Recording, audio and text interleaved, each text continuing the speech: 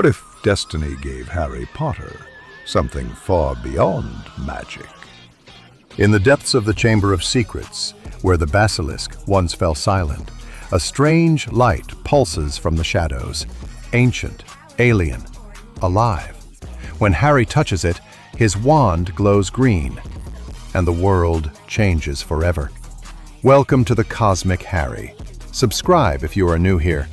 Also join Patreon, where you can access many stuffs that you can't for here. Now let's begin. The snake struck first. Stone scraped under Harry's shoes as he threw himself sideways. The basilisk's head smashed into the floor he'd been standing on. The sound was like a boulder dropped from a tower. Scales rasped over stone. Dust burst up in a thick puff that tasted chalky. Harry coughed, blinked tears, kept moving. The air stank. Wet rock, old water, something rotten from the serpent's breath. Left, Hermione shouted. Her voice echoed off the pillars. Harry left. He cut left. The tail swept past his shirt with a whip crack and slammed a column. Chips rained. He didn't look at its eyes. He stared at the ground, at the curve of its jaw, anywhere safe. Oi, ugly! Ron yelled from behind a fallen slab.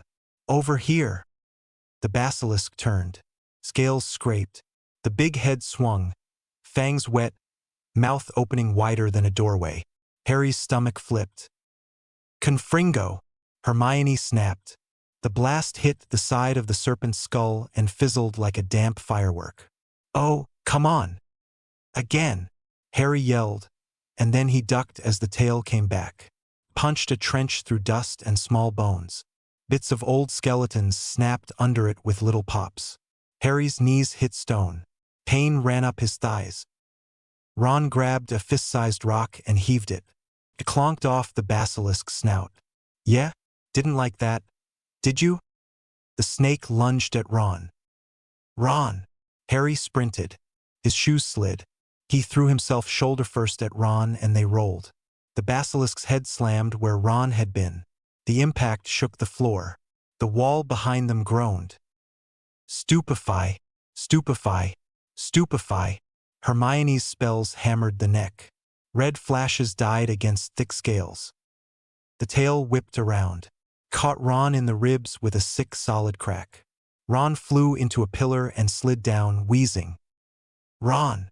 Harry's throat ripped on the shout. He ran, skidding, grabbed for the tail to pull it. Anything to change its aim. His fingers slid over slick scales. No grip. The serpent hissed. Felt like the sound came from inside his chest. Don't look at its eyes. Hermione yelled again, closer now. Harry, down. He dropped. The fangs shot over his head and dug into a smashed statue. Stone screamed. Chips flew. Ariès Iran. He pushed up on shaking palms. The basilisk reared back and crashed forward, not at them this time but sideways. The massive head hammered into the base of Salazar Slytherin's statue. A whole chunk of the face cracked. The left cheek slid off and exploded on the floor. Blocks rained. Dust went thick and heavy, turning the air to paste. Something green glowed in the rubble. Harry saw it in the corner of his eye as he dragged a breath. A soft, steady green. Not spell light, not a jewel, pulsed. The basilisk coiled. The body slid in a wide loop, scales whispering like sandpaper. Hermione grabbed Harry's sleeve and hauled. Move, move. Ron, can you? Can't. Phew. Give me, second. Ron wheezed, one arm clamped to his side. Bloody hell. The serpent's head swung toward the sound of Ron's voice. No time. Harry bolted for the glow. Stones shifted under his feet. He hopped a broken fong, stuck the landing, slid on dust, went to his knees. His hands hit jagged bits. One cut his palm. He didn't care. He clawed at broken face stone, tugged at a block with both hands, and it came away with a grinding scrape. The glow brightened. A cavity in the statue's base like a hidden pocket. Inside, on a little metal cradle, lay a watch-looking thing. Smooth dark band. Big dial with a glass top. The green light pulsed from its face. "What is that?" Hermione said right behind him. Her voice was small and tight. "That's not... Oh, that's not magical. That's... Harry, don't..." The basilisk's shadow rolled over them. Harry didn't think. He grabbed the device. Metal bit his skin, cold. A touch that wasn't dead metal at all but aware. The band snapped around his wrist, too fast to stop, clamping with a metallic click that echoed in the chamber. "Get it off!" Harry yanked. The band didn't budge. Felt like it had sealed into his skin. "Get it off! Get it off!" "Don't look up!" Hermione yanked his elbow. "Harry, Ron, keep your head down." Ron groaned something that sounded like, "I am," and then swore through his teeth. The basilisk lowered its head again. Salazar's beard cracked more as the snake dragged across it. Harry's heart hammered so hard his hands shook. The device hummed against his wrist. The glass face popped up with a little hydraulic hiss he felt through bone, and a green, flickering little hologram, like a tiny figure, spun over the dial. What is?" Harry stared at it. The figure was not human. Broad shoulders, pointed head. No, a flame shape? He couldn't make sense of it. His breath came fast and loud in his ears. "Hermione, I can't, how do I?" The basilisk's tongue slid out, tasting the air. The fork tip flicked his sleeve.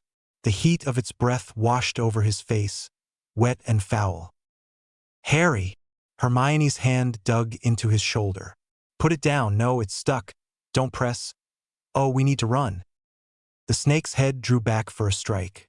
The body tensed. The scales creaked. Harry's stomach turned over. His thumb slammed down on the dial. Green exploded. It wasn't light from outside. Came from inside him. It roared up his arm, up his shoulder, across his chest like a shock. His knees went light. His skin changed. It wasn't pain like a cut.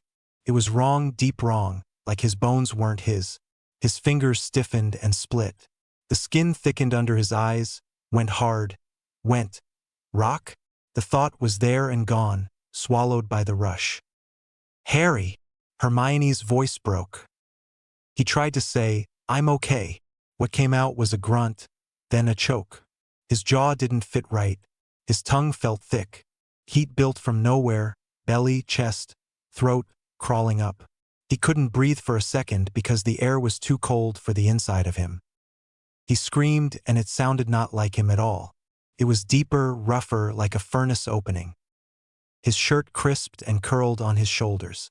Fire licked his forearms. The smell hit, burning fabric, hot stone, hair singeing. His glasses fell off and snapped on the floor. He didn't need them. The world sharpened in a different way, edges outlined in heat and cold.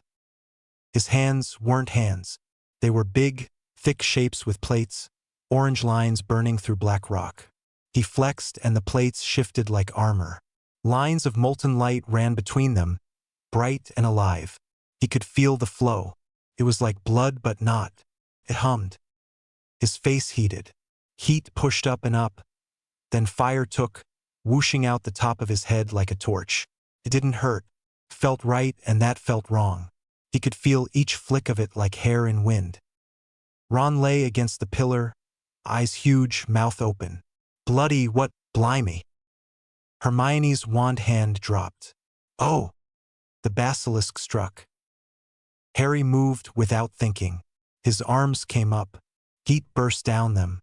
Fire blew from his palms and hit the snake's face in a flat, bright sheet. The hiss turned to a scream. The serpent reared, scales blackening at the edges. "Ron!" Hermione scrambled, dragging herself towards him on scraped knees. Harry staggered to his feet. The stone floor under him hissed where he stepped. Heat rolled off him in waves. The air around his face shimmered. "Stop, stop," he told himself, but he couldn't make his own voice normal. Came out rough, bass like rocks grinding. He reached out and fire followed the thought. A ball of it coughed out of his palm and hit the wall high. Stone glowed red for a second, then dulled. Wrong direction. "Sorry," he shouted. looking at Ron, then snapped his head away from the snake's eyes again. His eyes didn't work the same, but he wasn't going to risk it. The basilisk lunged again, faster than a train. Harry threw both hands forward. Something in his chest dropped into place like a gear. Heat rushed to his palms and ripped out. A huge fireball slammed the serpent's mouth. Flames crawled over the fangs, along the gums, into the throat. The smell of cooked meat hit in a wave. Harry gagged. "Harry, watch where you're—" Ron winced, pushing himself upright with one arm. He flinched as another burst of fire rolled too close. Oi! "You nearly fried me." Sorry. Harry dragged the heat sideways, arms shaking. The serpent shook its head hard, flinging fire like water. Droplets of burning stuff splattered the floor and went out with little pops. Coiled and struck again from low. Harry jumped. He didn't know he could jump that high. His legs worked different. The world moved slower. He landed and the stone under his feet crackled. How am I doing this?" he muttered, and the voice from his throat didn't sound like his. "Focus," Hermione snapped, her voice turning sharp. "Hands steady, aim. Think doorway, Harry, not bonfire." He set his feet and made his hands still. The lines in his arms glowed brighter as he pulled heat into them. The basilisk came, mouth open, fangs set. He fired a tight stream, cut across the tongue. The serpent jerked. The stream burned a line over scales. The green turned gray, then black, then cracked. Steam filled the chamber. Water from the pool hissed and vanished. The damp walls sweated and then dried. The air got thin and hard to breathe if you were human. Harry could feel the dryness in his chest, and it felt fine. That scared him more. The snake lunged again, mouth wide enough to swallow him whole. He grabbed its lower jaw with both hands on instinct. Fire roared from his palms straight into the mouth. He felt the heat run from him into it like lightning hitting a rod. The basilisk thrashed so hard his feet left the ground. He hung on. Plates in his arms dug into scale. The top jaw slammed down. Fangs scraped his shoulder plates and skidded off, leaving black streaks. "Harry!" Hermione's voice cracked. "Careful." "I've got it," he grunted. His hands burned hotter. He pushed more. The lines in his forearms went white. The serpent's throat glowed through thin patches like a lantern. The hiss turned to a horrible wet scream. Convulsed. The jaw tried to snap. He forced it open and shoved more heat. Scales along the neck popped. Small sharp sounds like corn in a pan. Cracks ran in a spiderweb. Smoke poured from the mouth and the holes in its throat. The smell made his stomach twist. He swallowed it down and kept burning. The serpent's head slammed the floor once, twice, then dropped. The body kept writhing for a long, sick few seconds, tail whipping columns, scraping long gouges in the stone. Then it slowed. Then it stopped. Someone coughed. A vial clinked in big pieces. Harry let go. He stood over the steaming head, chest heaving, hands still glowing. Fire licked at his fingers and then eased. The chamber was a dry oven now. His ears rang. He felt strong and wrong at the same time. "Harry!" Hermione's shoes scuffed. She had her sleeve over her mouth. Sweat plastered hair to her forehead. Are you still you?" He looked down at his arms, at the orange lines, at the fire licking off his hands. "I think so." His voice came low and strange. "I don't know." Ron limped closer, one hand still on his ribs, face white and shiny with sweat. He stared at Harry like he was seeing a dragon doing ballet. "Mate," he said softly. "What the bloody hell are you?" Harry started. The device on his wrist beeped. A sharp, insistent chirp. The lines on his arms flickered. "Air," Ron said, eyes going round. "That doesn't sound." The fire went out like someone pinched a candle, only backwards. Heat snapped back into the device. The plates of his arms softened and slid. The orange lines shrank. The big, wrong body pulled tight like a belt. His bones felt like they twisted and then popped back into place. His head felt light for a second, then heavy. He staggered and dropped to his knees, hands slapping stone that was still blistering hot. His palms smarted. He sucked in a breath and choked on the cooked air. "Harry!" Hermione dropped beside him, shoving her sleeve at his face. "Breathe through this, slowly. Don't hyperventilate. Ron, help him sit up. Careful." Ron crouched with a grunt and slid an arm under Harry's shoulders. Harry hissed as a bit of his burned shirt tugged on skin. "Sorry, mate. Up you get. Blimey, you're light right now." Harry sat, head between his knees for a second, eyes closed. Sweat ran down his face into his collar. His heart banged like it was trying to get out. His hands shook. He looked at his wrist. The watch sat there like it had always been part of him. Dark band, big face. The glass had settled down flat again. The little green hourglass symbol in the middle glowed steady. A faint warmth pulsed against his skin. Not hot. Alive. Ron let out a long breath and then winced, hand going back to his ribs. "Ow. Okay. That was... What the bloody hell was that?" "I don't know," Harry said. His voice sounded like him again. Thin. Shaky. "I don't know." Hermione stood and took 3 quick steps to the basilisk. The head steamed. Cracks along the throat oozed thick black stuff.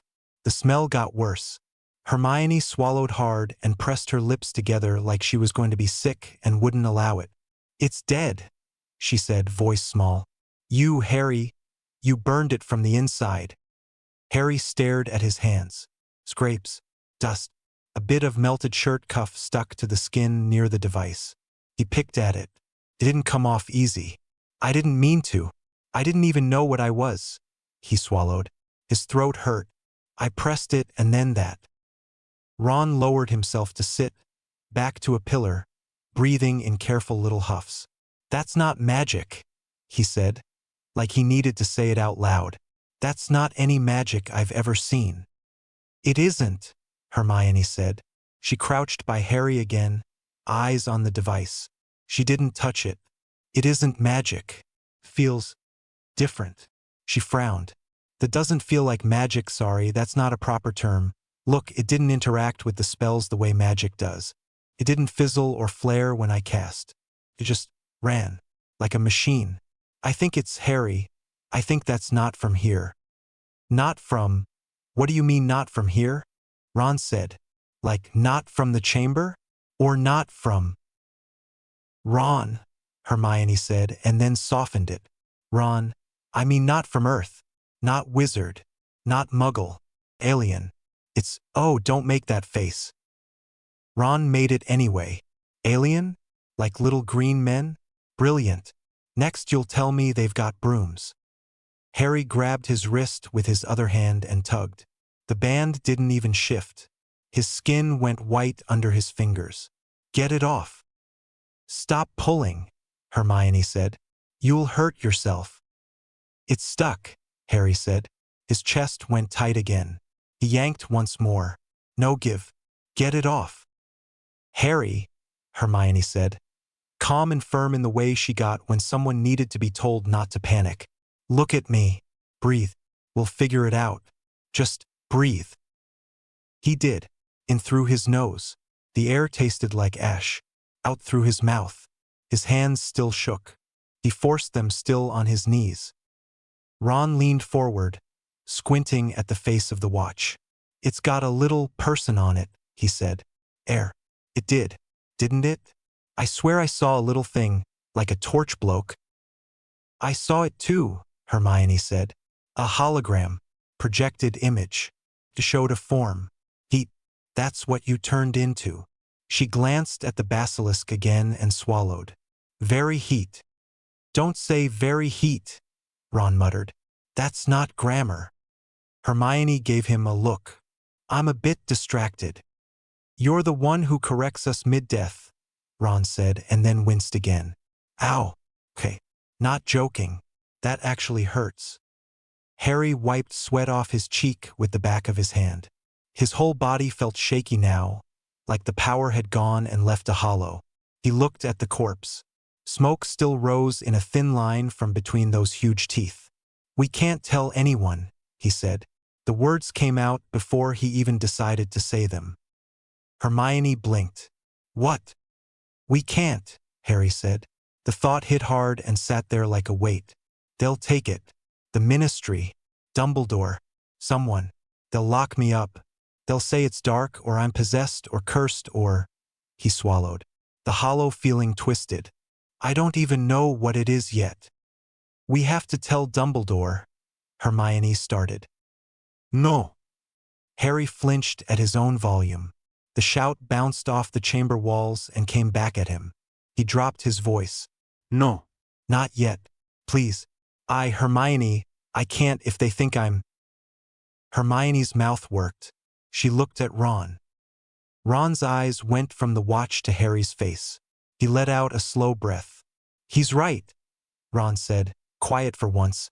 "Look, if Fudge got wind of this, he'd have you on the front page as a menace before breakfast. And Dumbledore's great, yeah, but he's got that look when he's keeping things from us. He'd keep this. He'd decide for you." Hermione chewed her bottom lip. "It's dangerous," she said. "And I don't mean to you necessarily. To everyone. If you can do that. If anyone could." "I'm not anyone," Harry said. "It's stuck to me." "Exactly," Hermione said. "Which is worse?" Ron hauled himself up with a groan. "We can't sit down here, anyway. It's stifling. And I think I've broken like 3 ribs. 2, Hermione said automatically. "Probably just 2. "Oh, good," Ron said, rolling his eyes. "Only 2. Harry pushed himself up. His legs wobbled. Hermione took his elbow until he found his balance. He tugged his ruined sleeve down over the watch. The fabric stuck. He forced it. The band was warm against his skin. Each pulse matched his heartbeat. He didn't like that. He looked one last time at the dead basilisk. Smoke curled. The slit eyes were dull now. The long body sprawled across broken stone and old bones, still except for a final little twitch of the tail.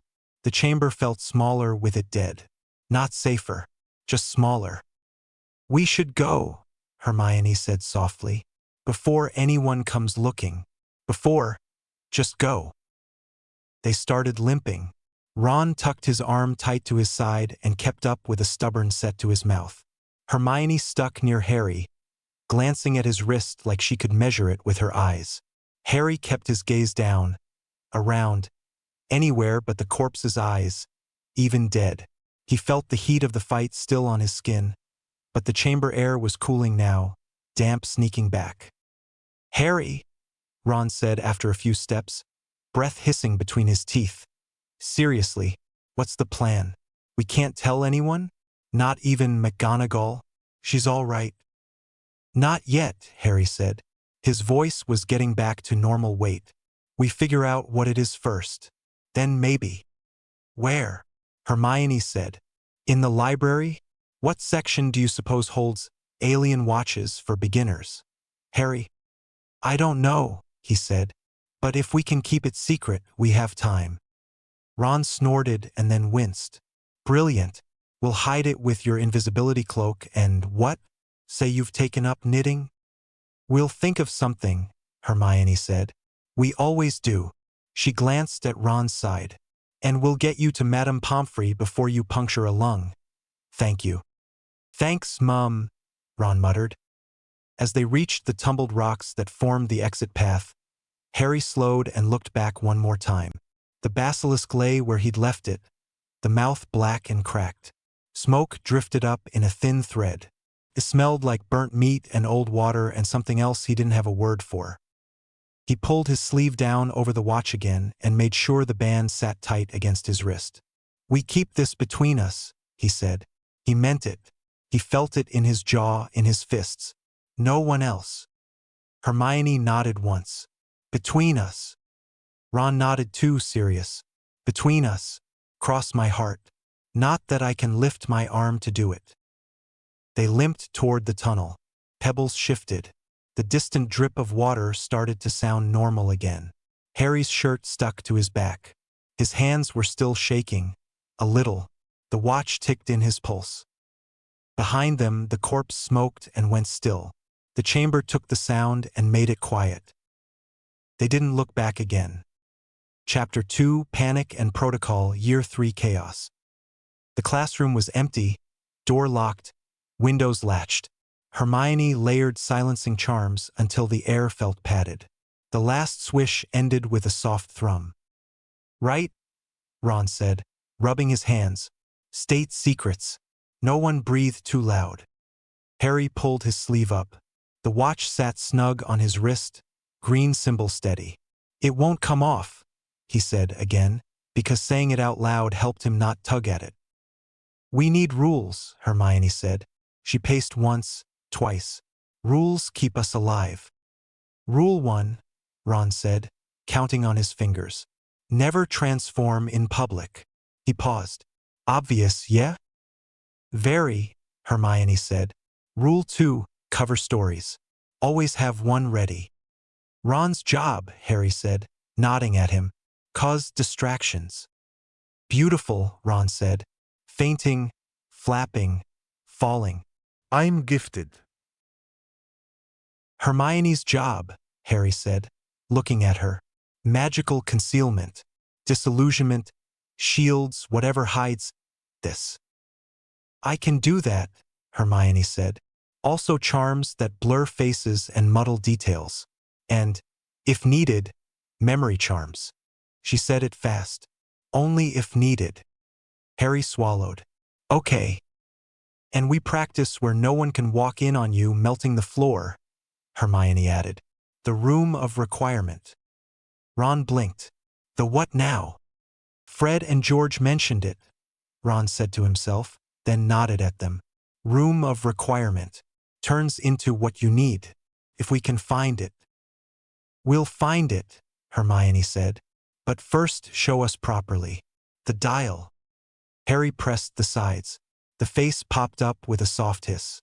A small green figure spun above the glass, humanoid, then a tall shape with a fin, then a squat blocky one, then a small one with a big head.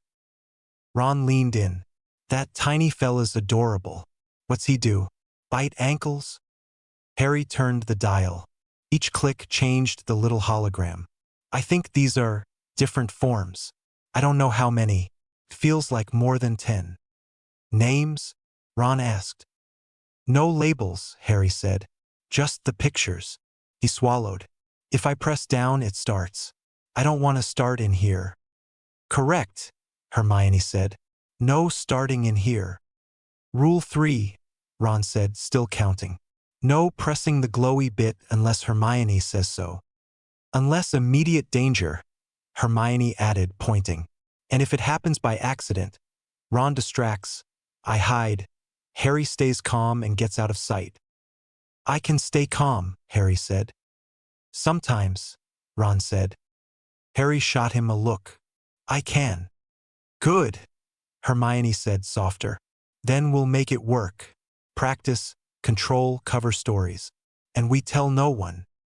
"Not even Dumbledore," Harry said. Hermione's mouth tightened, but she nodded. "Not yet." Ron tapped the green symbol, didn't press. "All right. Rule 4. Absolutely no transforming near Snape." "Obviously," Hermione and Harry said together. A faint whoosh outside the door made them all freeze. Footsteps. A hinge creaked in the corridor. No voices. The sound passed. Hermione let out a breath she'd been holding. "Right?" Ron said, clapping once, then winced at the smack sound. "Ow. Sorry. Plan in place. No exploding in front of teachers. Easy." Harry dropped his sleeve. "Easy," he said, even though his stomach twisted. The watch pulsed once against his skin. He ignored it. "Hands in," Ron said, sticking his hand out. Harry and Hermione stared at it. "What? Team spirit." Hermione rolled her eyes and put her hand on his. Harry put his on top. "On 3, Ron said. "We don't die." "Ron," Hermione said. "Fine. On 3, we don't get caught." They said it together. Quiet. The charm on the door soaked the words up. 3 weeks later, potions was already a headache before anything went wrong. The dungeon smelled like damp stone and boiled roots. The torchlight made everything look sick. Snape prowled between rows, robes whispering. Harry was paired with Neville. Ron was with Seamus. Hermione had managed to sit within whisper distance.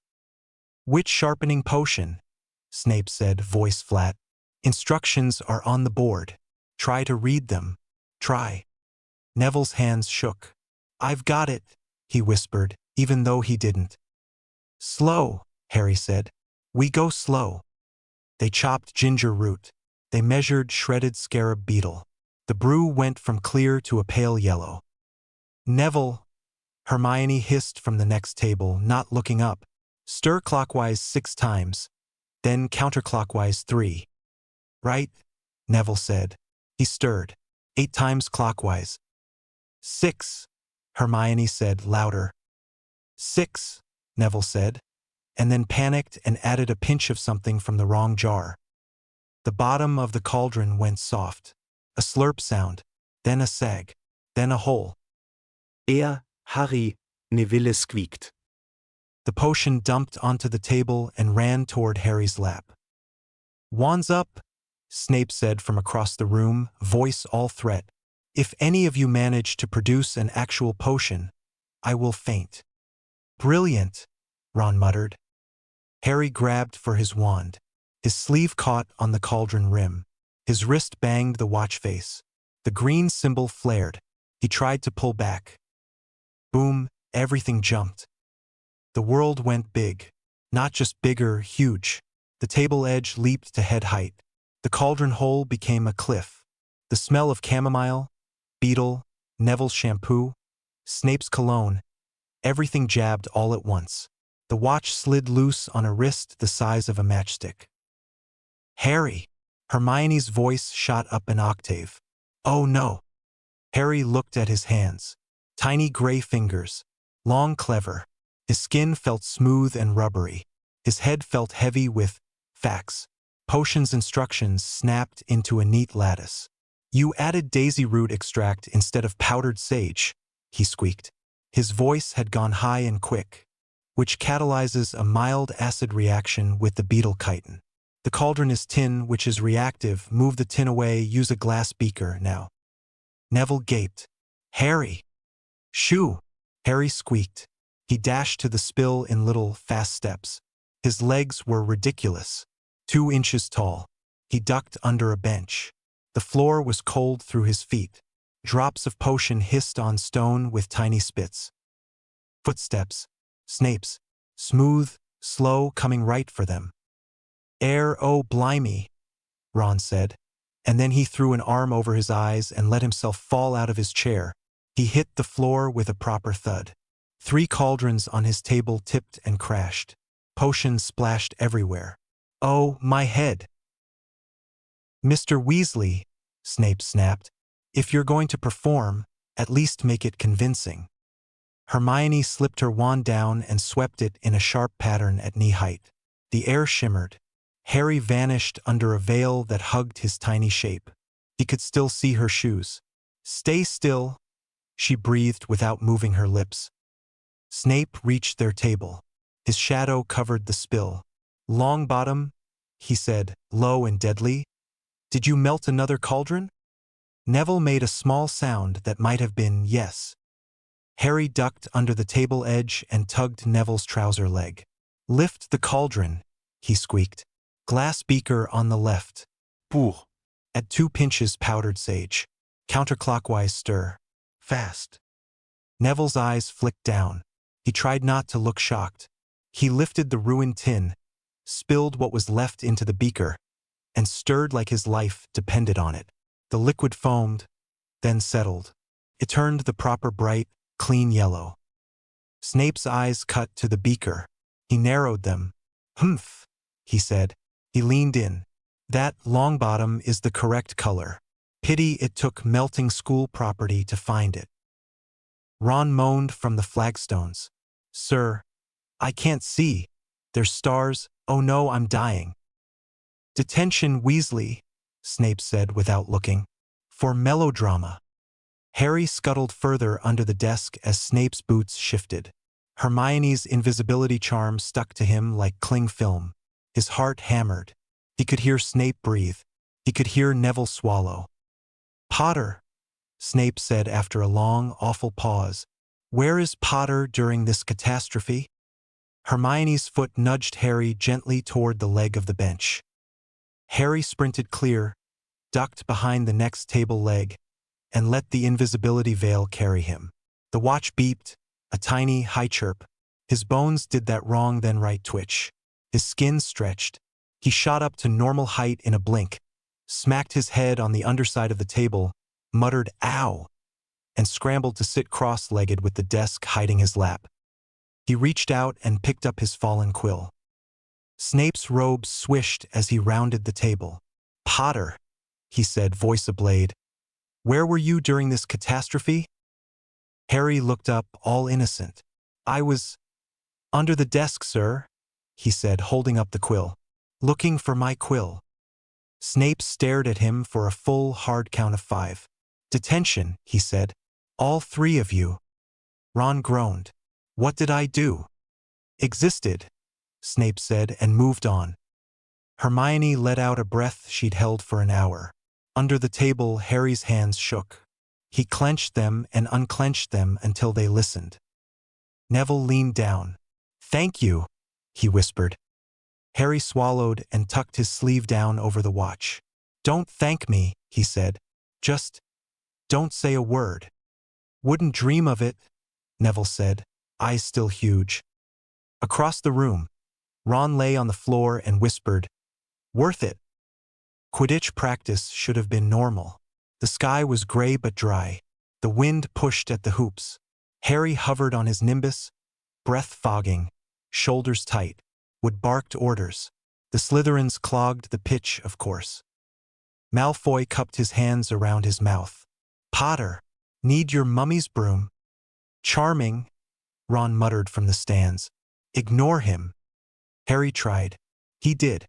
He rose higher, checked the light, checked the angles for how a snitch would flash. Marcus Flint whistled. "This is our slot, Potter. Slytherin time. Off you pop." Harry clenched his jaw. The watch hummed once against his skin, a quiet warning. He pushed it out of his head. Malfoy smirked up at him. "What's wrong? Lost your nerve? Or your, oh wait, didn't have any to start with?" Harry's stomach dropped with cold anger. His hand tightened on the handle. The watch under his glove buzzed, sharp, eager. He jerked his wrist away, but his thumb brushed the dial. The symbol flared green. "Harry!" Hermione called from the edge of the pitch. "Don't!" Too late. He meant to think speed. He meant to think that fast blue alien that had popped up on the dial when they'd looked. His brain threw fast at the watch. The world yanked. For arms punched out of his sides with a wet crack. His chest bulked. His legs thickened. His skin went red and rough. His jaw shifted. The broom wasn't there anymore. It was under him, then gone. Then the air was under him and he was not built for flying. "OH!" he said, except it came out a deep bark. He fell. He hit the pitch in a full-body belly flop with a boom. Grass exploded. Dirt flew. The ground shook under the stands. A crater scooped out under him. Silence for a heartbeat. Then screaming. Slytherins scattered in all directions. One fell over the boundary rope. 2 brooms crashed into each other. Malfoy's mouth opened and nothing came out. Marcus Flint actually screamed. A proper, high, ridiculous scream. From the stands, Ron leapt up and pointed. "It's Hagrid's new pet," he shouted at the top of his lungs. "Run!" Hermione was already running. "Stay still," she hissed at Harry as she reached the crater. "Don't move." "I'm a house," Harry rumbled. His voice vibrated the planks in the stands. He pushed himself to one knee. The ground cracked. "Sorry." She slapped charms over him as fast as she could say them. Disillusionment. Muffle. A haze snapped around him, bending light. The air shivered. "Behind the stands," Hermione said, pointing. "Now, walk." Crouched. Harry crouched. He crawled. Each handprint was a hole. He ducked under the bleachers. The wood creaked. The whole structure groaned. "Air," Ron said, jogging backwards in front of them, arms wide. "This way, big fella. Easy now. Mind the beams." They tucked him into the shadow under the stairs. Harry tucked all four arms tight. He could feel the power in his muscles humming to do something stupid. He breathed through his nose. The air vibrated in his chest. On the pitch, Wood landed in a skitter. "What in Merlin's name? Did you see that thing?" Hermione popped up out of the shadow, hair wild, face very calm. "What thing?" Wood blinked. "I could swear. Something huge just fell and—" "Hole in the ground?" Hermione pointed. "Moles." "Moles do not make craters," Wood said, eyes still searching the stands. "Did you see it, Weasley?" Ron put on his best idiot smile. "Saw nothing but your beautiful face, Captain." Wood squinted at him. "Stop that." Under the stands, the watch chirped. Harry squeezed his eyes shut. The bulk slid away. Bones pulled back to normal places. His skin went human. He shrank fast, trousers falling a centimeter as his belt lost a notch. He sucked in a breath. Dust scraped his throat. Hermione's hand yanked him up and shoved him further into shadow. "Coat of dirt," she muttered, and flicked her wand. Dust clung to him evenly. It looked like he'd fallen in the mud, and that was all. They walked out together. Harry limped a bit for show. Ron met them, eyes bright and terrified and thrilled. Wood stomped over. "Potter," he said, "did you see that thing?" Harry blinked at him, face blank. "What thing?" Wood stared at the crater, stared at the stands, stared at them. "Never mind," he said finally, pinching the bridge of his nose. "Slytherin's off. We're flying. Now." Malfoy hovered far away, pale as parchment. Ron leaned in as they walked. "Hagrid's going to kill me if that gets back to him." "It won't," Hermione said, "because we are never doing that again." Harry looked at his sleeve. The watch was quiet. His heart wasn't. Agreed. The library incident started with Harry just trying to grab a book. Defense Against the Dark Arts essays didn't write themselves. He reached for a volume on countercurses. The edge slipped, and he shot his hand out to catch it. His wrist banged the dial. Green flashed. His jaw snapped forward. His teeth thickened. His tongue changed shape. His eyes weren't there. The world went dark and bright at once. Smell hit him like a wall. Dust, ink, old paper, candle wax, soap, sweat, Hermione's peppermint, Ron's hair oil, Pance's floral perfume. He smelled the cat 3 corridors away. He smelled the rain that had fallen 2 hours ago on the courtyard stones. He tried to swallow and forgot how. A growl came out by itself. The floor under his feet felt wrong with claws. "Harry," Hermione whispered. "Oh no. Oh no no no." He couldn't see her. He could find her anyway. Her scent drew a line through the air. He turned and his ears told him where she was. Left. 5 steps. Breath quick. He panted. The air was too full. His heart jumped. "Calm," Hermione said. "Listen to my voice. We're fine. We're in the library. You are you." A student in Hufflepuff robes walked past the end of the aisle, chewing an apple. The smell of the apple smacked Harry's head.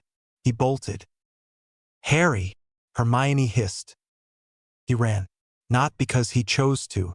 His body took over. He skidded around a corner, claws clicking on stone. The scents made lines in the air. He followed the strongest. Spices from the kitchens bled through the floor. He wanted everything and nothing. It hurt. Madame Pants popped out of an aisle like a ghost. "No running in the—" She saw him. She shrieked. "Out!" Students screamed and dove under tables. A Ravenclaw dropped a stack of books. They hit the floor with a thump thump thump that felt like taps on Harry's head. Chairs scraped. Someone cast a weak shield charm that fizzled. "Bad dog," Ron yelled, appearing with the biggest book he could find. He smacked Harry's flank with it. "Bad alien dog." Harry snarled. He knew it was Ron, but the smell of dust and leather and old glue from the book yelled louder. He jerked away, sneezed hard enough to shake his skull, then smacked into a shelf. The shelf rattled. A whole row of volumes slithered to the floor. "Obliviate," Hermione whispered, wand flicking toward a third year who had just seen everything. "Finite. No.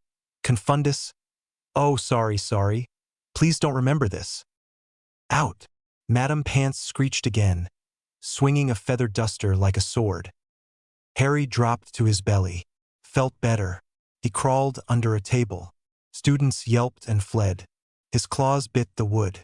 He could feel the vibrations of footsteps 3 rows over. The scent of parchment pushed tears into his useless eye sockets. The watch under his fur beeped. "Hold him," Hermione said. "Ron now." Ron threw himself on Harry's back. "Got him." Harry bucked. Ron slid off, swear words tumbling out. Hermione dove and grabbed at Harry's foreleg. "Stay," she said. Stay. Good boy, good Harry." He huffed. Her voice cut through the scent flood. He clung to it. The beep came again. The change washed through him, hot and cold, bones rolling back to where they belonged. Fur retreated. His eyes came back like someone flipped a switch. The world turned sensible. He lay on the floor under the table, cheek against cool stone, chest heaving. Madame Pants peered under the tablecloth. "Out," she said in a lethal whisper. "Now." "Sorry," Harry croaked. "Tripped." "On what?" Pants asked. "Gravity," Ron said, face red, hair a mess. He held up the book he'd been smacking Harry with. "We'll just reshelve this." "You will do no such thing," Pants snapped, grabbing the book and hugging it. "Out." They went. Fast. In the corridor, Hermione leaned her head against the wall and closed her eyes. "That was awful." Harry swallowed. "I could smell the whole castle." Ron wiped sweat off his forehead. "You also nearly ate a Ravenclaw's essay." "I wasn't going to eat anyone," Harry said. He rubbed his face. His skin felt wrong for a second, then normal. "I didn't mean to run." "I know," Hermione said. "We add a rule. No reaching for books with your right hand." "Put that on a t-shirt," Ron said. Harry laughed once, short and breathless. It wasn't funny. It was a little funny. He almost made it to dinner without anything else going stupid. Then Dumbledore turned the corner. "Harry," Dumbledore said, smiling. "Walk with me." Harry's stomach dropped. Er. "Yes, Professor." Ron and Hermione both stopped dead. Hermione mouthed, "We'll be nearby." Harry fell into step beside Dumbledore. The corridor was quiet. Suits of armor watched them. Their footsteps echoed. "I have noticed," Dumbledore said, tone light, "an improved performance in several of your classes." Harry kept his eyes on the flagstones. "I've been trying harder," he said. "Sir." Dumbledore's eyes slid sideways, twinkly and sharp. "You seem troubled." "I'm just hungry," Harry said. His sleeve twitched. The watch warmed. He pressed his arm against his side to hide the bulge. "Ah," Dumbledore said. "Hunger is a persuasive sensation." He paused. "Though I wonder if hunger explains the curious energy readings my instruments have detected." Harry's mouth went dry. "Energy readings?" "Indeed," Dumbledore said, very mild.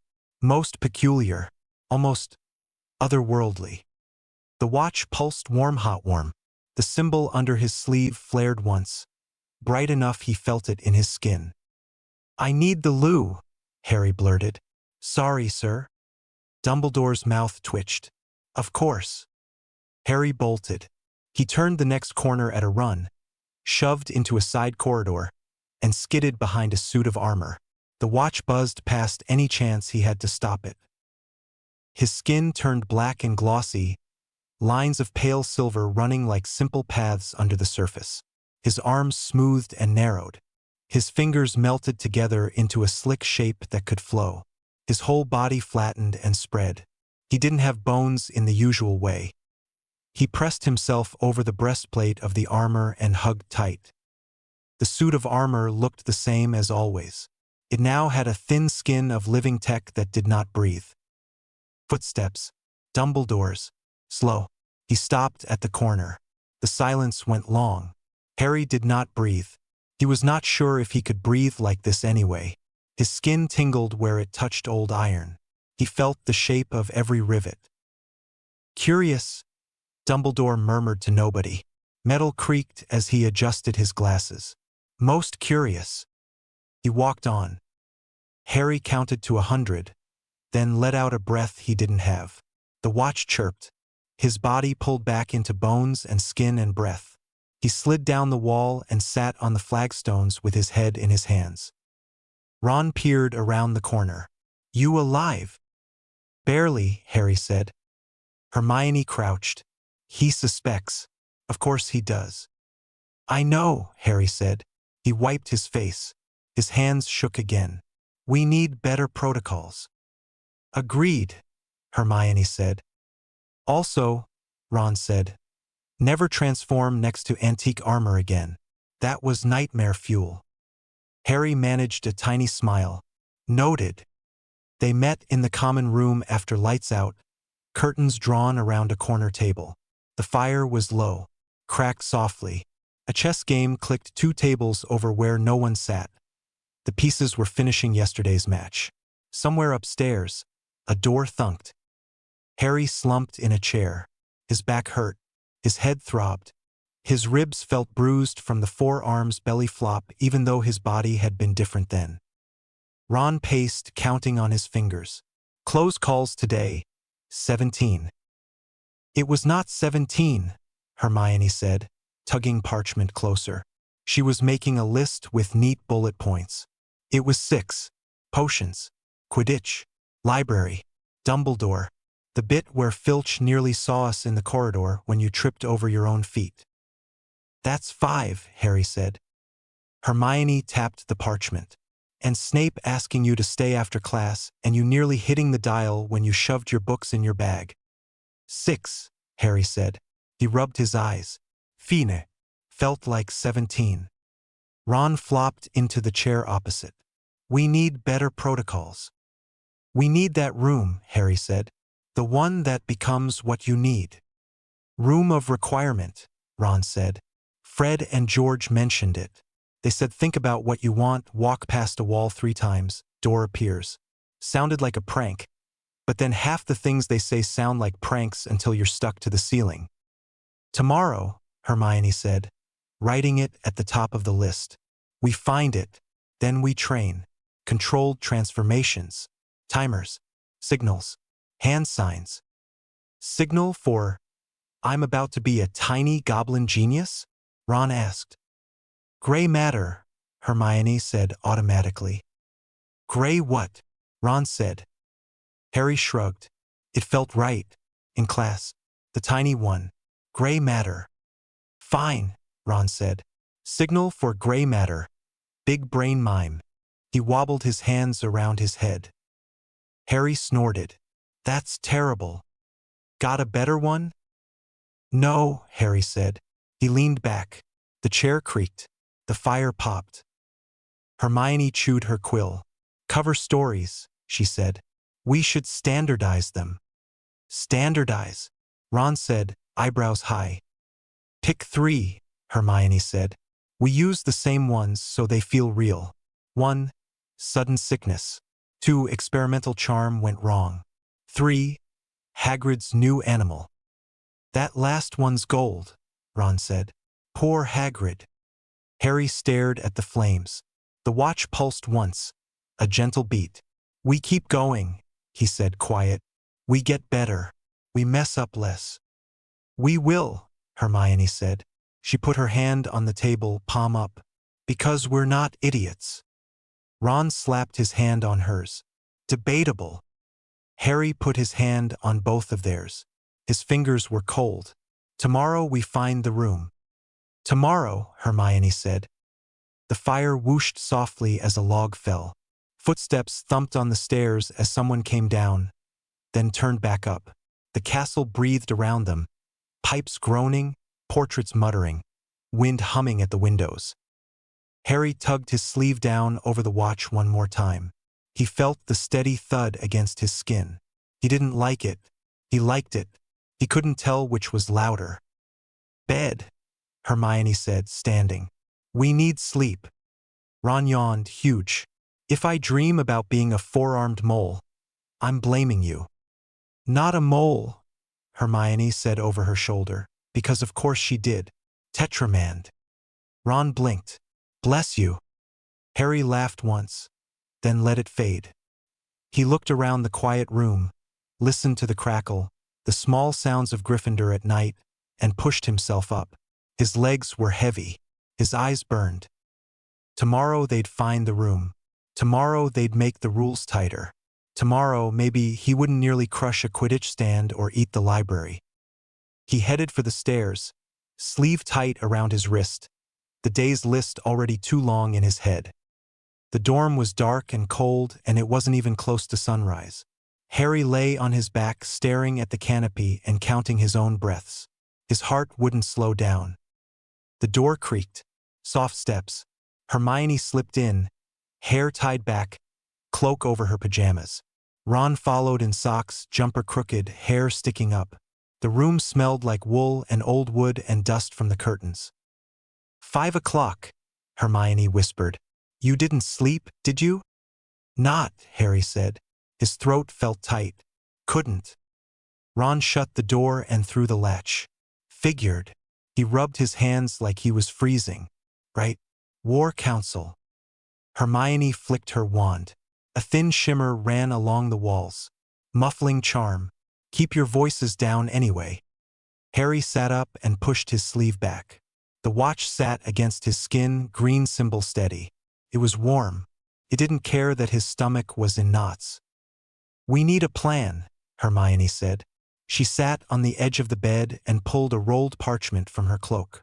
Then another, and another. She kept going. Ron blinked. You made a map? A chart, Hermione said. Several charts. How many? Harry asked. 17, she said, not embarrassed at all. I broke down your observed capabilities by form, sorted by turning in air, durability, and likely counters to dragon physiology. Ron pointed at one sheet. That one's got a dragon with labels. Yes, Hermione said. This one is about wing fragility, joint stress, and eye protection. This, she tapped another, is about heat tolerance and scale resistance. Harry looked at the pile and then at her. You made these in 3 weeks. Don't judge me, she said, cheeks pink. Right? Options. The dragon breathes fire, so heat blast is out. That seems unfair, Ron said. Fight fire with fire and all that. Harry's fire will feed the dragon's heat, Hermione said. It won't stun it. It will make it angrier.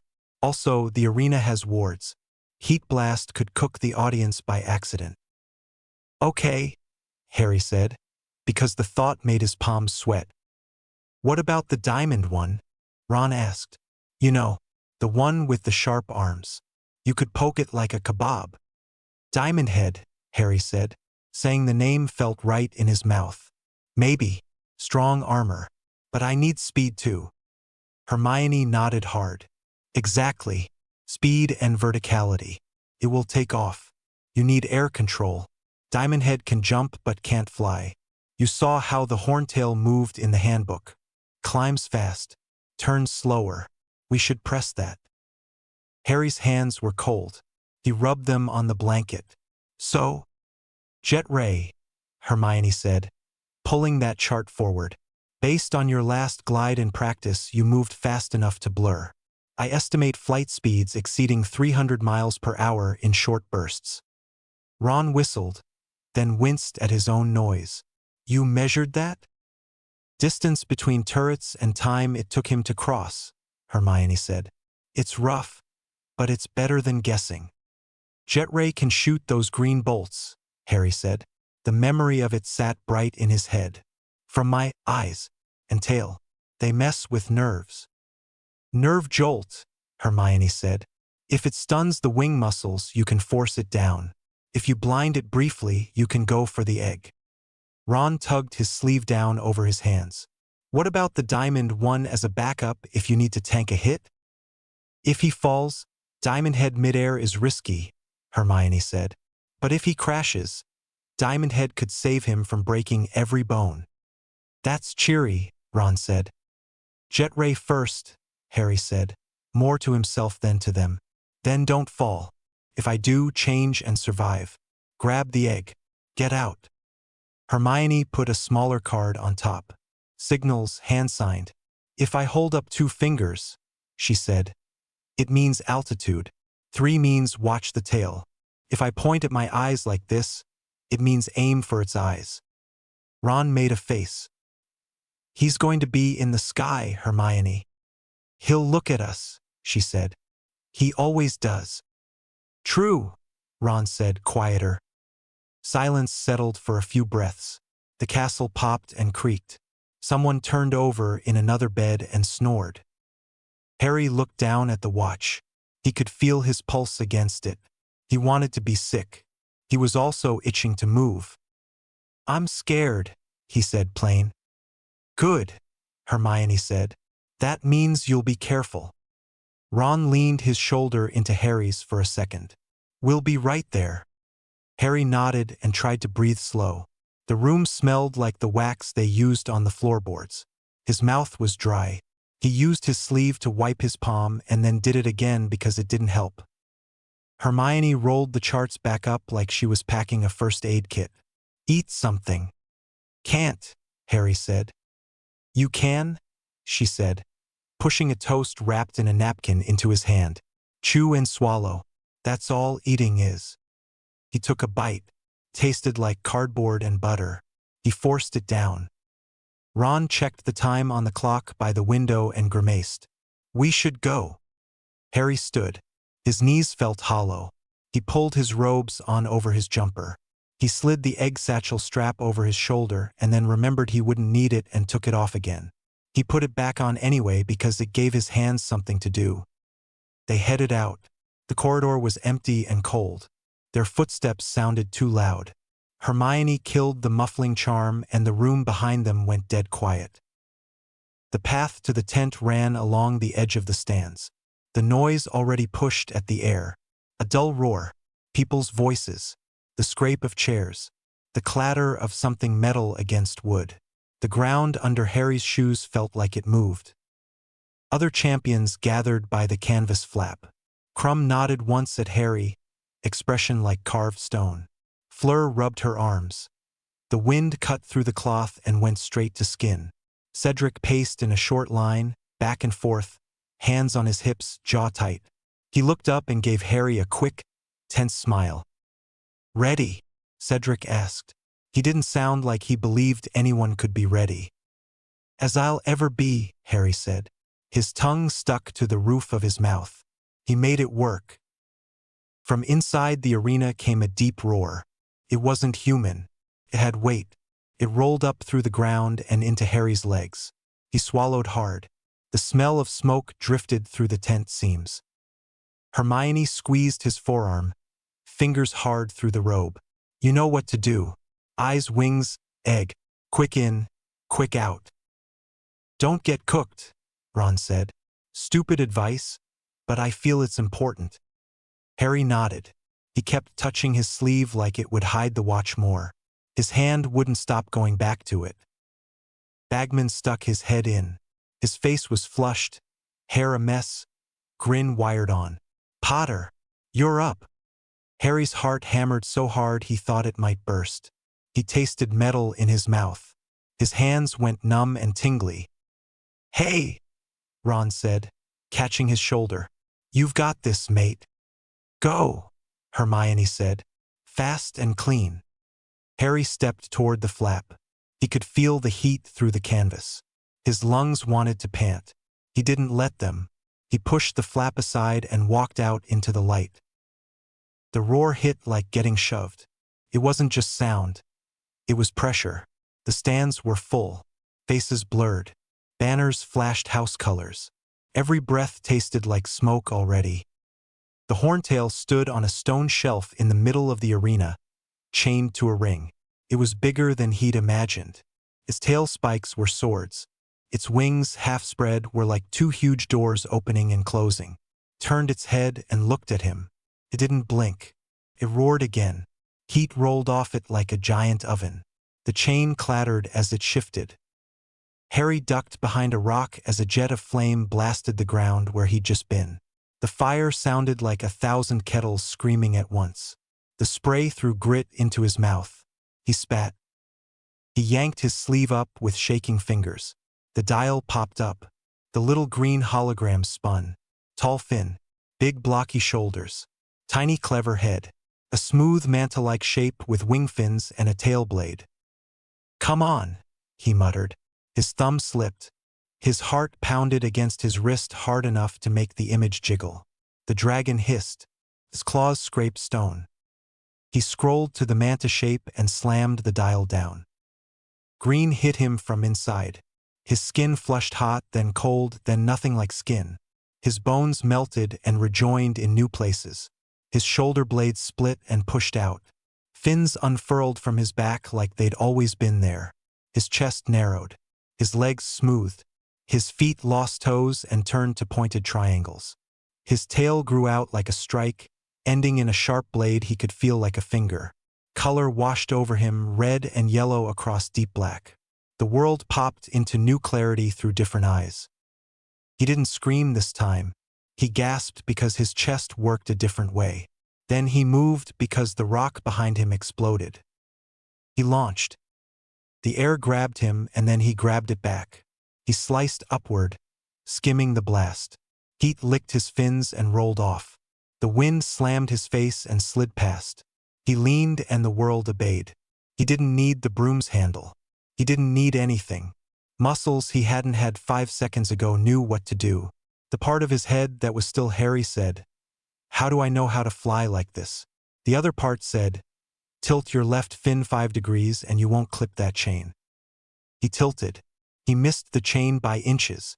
The links rang as hot air hit them. The crowd's noise went from roar to shocked shout. He heard words split out of the mass like sparks. "What is that?" "Merlin." He climbed and the wind pushed hard at his chest. He tucked and cut through it. He didn't feel a broom quiver. He felt air pressure on fin edges and corrected. He banked left and the stands swung past as a solid block of faces. He smelled smoke and hot metal and dragon breath. The horntail reared, eyes locked on him. Its wings snapped open. The sound whumped across the arena. It dragged the chain until the post screeched in its sleeve. Then it took off. The chain went taut and then snapped free with a crack that sounded like a tree breaking. It was in the air with him now. It went straight for him, mouth open. He rolled sideways, tight and fast.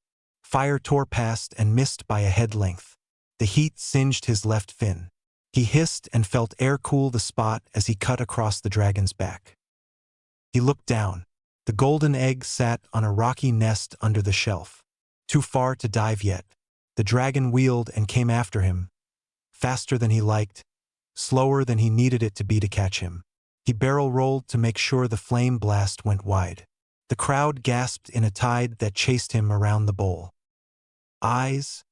Hermione's voice in his head said, because he could see her down there jabbing 2 fingers at her own face. "Eyes." He brought his tail around.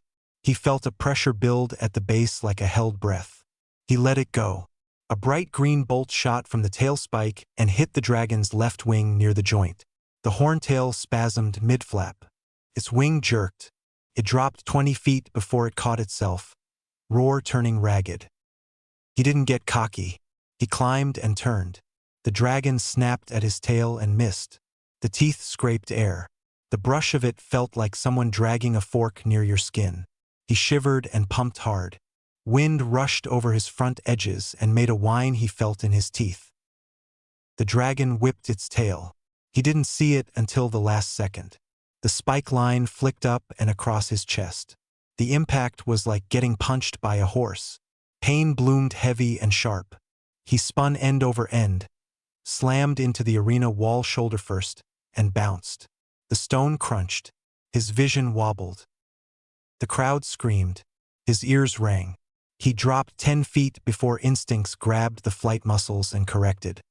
He leveled out too low and skimmed a rock, scraping his fin.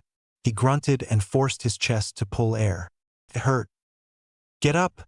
Ron's voice yelled from somewhere. "On your, whatever you're flying with." Harry climbed again. The dragon rolled toward him, anger boiling off it in heat and sound. He cut across its face and fired 2 quick bolts from his eyes. Bright green lines snapped into its right eye and across the left eyelid. The horntail shrieked. His head jerked, clawed at empty air. It blasted fire blindly. The flames poured straight up and missed everything but the sky. Harry's chest throbbed where the tail had caught him. His left side felt wet. He risked a glance, black suit like skin torn, hot blood underneath. He clamped his jaw and ignored it.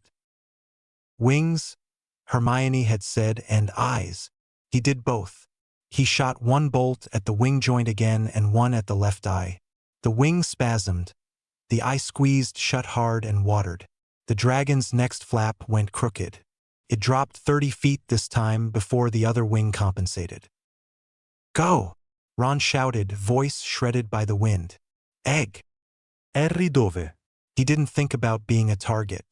He pulled all the pressure he could into his front edges and cut straight down. The air howled against him. The dragon swung its head and missed by a length. He saw the nest clean now, rocks, bones, the golden egg glowing in the heat like it made its own light. Fire roared past his right side and scraped the tips of his fin. He yanked left so hard his shoulder screamed. He snapped his tail straight and felt the muscles lock so he could dive clean. The ground rushed up. He stretched his arms to grab and realized he didn't have hands the way he was used to.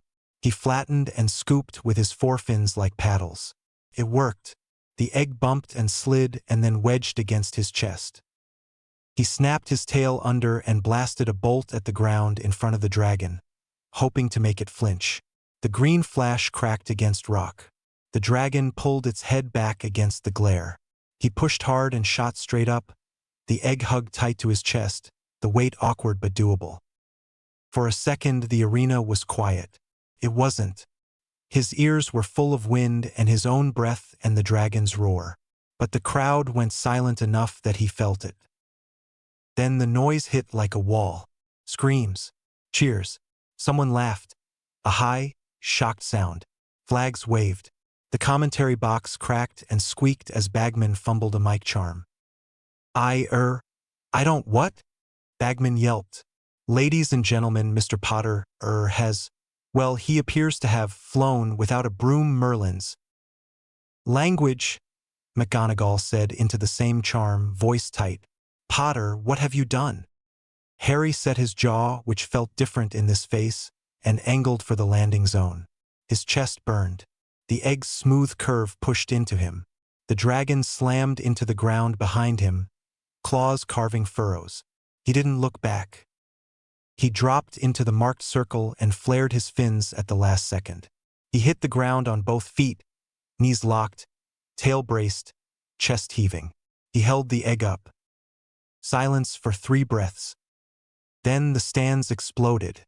The sound hurt more than the tail hit. He flinched and then forced himself not to. He stood there, egg held over his head, like a picture he'd seen of a footballer once. It wasn't swagger. It was proof for his own brain that the egg was real and in his arms. Judges stood. Karkaroff looked angry and impressed and also like he wanted to leave. Madame Maxime clapped once, then again, mouth open. Dumbledore had both hands on his cane and didn't clap at all. He watched Harry with that look he got when something didn't add up but made a new sum. Bagman found his voice. "Well, a most unorthodox, display. 10. No, scores to be determined. Madame Pomfrey was already hurrying across the sand from the medical tent, apron crooked. Down, she called, pointing. On the bench. Now. Harry's watch beeped. The lines of power in his fins flickered. He let the egg drop into his lap and put a hand, fin, whatever, on the ground to steady himself. Then the change dragged him back. His skin pulled tight, then relaxed. Bones snapped into old places. Fins collapsed into arms. His tail shrank and left his spine tingling. His eyes changed shape and the world lost a layer of sharpness. Breath came deep and ragged. Pain in his ribs flooded back full force. He sat there as himself, filthy, robe torn, egg cradled against him, and he felt every bruise. Sweat ran down into his collar. The sand scratched his palms. The crowd went up a note again at the sight of him. The whispers were louder now and had words. Transfiguration. Some kind of animagus. What spell is that? Not possible. McGonagall's voice came over the charm. Stand down. Everyone sit. Mr. Potter, to the medical tent. Harry stood up because Madame Pomfrey was glaring. His legs trembled. His chest hurt to breathe. He tucked the egg to his ribs and walked like nothing was wrong. Ron and Hermione met him at the tent flap. Ron's face showed about 8 feelings at once. That was brilliant, he said, voice too loud. That was insane, Hermione said, voice too thin. Her hands were shaking. She grabbed his sleeve and steered him to a cot. You transformed in front of everyone. They think it's a spell, Harry said, words coming out on pants. He swallowed hard. I heard people. Advanced transfiguration. Animagus. Something. We stick to that. Ron laughed once, a sharp bark. Advanced transfiguration, my arse. Language, Hermione said automatically, then pressed her lips together. Sorry. Just don't talk yet. Breathe. Slowly. In for 4, out for 6. Madame Pomfrey pressed her fingers into Harry's side and he yelped. Bruised ribs, she said. Possibly cracked. Hold still. She rubbed a cold salve on his chest and it stung. Then dulled. She handed him a vial. Drink. He drank. Tasted like the bottom of a pond. His ribs eased a notch. The throbbing went to a steady ache. Ron leaned in. Crumb's face, he said, unable not to grin. You should have seen it. Like he swallowed a quaffle. Hermione wiped soot off Harry's cheek with her sleeve. You were reckless, but you were controlled. And I am saying that so you don't collapse into guilt. Also, you hit the wing joint perfectly twice. Thanks, Harry said. He closed his eyes for a second. The image of the dragon's tail coming up through his field of view snapped him back open. He shivered. Hey, Ron said softer. You did it. Voices outside swelled and faded. Bagman tried to explain something and tripped over his own sentence. Someone laughed too hard. Someone shouted Harry's name and got shushed. Hermione bent, checked his pupils with her wand light, and then smiled a little. They're going to debate for a week about what that was. We'll say transfiguration, Harry said. He set the egg on the blanket. It was warm. He touched the watch under his torn sleeve with his other hand and kept his voice low. We stick to it. Hermione nodded. We'll standardize the story by dinner. Ron glanced at the tent flap and then back at Harry. Mate, he said. You flew better than the Nimbus. Don't tell what I said that. Harry let out a tired laugh that turned into a cough. It hurt. He pressed his hand to his ribs and breathed through his nose. Outside, the crowd chanted his name once. It sounded like a drum line. Then it faltered because no one knew if they were supposed to be impressed or terrified. The murmurs took over again. McGonagall's voice cut through. Mr. Potter will be seen by the matron. Please take your seats. Next champion. Harry stared at the egg and tried to slow his thoughts. He had done it. He had shown everyone. He had also not died. Hermione squeezed his hand. Eyes, wings, egg. she said, as if she'd been holding the words in and needed to let them out or choke. You did it. Ron grinned and then sobered. And you didn't get cooked, he said. Which is ace. Harry nodded. The room smelled like herbs and bandages and smoke from his robe. His hands still shook a little. The watch pulsed against his wrist, steady as a heartbeat. He tugged the sleeve down over it and lay back as Madame Pomfrey shooed Ron off his cot and told everyone to stop hovering. He breathed. The roar of the arena bled through the canvas like waves hitting a wall. He let it be noise. He let his chest rise and fall. He stared at the roof poles and didn't think about falling. When he closed his eyes, he felt the wind on thin edges again, and the way his body had known which way to tilt. It was wrong and it was him at the same time. He didn't like that. He liked that. He couldn't tell which was louder. Hermione looked at the scoring table through the tent gap and then back at him. Whatever they decide, she said. We're still going to the library tonight to work on cover stories. Ron groaned. At least let him have a pudding first. Harry smiled without opening his eyes. Pudding, he said. Then lies. Not lies, Hermione said. Selective truths. Lies, Ron said. Harry let their voices sit in the air like a blanket. The pain meds made the edges go soft. He held the egg with one hand and the cot with the other like both would keep him from floating off. Outside, the next dragon roared. The sound hit his ribs and vibrated there. He breathed through it. They'd pulled it off. For today, that was enough. Chapter 4. Depths of the Lake, Task 2. The egg screamed. The sound bounced off tile and glass and hit Harry in the head. He clapped his hands over his ears. Steam rolled off the hot water in the prefect's bathroom. It smelled like soap and wet stone. His feet were cold on the tile. Shut up, he muttered, because talking to a golden egg at midnight had become normal. He shrieked louder. He fumbled the catch. The egg slipped. It hit the water with a plunk and sank, rolling end over end. No! He kicked off his slippers, dropped to his knees and reached elbow deep. Warm water soaked his sleeve. His fingers brushed smooth metal. He grabbed, twisted out of his grip and slid deeper. Brilliant, he said through his teeth. He dragged a breath, shoved off the edge, and went under. The water closed over his head. The scream cut out. A new sound filled the space, clear and thin, right in his ears. A song, not words at first. Then his brain caught them. Come seek us where our voices sound. We cannot sing above the ground. And while you're searching, ponder this. We've taken what you'll sorely miss that an hour long you'll have to look, and to recover what we took. But past an hour, the prospect's black, too late, it's gone, it won't come back. His lungs burned. He snatched the egg and kicked up. He broke the surface, coughed, and shoved hair out of his eyes. The bathroom was quiet again, steam buzzing in his ears. An hour? He said to nobody. Water dripped off his chin. I'll drown. He stared at the egg in his wet hands. He thought about gillyweed and bubbles and spells he didn't know.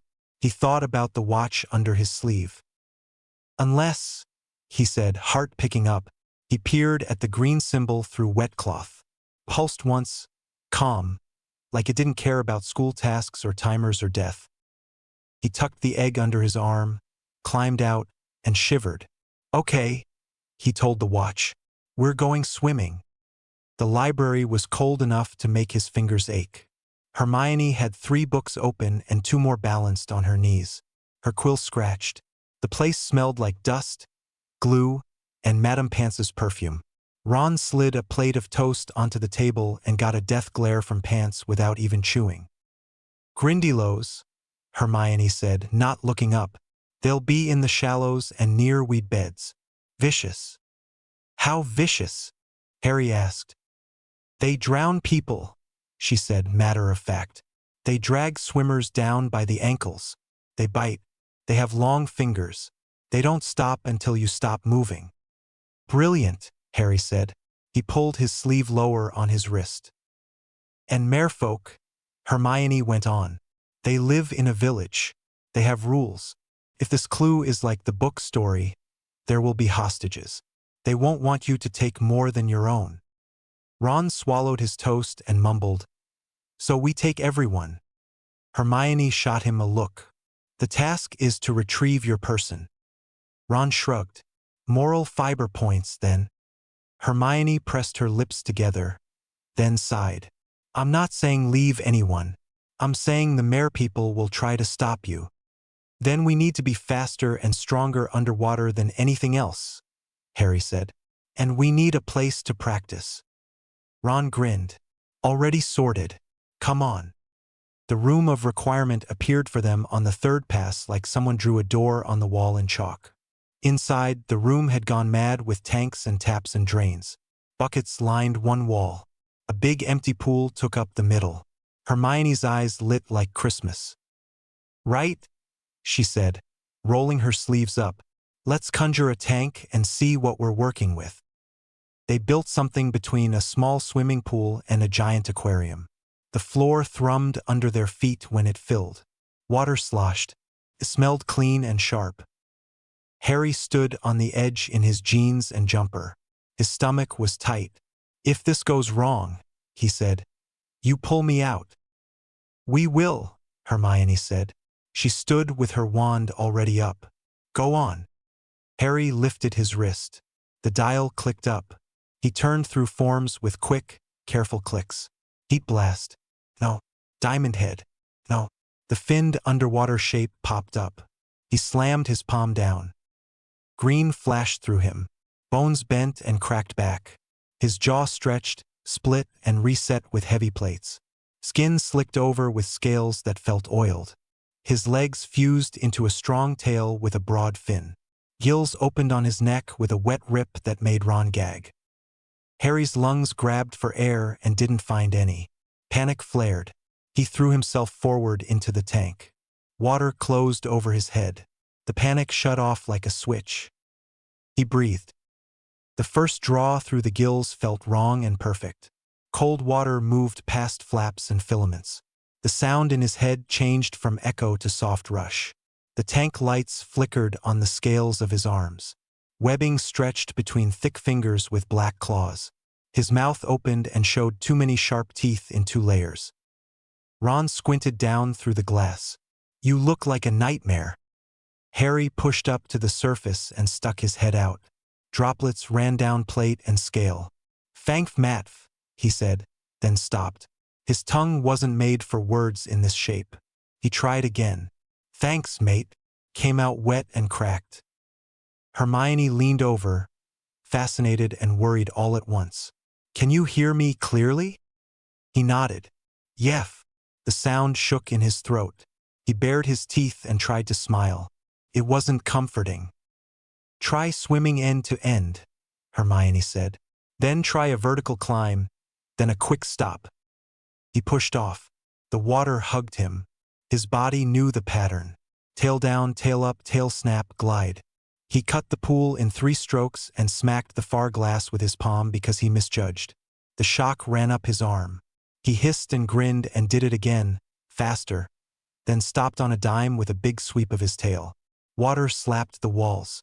Ron got splashed and shouted, "Oi!" and then laughed, wide-eyed. "Strength," Hermione called.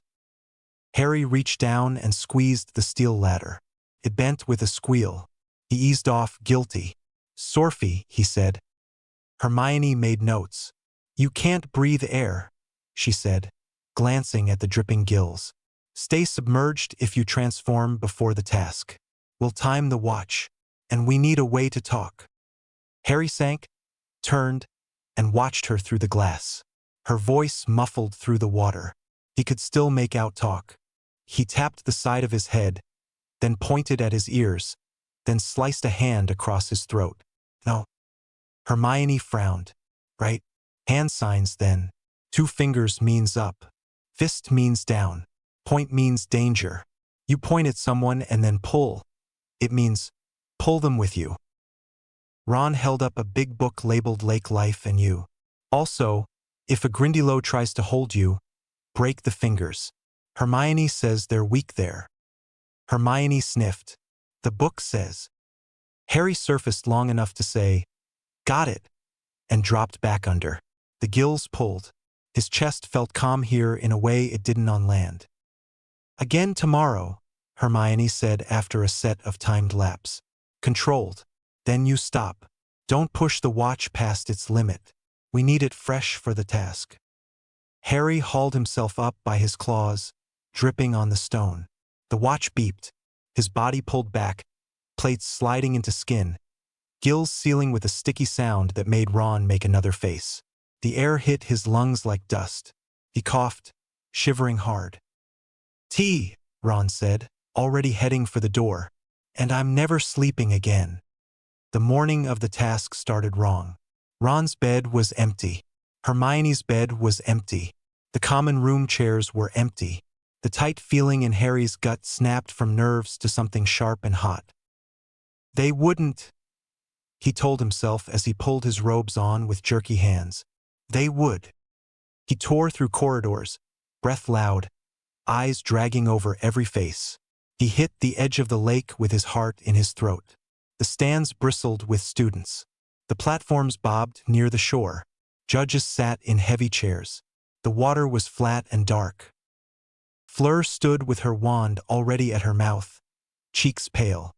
She formed a clean bubble around her head with a twist and a puff. Crumb's face had gone wrong. His mouth stretched. His teeth were different. The skin around his ears nodded. Shark. Cedric stood with a fistful of slimy green weeds, eyes grim. "Where are they?" Harry asked Cedric, voice too loud. Cedric looked at him and didn't pretend not to know. "Gone," he said. "Taken last night." "Cho," he swallowed. "They took Cho." Harry's jaw clenched so hard it hurt. "They took Ron. And Hermione." Cedric nodded once, throat working. Bagman's voice boomed over a charm. Champion. "You have 1 hour." Harry stepped into the lake fully clothed. The water grabbed at his shins, then his knees, then his thighs. It was cold enough to bite. He didn't care. He went to his waist, lifted his wrist, and pushed his sleeve up. He clicked to the fin silhouette with fast hands. The green symbol flashed. He slammed his palm down. The water around him popped with a burst of bubbles as the change tore through. His jaw split. Plates slid into place. Gills cut open. Tail pushed out strong and heavy. Webbing stretched. The green light turned the murk into a dull glow for a second, then faded. His clothes went loose and then tight and then were just there, clinging. He shoved off the bottom and dropped. The lake accepted him like it had been waiting. The dark wasn't dark. Edges stood out in soft gray. He saw the shape of weed beds and the soft smoke of silt when he brushed a fin. He smelled blood from a cut on a fish far off to his right. He could hear the scrape of a stone under a crab somewhere behind him. He knew where the bottom fell away and where the water got thicker. He swam. Tail snap. Arms cut straight lines. The cold didn't touch him. Pressure slid over his head and down his back. His gills opened and closed with a steady pull. He tasted iron and plant and the trace of something big that had passed earlier. Green weeds waved. Something slithered in them. Long pale fingers shot out and grabbed at his arm. Grindylows. 2, 3, 6. They pulled. He jerked his arm free and one clung on. His mouth opened. Rows of little teeth. It went for the soft skin at the side of his wrist. He bit first. His jaws closed and bone cracked. The Grindylow broke in two in his mouth. Blood hit his tongue. He spat pieces. Red puffed into the water and thinned. The others let go. They hesitated for a fraction of a second, eyes wide. Then they fled into the weeds with fast, jerky motions. He stared at the bits he'd spat and felt his stomach twist. He had never done that before. He didn't say sorry out loud because he didn't have air to say it, and because this form didn't waste sounds. He swam harder.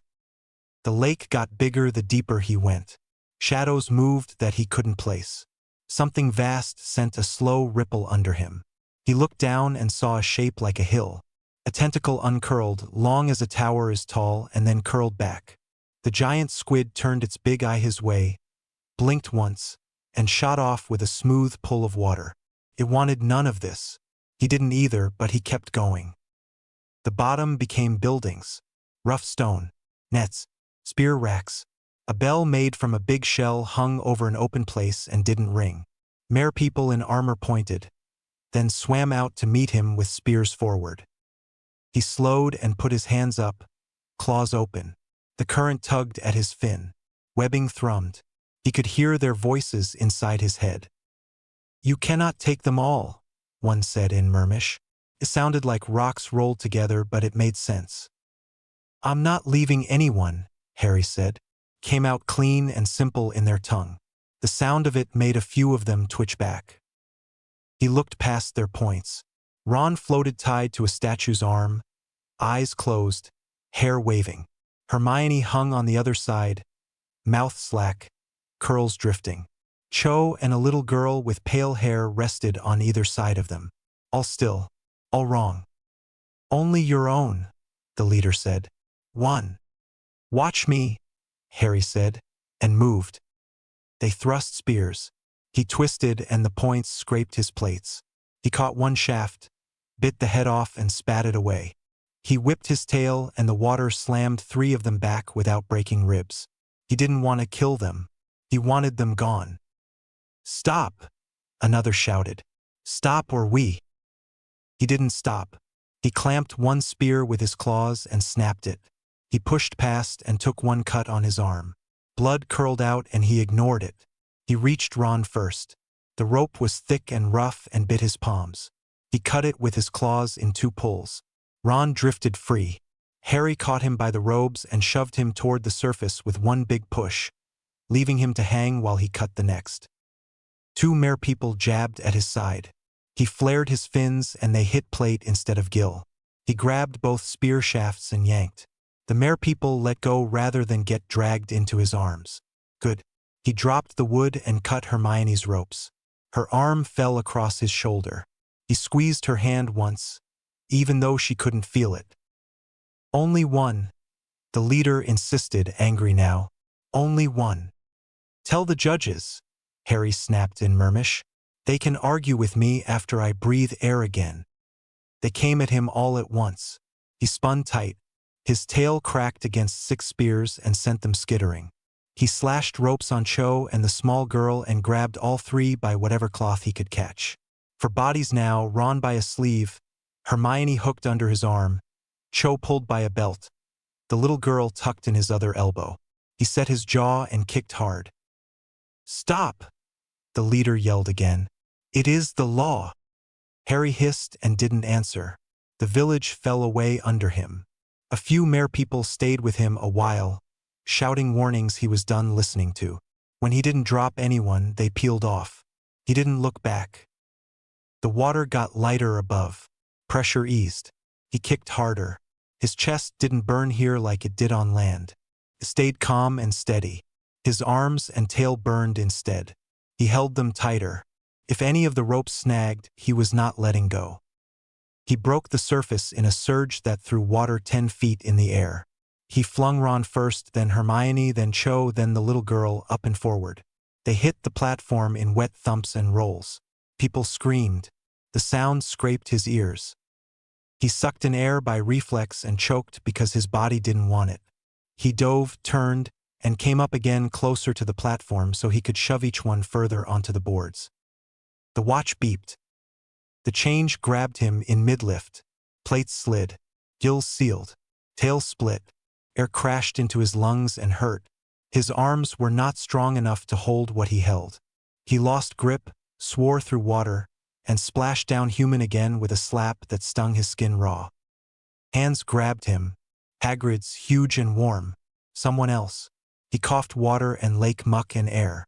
The crowd roared and then choked itself into silence and then roared again, not sure which it wanted more. Fleur fell on the platform next to the little girl and sobbed, kissing both Harry's cheeks fast. "You saved my sister," she cried. "You saved her." "S all right," Harry wheezed, coughing again. His ribs felt like someone had stepped on them. His throat burned. He looked for Ron and Hermione. Ron rolled on his side and puked lake water, then groaned. Hermione sat up too fast, swayed, and then saw him and grabbed his wrist like she'd never let go again. What were you?" Ron spluttered, wiping his mouth with his sleeve. "Mate, what?" "Something that breathes underwater," Harry said, voice ragged. He spat out a bead of weed. "And bites." "You bit a Grindylow?" Hermione said, half horrified, half proud. She pushed wet hair out of her face and looked around fast, counting people without moving her lips. "All of them. You got all of them." Judges argued at a table. Bagman's voice cracked. "Moral fiber. You saw it. Saved the lot." Karkaroff sneered. "The task was one hostage." Madame Maxime said something sharp in French and slapped the table with her hand. Dumbledore didn't say a word. He watched Harry with that thin, careful look again, eyes bright and hard to read. Harry avoided his gaze. He stared at the planks. He stared at the egg platform. He stared at his own hands. They were shaking. The stands lost their minds, then remembered they were supposed to pick a side, then screamed again anyway. Names rolled over the water. Someone threw a hat. Someone else blew a horn charm offbeat. Madame Pomfrey appeared like she always did, out of nowhere and furious. "Beds," she said, pointing. "All of you. Mr. Potter, stop pretending you can stand. Miss Delacour, let go of him, please.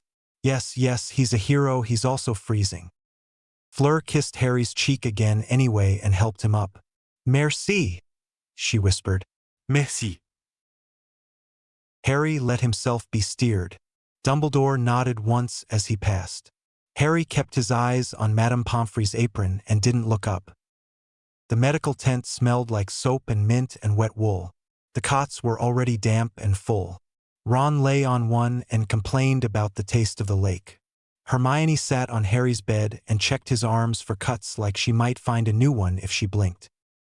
"You bit a Grindylow in half," she said, voice tight. "I was hungry," Harry said, deadpan. "Harry." "Joking," he said. He held up his hands. Sort of. The instincts were loud. Swim. Hunt. Protect. Not think. "I could tell," she said, and then softened. "You did well. You got everyone. I'm proud of you. Also, please never do that bite again in front of me." Ron coughed and raised a hand from his bed. "For the record," he said, "if you ever try to feed me Grindylow stew, I'm moving out." Madame Pomfrey shoved a hot mug into Harry's hands. "Drink," she ordered. "And if you transformed back in midair one more time, Mr. Potter, I'd chain you to the bed." "Wouldn't work," Ron muttered. "He'd turn into a, what's the one with all the metal? Slide right out." Hermione flicked water at Ron's face. "Quiet." Harry sipped. Heat spread down his throat into his chest. The tent buzzed with voices and the dull thud of people stamping cold out of their feet. Outside, the lake lapped the platform with regular little slaps. The hourglass charm over the judge's table chimed the end of the hour. Harry leaned back and let his head hit the pillow. He kept his sleeve down over the watch. It pulsed steady against his skin. His body still remembered the pull of water through gills and the strength in his tail. He didn't like that. He liked that. He closed his eyes and listened to Ron complain and Hermione fuss and Madame Pomfrey scold, and he let his hands stop shaking. Tomorrow they'd argue scores and rules and points for moral fiber. Tonight he'd breathe air and not bite anything. Chapter 5, The Maze of Death, Task 3. The room of requirement gave us a maze. Not the real one, but hedges high as the ceiling and paths that shifted when you weren't looking. It smelled like damp leaves and old dirt. Hermione had set a timer charm that ticked faintly like a metronome. "Again," she said. "Again." Ron groaned from the bleachers the room had kindly supplied. "He's done it 12 times. He's going to turn into soup." "I won't," I said, even though my forearms still buzzed. I flipped the dial, found Diamond Head. and slammed down.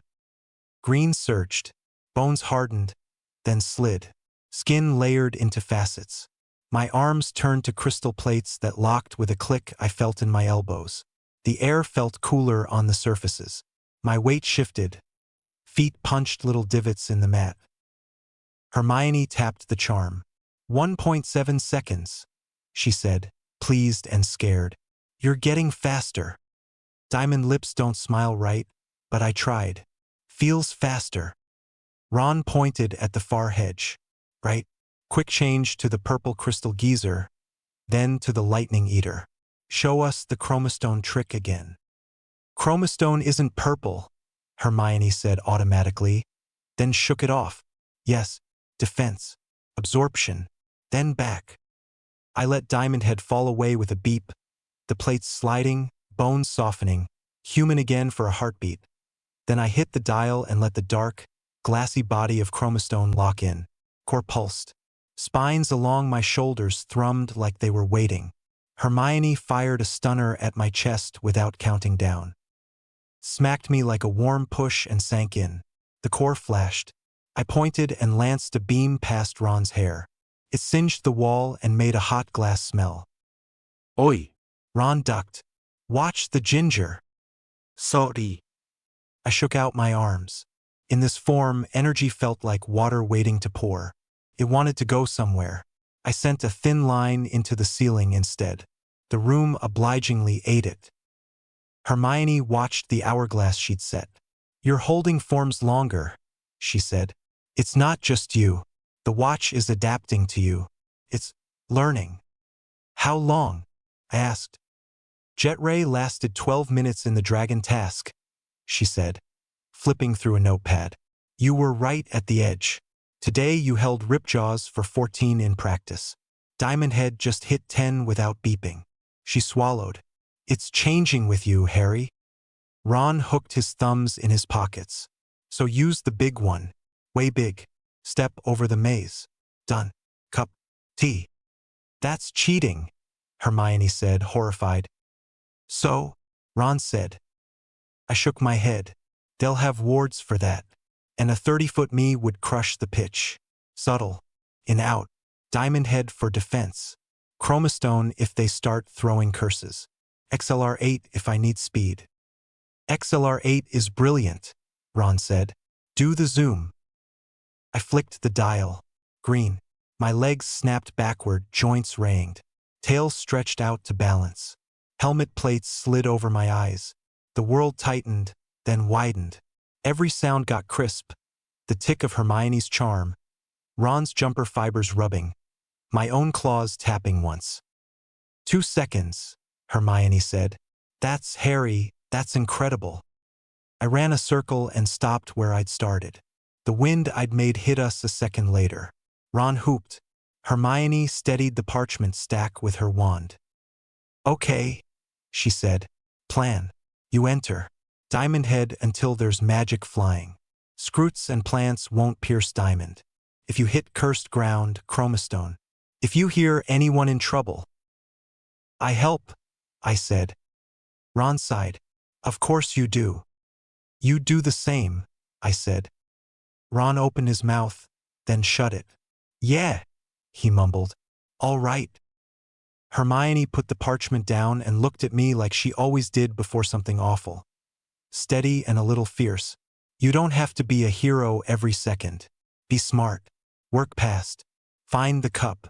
Come back. I'll try. I looked at the watch. Pulsed, calm. It's learning me, I said.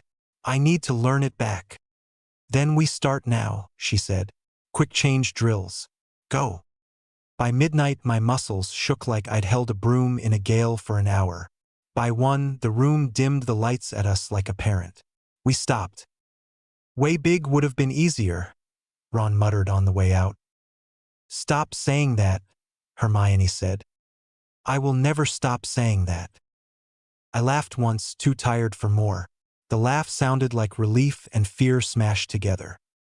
They put me in last. The hedges towered over us, wet and thick. The air smelled like grass and something sour under it. The stands were full, but muffled. The maze ate noise. When Bagman called my name, the world pressed in. "Good luck," Cedric said as he went in. Crumb went second. Fleur third. The hedges swallowed them one by one. Then my turn. Ron squeezed my shoulder at the line. "Don't die." Hermione fixed my collar because she can't help it. "Signal if you need help." I nodded and stepped in. The hedge slid closed behind me with a leafy hiss. The light dropped 2 shades.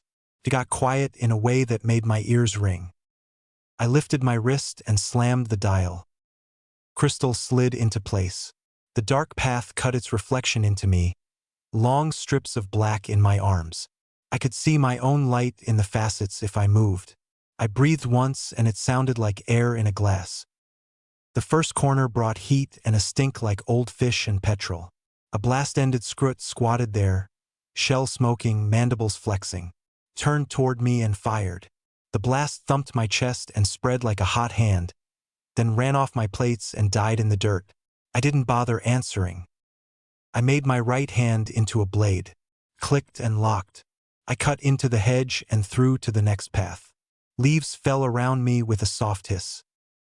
"Work smarter," I muttered, voice heavy and echoing in my own head. I kept moving. Something stood where the next turn should have been. Pale skin, red eyes, snake-like face. I didn't think. I raised both arms and fired a storm of diamond shards. They ripped through the figure and shattered against the hedge behind. No blood, no impact. I smiled. A boggart. I stepped forward, ready to smash it anyway. The skin sagged and changed. Hermione hung in the path, eyes open and wrong, hair wet on her face, mouth parted like she tried to speak and drowned instead. "Stop," I said, but it didn't stop. It knew where to hit. Ron next, still empty. Then my parents, hand in hand, eyes glassy, heads tilted like they'd fallen asleep and never woke up. The maze breathed damp on my face. My chest got tight. The watch beeped. I felt the power slide away like a plug pulled. Crystal softened. Bones went back to normal. Human. Small. Cold. I stood there in front of my dead parents and couldn't swallow. For a second, I wanted to slam the dial again and blow the thing in half. I raised my wand instead. Ridiculous. My voice cracked. The boggart twitched. It didn't explode. Changed. The dead fell away and left a line of little green hologram versions of my aliens doing a ridiculous can-can. One had 4 arms and dropped a hat. Another tripped over his own tail. Echo, echo, tiny and squeaky, popped into 20 and tried a chorus line, then tripped, then sighed dramatically. It was stupid. It worked. I laughed, short and choked, and the boggart skittered into the hedge seam and vanished. "Right," I said to myself. "Less of that." I kept the wand out for a dozen steps, just to prove I could. Then I hit the dial again.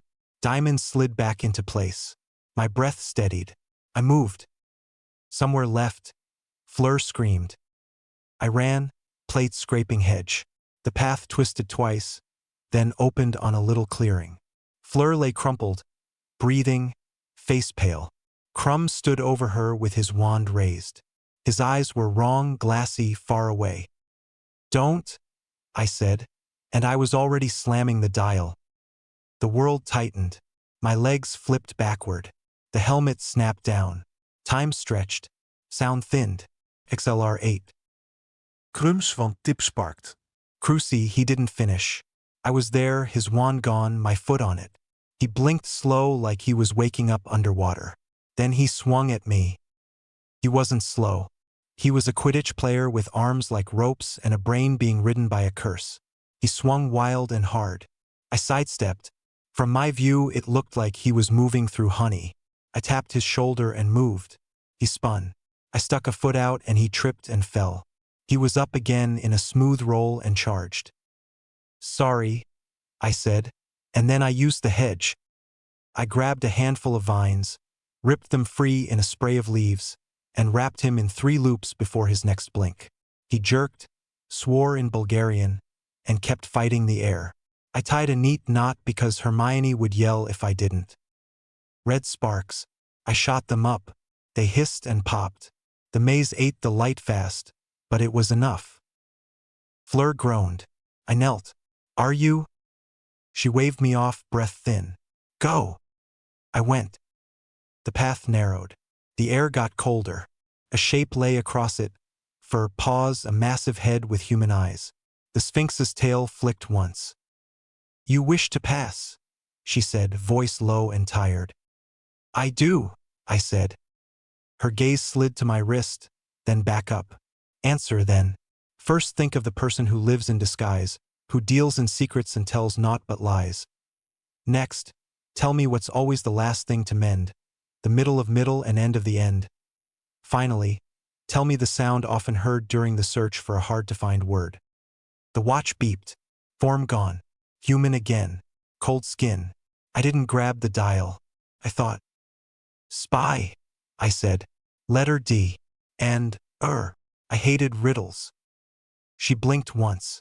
Put them together. Spider, I said, the answer sticky in my mouth. She moved aside. As I passed, she added, You wear many faces, Harry Potter. Which one is you? I didn't answer. Couldn't. Hedge above. Rustle. I looked up. Too late. A spider the size of a car dropped into the path with a thud that shook my knees. It hissed and charged. Behind it, 2 more clicked down the wall on long legs. Fine, I said, and hit the dial. Limbs reversed. Carapace formed. Wings burst from my back with a wet peel. My eyes bulged on stalks and refocused in a blink. My mouth split into plates and feelers. Stinkfly. They leapt. I shot straight up, wings beating a fast, high whine. The first spider hit the hedge where I'd been and carved furrows with its fangs. I spat a line of goo from both eyes. It splattered the front of its face and glued the mandibles shut. It thrashed and scraped at the mess. A second came at me from the side. I rolled and fired again. The gel hit its legs and stuck them to the path. Fell kicking, screeching. The smell was like old eggs and glue. The third managed to jump high and snap. Sfong scraped my side. Poison burned. It was a clean, cold burn that slid under the plates and tried to numb.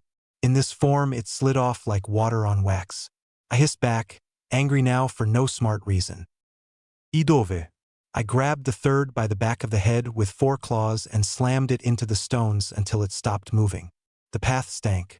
Webbing hung in strips where my goo had hit. The hedge smoked where something acidic dripped. I hovered, panting through plates. My hands shook. I wasn't horrified. That bothered me more than the bite. Watch, I told myself. Don't let it carry you. I went on. The cup shone at the end of a long straight path, faint under the hedge's shadow. Cedric hit the other end at the same time.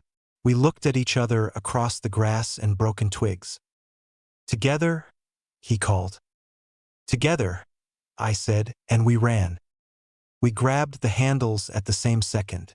The world yanked. Colors stretched. My stomach flipped. We slammed into ground that wasn't Hogwarts. Graveyard. Cold damp air. Stone angels leaning wrong. A baby cry sound under a cloak. The smell of rot and old magic. I knew in one breath that it had all gone wrong. Green light shot at where I'd been a second before. Kill the spare. I didn't think. Diamond head. Plates locked. I threw myself between the curse and Cedric and threw an arm up. The blast hit, pooled, and spilled. It splashed the slab behind us and burned a hole through old stone. Move! I grabbed Cedric by his robe and hauled him behind a headstone. He was breathing, eyes wide. Good. Figures stepped out of the dark. Hoods, masks. Pettigrew hunched with something small and pale and wailing in his arms. A bundle that shouldn't exist but did. Bind him, a voice hissed. The voice that had lived in my head for 2 years and in the world before I was born. Kill the spare. Not today. My voice rang like hitting a glass bell. They fired. Green, red, purple. The air filled with cracks and screams of spells. I put my forearms up and took the first volley. Killing curses splashed and slid off the facets. Stunners cracked and scattered. I turned and threw diamond javelins into the dark, fast and hard. One hit a Death Eater's wand hand. The wand flew. Another bounced a curse back, and the man who'd cast it took it in the chest and dropped, mass clattering. They spread out, smarter now, angling to catch me off guard. I shifted. Chromastone. The air hummed against my skin like 1,000 flies. Spells slammed into my chest and arms and sank in. The core glowed brighter and brighter. When it felt like it would split, I cut a line across the headstones and let it out. A beam like summer lightning tore through 3 curses and hit 2 masks. One man went down still. The other screamed and dropped his wand and clutched his face. I moved again and took another volley. The graveyard filled with shouts and breaking stone. Cedric crawled from slab to slab the way I told him, low, steady. I kept a wall between him and them. "What are you?" someone shouted. Not afraid yet, but close. "Your end," I said, and meant it. At the edge of the fight, Pettigrew ran to a cauldron. He dumped the thing in his arms, small, wrong, pale, and it screamed. He cut his hand. He threw bones and blood and words into the mix. The steam turned the wrong color. The air turned hard to breathe. "Stop him!" I yelled at myself, but 3 curses came at once and I had to take them. My core flared. I fired low and broke stone where feet had been a second before. I turned and Pettigrew threw his last ingredient. The cauldron blew. A man stepped out, white and whole. Voldemort stood there and smiled at me with someone else's mouth that he'd made his. The snake nose flared. He lifted a wand. Avada Kedavra. He was good. The curse was straight and mean. I dropped Chromastone before it hit and slammed the dial with a finger that felt like bone and not crystal. My body tore and thinned. Edges went gray. Skin went loose and empty and cold. I split at the seams and became nothing you can stab. Ghost freak. The green shot through my chest and blew a hole in the stone angel behind me. Dust rained. The sound made my ears ring. I floated, not on purpose. My fingers were long and wrong. My eyes felt like pits. Voldemort blinked. Surprise looks the same on every face. "Cedric!" I shouted, voice thin and wrong and echoing. "Now!" I flipped the dial and burned back into Chromastone with a gasp. Pain came with bones. So did strength. I sprinted, grabbed Cedric by the back of his robes, and heaved him to the cup where it lay tipped on its side by a tomb. "Hold on! Harry! Hold on!" Spells hit my back and sank and made the core burn white. I grabbed the cup, felt the hook behind my navel, and yanked it for both of us. The world twisted. Someone shouted my name like they were furious I had it. We went. We smashed back into Hogwarts in a heap of robes and pain. Stone under me. Torches. Shouting. The crowd surged and stopped and surged again. Cedric breathed. I checked with shaking hands. He groaned and blinked, and his face did that shock thing people do when they come back from almost not. "Medical tent!" someone yelled. "Make way!" I rolled to my knees and then my feet because if I lay there I wouldn't get up. The watch sat naked on my wrist, sleeve torn away. The symbol pulsed like a heart that wasn't mine. Dumbledore was already there. He took one look at Cedric, one look at me, and then his eyes locked on the watch like he'd been waiting his whole life to see it. "Voldemort's back," I said. My voice was raw. "He's back. Flesh and blood." The noise around us went jagged. People shouted questions and then shouted more to drown their own questions out. Dumbledore's eyes didn't leave the watch. "And you," he said, very quiet and very calm, "have found power to fight him." I pulled my sleeve down even though it was shredded. "I found what I needed to keep us alive," I said. "That's all." "Tonight," Dumbledore said, eyes finally coming up to mine. "That is enough." Behind him the maze rustled like it was listening. Cedric coughed and tried to sit up. Madame Pomfrey yelled at him. I swayed where I stood and didn't fall. The watch pulsed again, steady as a drum. I didn't like it. I liked it. I couldn't tell which was louder. Chapter 6: The Order Falls and Rises. Grimald Place smelled like dust, old curtains, wet dog, and something burned into the wallpaper years ago. The kitchen door rattled every time someone moved. The table was too long. Everyone talked at once. Mad-Eye Moody thumped his staff. We don't wait. We strike first. Mrs. Weasley put a plate down hard enough to make cutlery jump. We protect the children. Sirius paced. He couldn't sit. The chain on his belt jingled. He kept touching the table and then moving again. We train Harry properly. Now. Dumbledore watched the steam from his tea and said nothing. Tonks rolled a quill between her fingers. We need eyes in the ministry. Real ones. Not just reports. Kingsley kept his hands flat on the table. We also need to not light ourselves up on every scrying glass in the building. Lupin looked tired and kind and worn raw. One step at a time. I sat halfway down the table between Ron and Hermione and kept my hand on my wrist under the wood. The watch was warm, a steady pulse against skin. My sleeve stuck to it. I could hear Moody's gear eye click. I could hear Creature muttering in the corridor. I could hear my own breath and hated how loud it was. I could end this myself, I thought. It wasn't fancy. It sat in my head like a brick. For arms. Heat blast. Chromastone. Done. The thought made my jaw clench. Hermione pressed her knee into mine under the table. Breathe, she mouthed. She was making notes. Of course she was. Ron whispered, pass the rolls.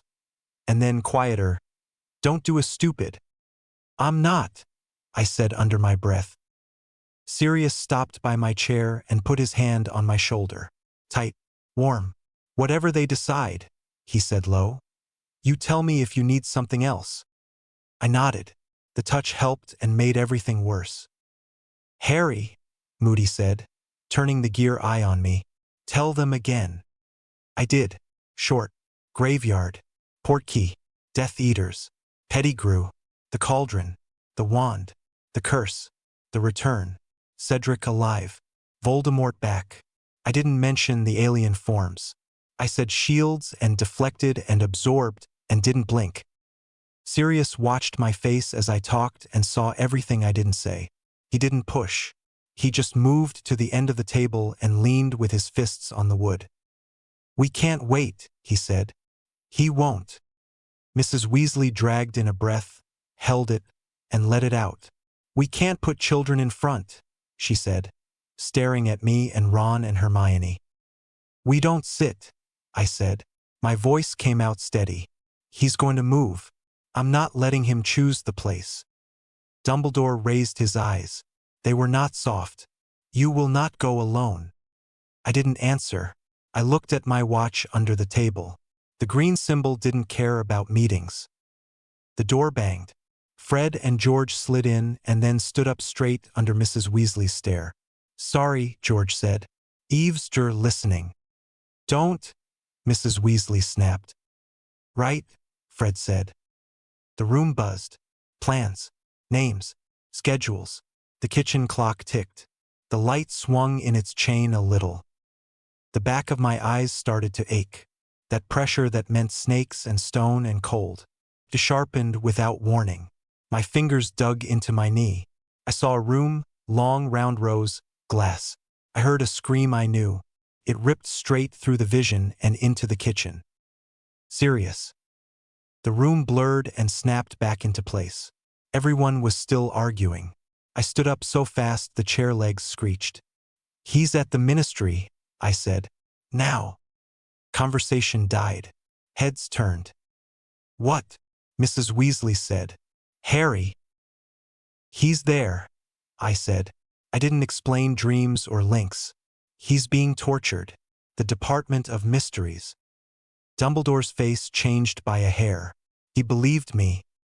Hermione grabbed our coats. We're going, she said before anyone could start rules. Ron was already on his feet, right behind. Sirius moved first. Moody got in front of him without touching him. We do this careful, Moody said. Last thing we need is... Out of my way, Sirius said, eyes hot. Dumbledore stood. I will go to the ministry by other means, he said. If any of you go, move quietly. Harry, he looked right at me. Think before you act. I didn't promise anything. I turned for the door. The watch pulsed again, steady and calm, and my heart did the opposite. We hit the phone box outside the atrium in a slam of cold air and city stink. I jammed the receiver down and spat the code. The floor shivered and dropped. The box smelled like gum and hot plastic and dust. Don't, Hermione started. I was already on the dial. My legs flipped back and locked. My chest tightened. The helmet slid over my face and everything got sharp. The world slowed. My breath evened. The watch clicked home. XLR 8. The box jolted to a stop. The door slid. 2 security wizards glanced up at the desk. I was already past them. Air moved. Papers jumped. A poster flapped. Their heads turned to follow a wind that wasn't there anymore. The atrium floor was polished and hard and loud under feet you could hear. Mine were a whisper. I cut through empty space and left a wake of ripples in the fountain. The lifts dinged. I didn't wait. I ran down the stairs and felt each step as a blur. The walls blew by. My brain tracked signs faster than my eyes could read. Department of Mysteries. Left, right, down. The door sat black and wrong and flat. The handle was cold. The lock bit. I twisted. My breath fogged the dark for a second, and then the air sucked it away. Corridors, doors, silence. The place swallowed sound. I moved faster. My feet barely touched. In the time it takes to blink, I checked 6 rooms. Brain room, death room with the arch and that thin curtain sound that made my stomach drop. Not that one. Hall with the shelves. Shelves and glass and whispers. Found. I stopped dead at the end of the aisle. The speed drained off me in a wave. The watch hummed. I pulled in one breath that felt like air after running and another that felt like smoke. Behind me, 2 cracks. Ron and Hermione apparat in. Ron nearly fell over. Hermione caught him by the elbow. Next time warn, she started, saw the room and shut up. Bellatrix stood 30 feet away with her wand extended and her mouth curled. Sirius knelt on the floor, hands bound, face gray, body shaking. The sound of the Cruciatus lived in the air. It made teeth itch. Lucius Malfoy turned as he heard me.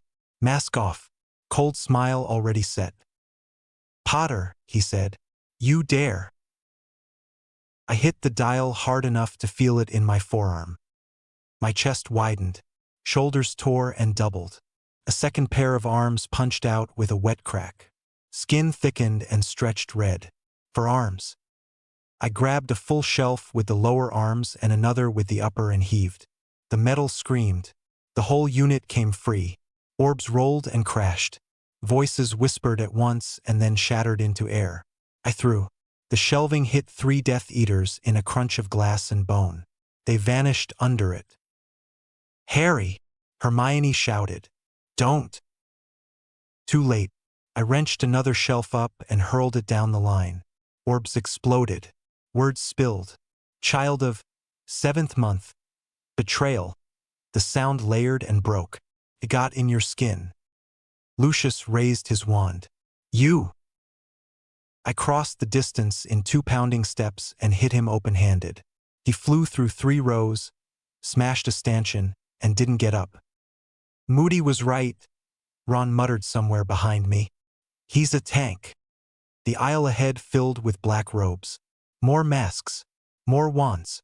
The heat in my body wanted out. I let 4 arms fall away and slammed the dial again before they finished their first volley. Flame crawled up my forearms and out of my scalp in a clean whoosh.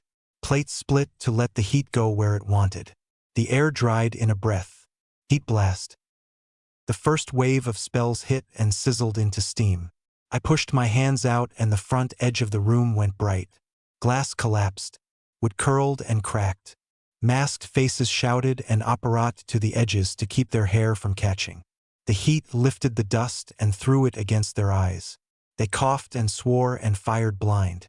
The orbs near my feet went soft and sank into their cradles.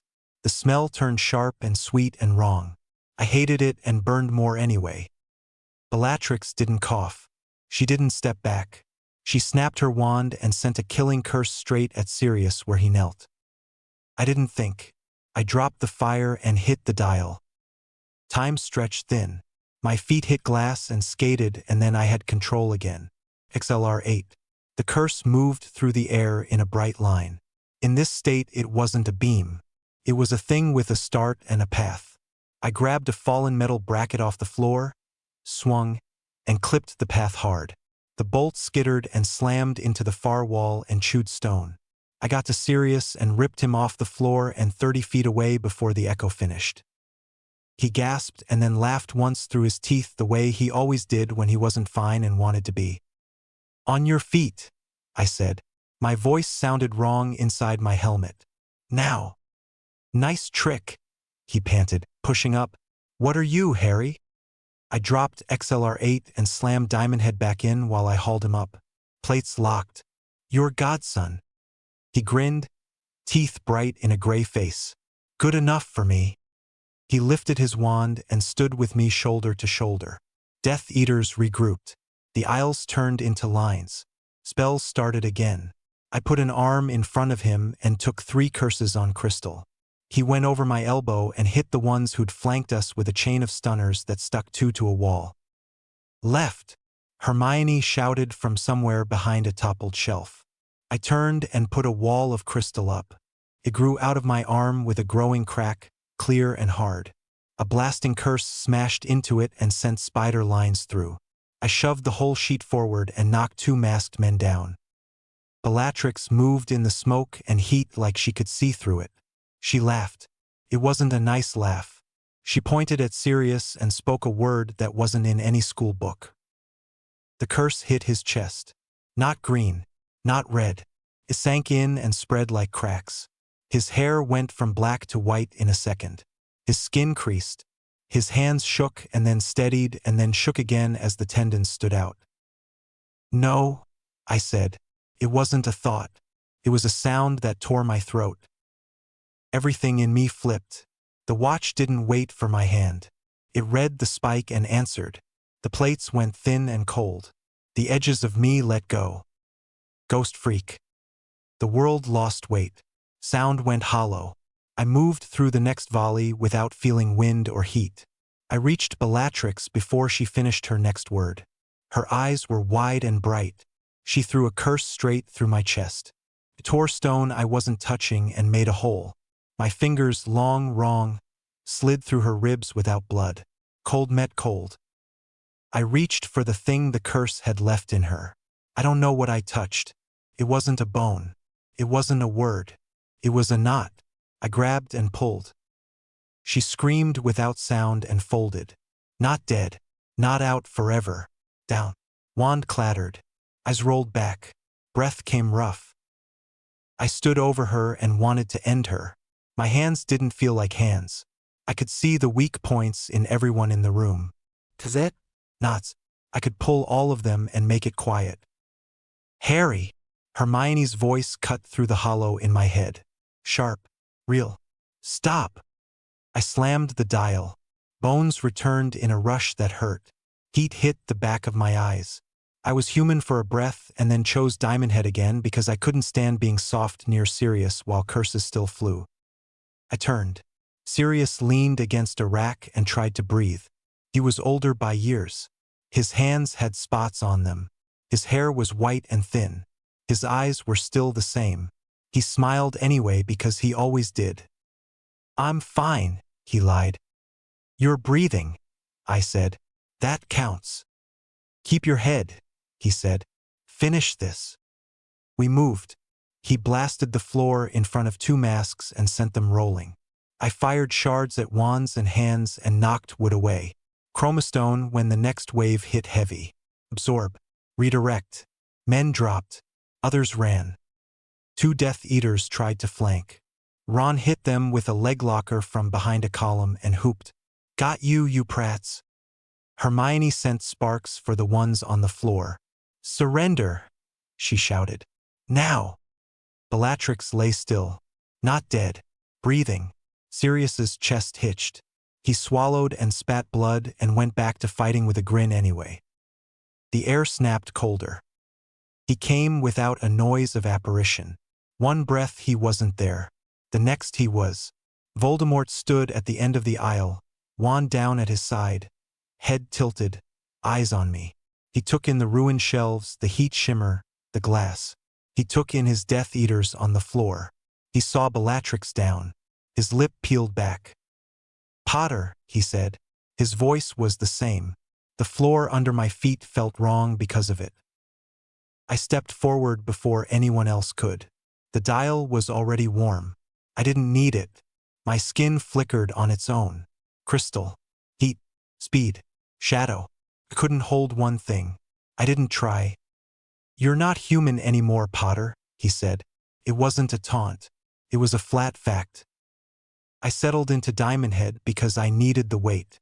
"I'm whatever I need to be to stop you." We didn't move. We both knew what would happen if we did. The Ministry would end up in rubble and ash and blood. My hands shook anyway. Footsteps. Yells. Hoarse. Kingsley's voice. Tonks shouting clear. Spells ready.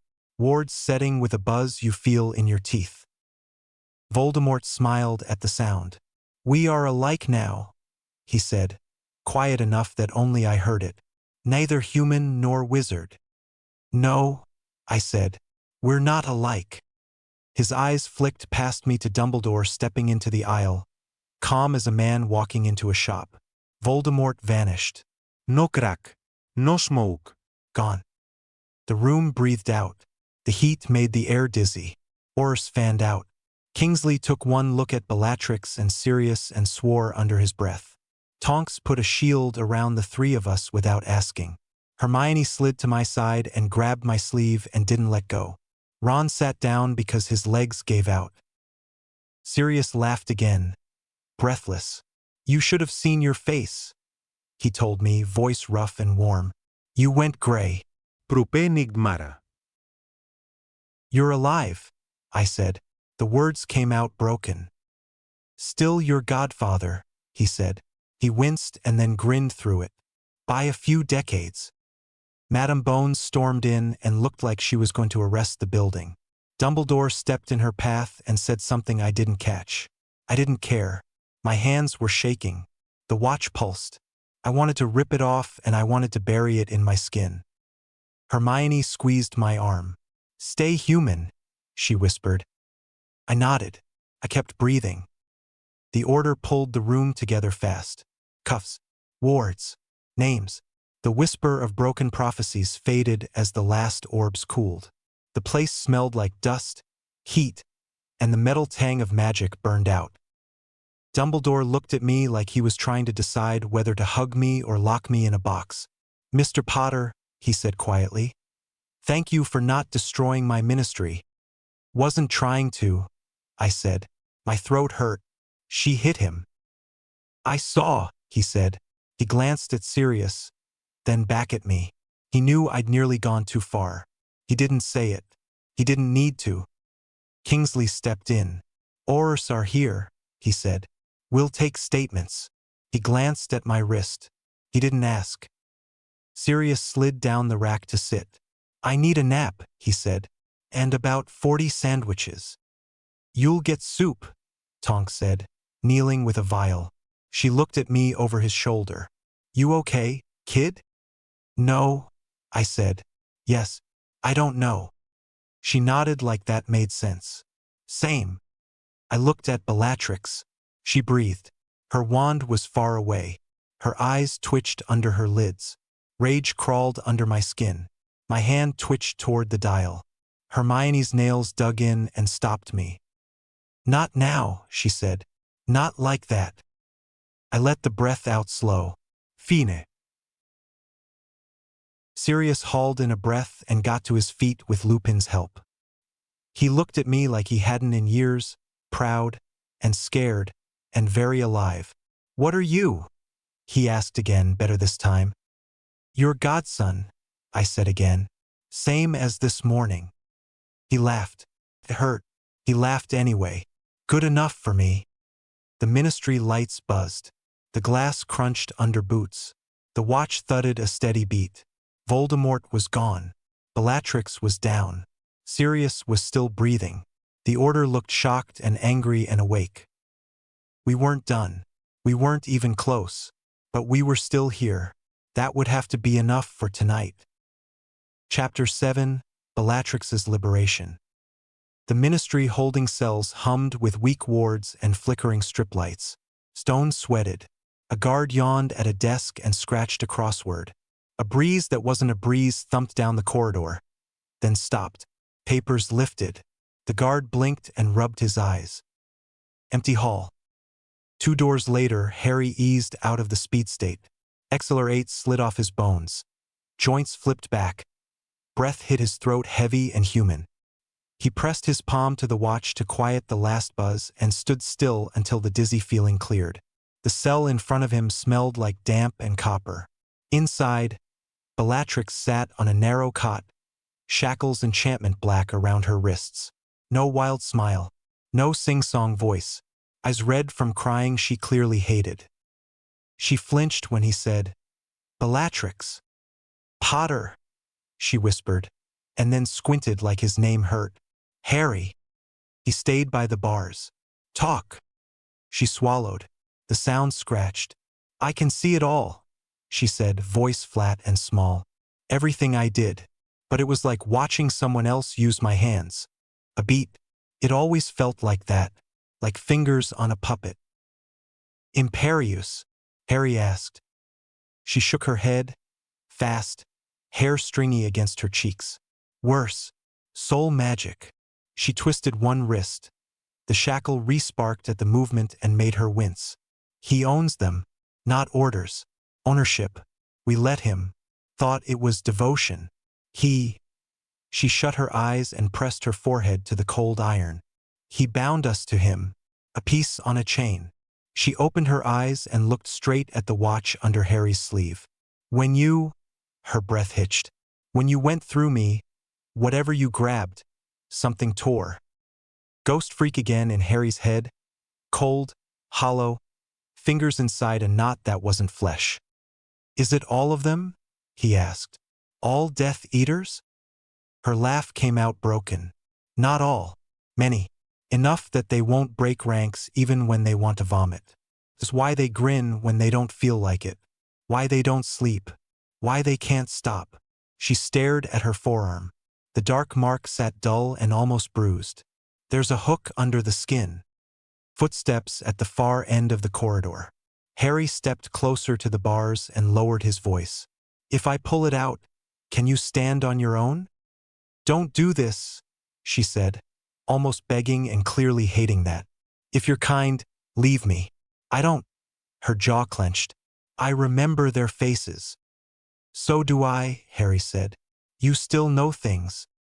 The steps passed the turning. A door clicked. Silence again. "Why are you here alone?"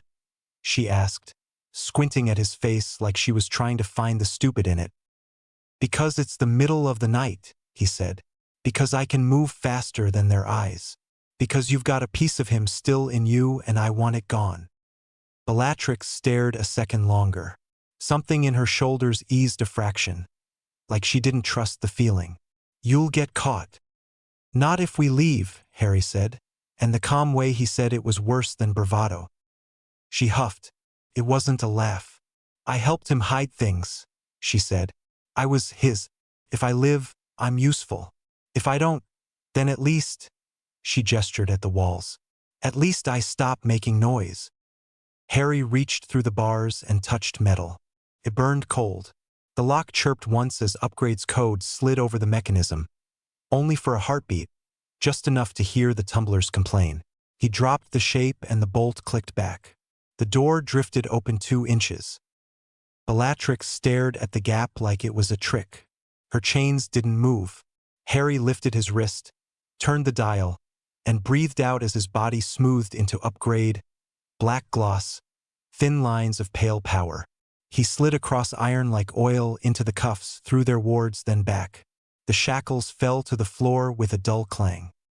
"You're mad," she said, rubbing raw skin. "And you're not human." "Both true," Harry said. "Come on." She stood. The motion made her sway. She caught herself on the wall. Old instincts flickered in her eyes. Strike first, then gloat, but they went out again. She nodded once, tight. "Lead." The corridor cameras blinked and then blinked wrong for a second as they passed. The guard at the desk scribbled an answer in his crossword, looked up at nothing, frowned, and went back to his pen. The lift lights stuttered. Street air hit their faces like a slap. Harry took her elbow. "Hold on." "Don't," she started. He was already gone. The alley smeared into a gray tube. London lights stretched and snapped. Wind hammered their faces. Bellatrix gagged once, then refused to gag again out of pure pride. Hogwarts lake smell replaced petrol and stone. They stopped under the viaduct and both leaned on it while their stomachs caught up. "I hate that," Bellatrix croaked. "Me too," Harry said. He tried not to grin. It still twitched. "Don't," she said, but her mouth almost quirked back. The room of requirement opened on stone, heat, and shelves. It had made a copy of the Black Library that would have made Mrs. Weasley faint. Iron-banded tomes, jars with things no one should keep, a chalkboard with moving runes. Hermione stood in the center, wand out, knuckles white, hair tied back so tight it pulled. "You're insane," she said the second Bellatrix stepped in. "Both of you."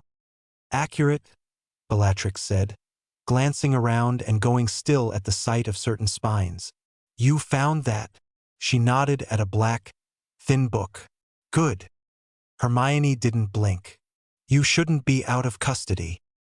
Harry shut the door, layered a muffling charm, then another from Hermione's list. "She knows where the Horcruxes are," he said. Bellatrix's mouth tightened. "I helped him hide them when I was his." The last word scraped. Hermione's chest rose and fell fast. She paced twice, stopped, and forced herself to breathe slower. "We do this once," she said. "Then she goes back." Bellatrix lifted her eyebrows. "To prison." "To Dumbledore," Hermione said, not looking away. Bellatrix glanced at Harry. "She's good." "She's right," Harry said. "We break what he put in you, we get what we need. Then we figure the next bit." "Break what he put in me," Bellatrix repeated, not mocking it, just rolling the words around like she was checking their edges. "You'll need to rip more than a hex." He used binding. Old. Ugly. Her fingers found the mark on her forearm without her eyes moving. He tied the mark to the thing that makes him not die. "Horcrux," Hermione said. "We've got a ritual that might sever the tie without killing you." Bellatrix laughed under her breath. "Might." Hermione pulled the thin black book free and opened to a page bookmarked in red thread. The margins were crowded with tight black family notes. "It needs a conductor, a being of pure energy," she read, "that can ground the curse through itself and return it to the earth." Harry looked at his hands, then at the watch. "Chromastone." Hermione nodded once, eyes serious. "Chromastone can take it, if anyone can." She swallowed. "There's a warning. Pain. For all three." Bellatrix smirked weakly. I'm familiar. Harry flexed his fingers. They still shook from the ministry. He hid it by checking the chalk lines on the floor. Hermione had already drawn a careful circle with nodes and smaller circles nested inside. One for Bellatrix, one for whatever Harry would be, one for Hermione herself. Runes lined the edges like teeth. "Get in," Hermione said. Bellatrix stepped into her circle without a flinch. She looked smaller without the mania. Not harmless. Never harmless. Just raw. She glanced at Harry's sleeve again. "You'll be the lightning rod." "Yeah," Harry said. "Try not to fry me," she said, dry. "It's been a long day." For a second, Hermione looked like she might smile. Then she didn't. "Ready." Do it, Bellatrix said. Harry found the silhouette on the dial by feel and slammed down. Bones glittered and set. Plates rose into dark violet facets that glowed at the edges. His chest core pulsed once, twice, then steadied into a low hum he could feel in his teeth. Chromastone stood where Harry had been. The air felt thinner around him, easier to pull through. Hermione stepped into her place and raised the book. Her voice went low and exact. Latin, harsh, rhythmic. The candles around the circles snapped from yellow to steady, cold white. The floor buzzed. Brunli. A sound like wires singing built in the corners of the room. Bellatrix hissed as the first line hit. The mark on her skin darkened. Smoke rose, not from heat but from something nastier. The smell made Harry's faceted jaw clench. Hermione kept reading, faster now, voice fraying. "Take it," she gasped. Chromastone put a hand out. Magic hit his palm like a live wire and ran into his core. It hurt, not like fire, like being filled past full with thorns. He grunted and took the next pass on his other arm. The glow in his chest climbed from dim to painful bright. Bellatrix's back arched. A scream tore out of her. Words poured out with it, curse fragments, a name, a plea between insults that weren't for anyone in the room. The mark bubbled. It burned from the center like rot cooked from the wrong side. "Hold," Hermione said, nose bleeding now. She kept chanting, voice breaking on consonants and finding its shape again. The power wanted to ground through anything. The chalk lines held it. Chromastone held it. The core felt like it would crack. He forced it down a level, then up, then sideways into the floor through the runes like pushing water through a clogged pipe while the house flooded. Bellatrix clawed at the air. Her hand hit the boundary of her circle and fizzed. She didn't pull back. She pushed harder. "Out!" she gasped. "Get it out!" "Almost there," Hermione said, but her voice was barely sound now. Chromastone shifted his stance and took the next surge through his chest. The glow lit the room like dawn. The mark flashed sick green, then black, then gray. A sound like glass grinding came out of Bellatrix's throat. The last line of the ritual hit. Hermione shouted the final word like a punch and dropped to one knee. The candles blew sideways. The air snapped cold. The power in Harry's core ripped up and out of him, then down through the lines, then gone, like a held breath finally let go. Silence hit hard. Then a tiny hiss as the last of the mark charred away on Bellatrix's skin.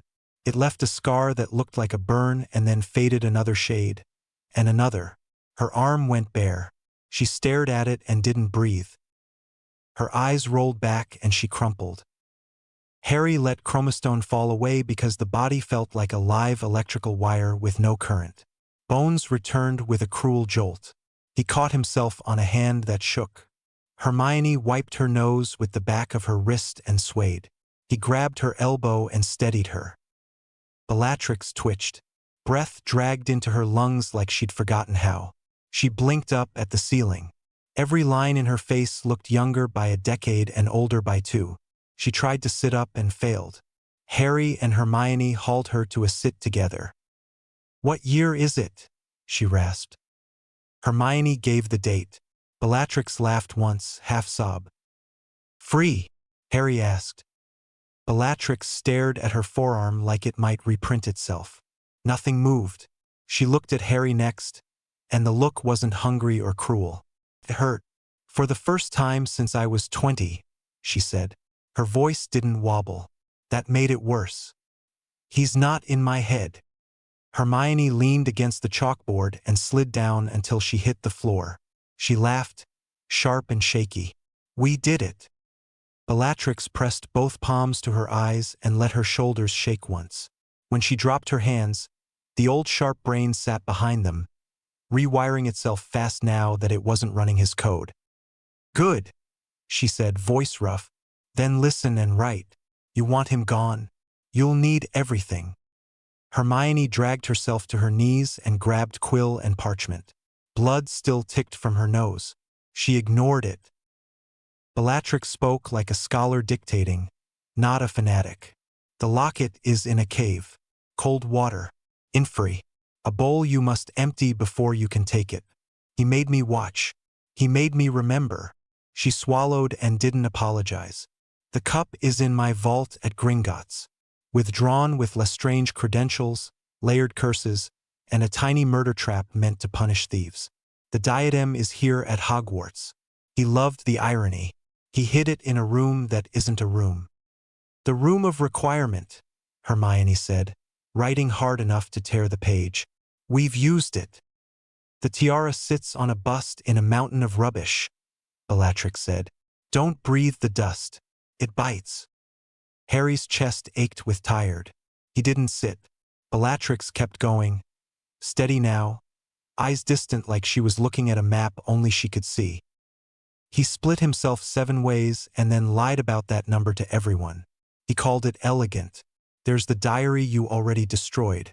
The ring, gone if you've been doing your homework, headmaster style. The locket, the cup, the diadem. The snake, alive. And the last. Her eyes flicked to Harry's scar without meaning to. She looked away fast and nodded once like she'd made a decision. We'll manage that one when it comes. Hermione's hand shook. How do you know all this? He made me watch, Bellatrix repeated softer. Made me remember.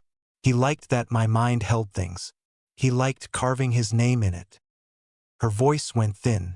For a second, mania tried to stand back up in her posture, an old habit reaching for old comfort. She pushed it down like someone closing a cupboard. No more. Harry set a glass of water by her hand. She took it, drank, and coughed when it hit wrong. I am not crying, she said to the room, which would be funny later. Course not, Harry said. You're allergic to freedom. She snorted. It was ugly and real. Shut up. Training turned into the only way any of them could sleep. The room swung from library to dueling hall with one walk back and forth. Wards layered the walls. The floor scuffed under boots and claws and whatever Stinkfly's feet were. Bellatrix taught like a duelist and a professor stitched together. Not that counter, she snapped at Harry as a sickly purple curse tore a line along his sleeve and made the hair on his arm die. It's a Cursebreaker's variant. You break the break, not the curse. Harry shook out his arm and switched to Diamondhead. Plates slid into place. Like this. Better, she said, and fired the same curse. It hit Crystal and crawled, looking for a way in. He shifted to Chromastone mid-hit. The energy found a new home. The core glowed. He released it along the floor in a safe hiss. Bellatrix grinned without teeth. Good boy. Hermione rolled her eyes. Don't call him that. Bellatrix lifted a brow. Jealous. Of your diction, Hermione shot back. Yes. Harry changed again. Wildmut hit the world like an explosion of smell. No eyes, ears sharpened. The room mapped itself in his head as scent lines. Magic stank like metal. He patted in a circle and pointed a paw at a ward Hermione hadn't told him about, snorting hard. Bellatrix leaned in. He can smell magic. Useful for tracking, Hermione said, writing already. Harry shifted to upgrade and melted into Bellatrix's wand before either of them could flinch. The wand hummed. Runes lit up under his fingers. He unmelted quick when Bellatrix swore and slapped him on reflex. What was that? She demanded, offended and impressed. Upgrade, Harry said. Merges with technology. Bellatrix frowned. What's technology? Muggle magic, Harry said, deadpan. Bellatrix blinked, then laughed, short and sharp. That is not the worst way to say it. She paced, thinking. So you can wear a ward like armor, or ride a curse and steer it. Within reason, Hermione said, and scribbled hard limits in big letters. We are not, Harry. We are not throwing you into a killing curse and seeing if you can surf. Harry shrugged. Already did that once. Bellatrix turned her head slowly. You what? Ghosted, he said. It passed through. Bellatrix stared, then gave up on reacting to every impossible thing and moved on. Combination attacks, she said instead. You absorb a series of hexes as chromostone. I shape your release with a containment lattice. We turn a messy blast into a scalpel. Again. They did it until Harry's arms shook and Hermione's hair fell out of its tie and Bellatrix missed her mark twice in a row and swore about being out of practice in a way that sounded like self-hate and nothing else. Breaks were short. Tea, toast, water, quiet breathing. In a lull, Bellatrix sat on the floor with her back to a pillar. She looked at the ceiling and then at her fingers like she couldn't believe they were hers. I was brilliant once, she said, conversational and raw. Before Tom. Before I made worship into a hobby. I liked books. I liked making things hard on professors. I liked being right. Still do, Hermione muttered. Bellatrix's mouth quirked. Yes. Harry tossed her a towel. Keep liking being right. We need that. She wiped sweat off her face. And you, little monster? Little? Ron's voice from the doorway snapped the air like a whip. Harry turned. Ron stood in the arch, face bright red, eyes stunned and furious at the same time. He took in Bellatrix, wand out. Hermione, nose bruised from earlier. Harry, halfway between forms, plate still sliding under skin. It took one heartbeat for understanding to hit him. She tortured my family, Ron shouted. It ricocheted off the wards. His wand hand shook. Bellatrix didn't move. He made me, she said, quiet. I don't care. Ron's breath came hard. He pointed the wand at her chest. Hermione stepped in front without thinking. Move, Hermione. No, she said. Her voice shook. She kept it steady. She was controlled. I don't care, Ron said again, smaller and truer this time. Mum still screams about it sometimes. Dad won't say it out loud. The twins laugh louder when it comes up. She did it. Bellatrix didn't try to defend herself. He's right to hate me. Harry stepped between them and lowered Ron's wand with his hand. Ron fought the pressure for a second, then let it drop because he didn't want to aim at Harry even when he was livid. Harry's voice came out flat. He's right to hate what happened. He's wrong to blame you for the part that wasn't you. Ron stared at Harry like he didn't recognize him for a second. You broke her out, he said. Not a question. Yes, Harry said. Brilliant, Ron said, voice thick with hurt and sarcasm. Perfect. Top plan.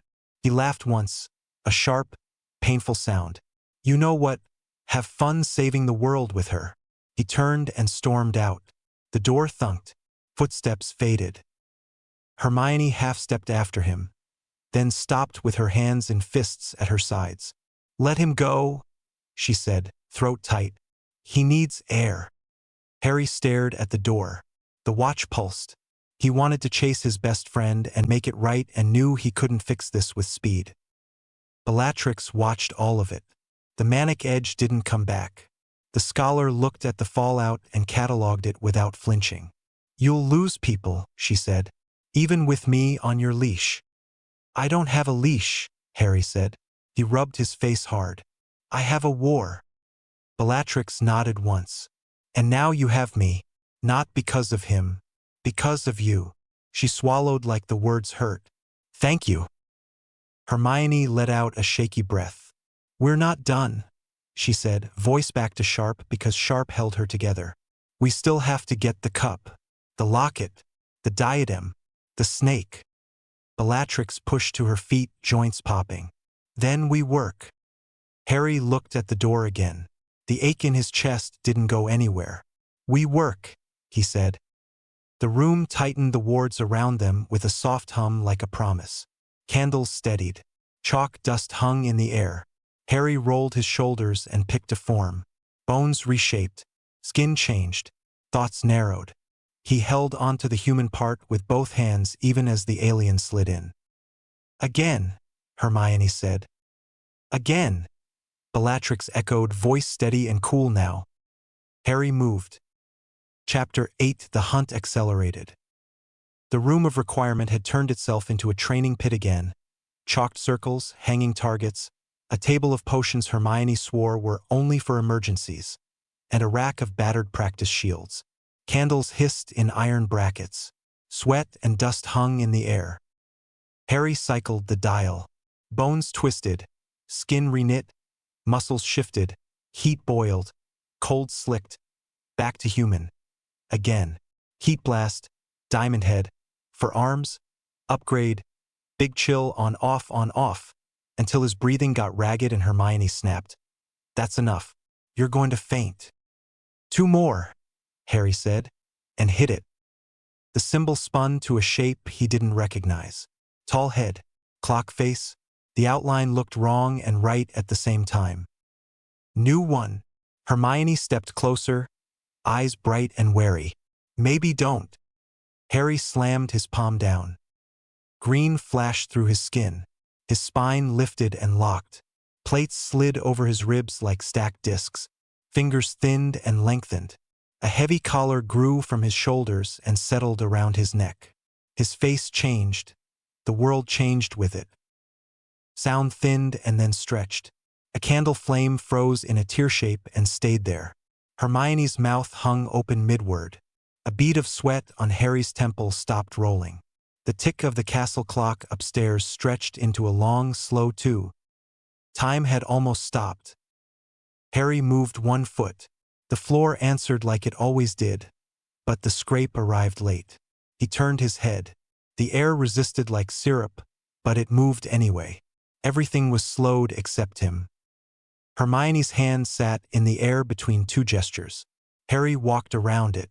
The air around her was full of faint shadows, half people layered one over the other. Hermione 5 minutes ago on the other side of the room.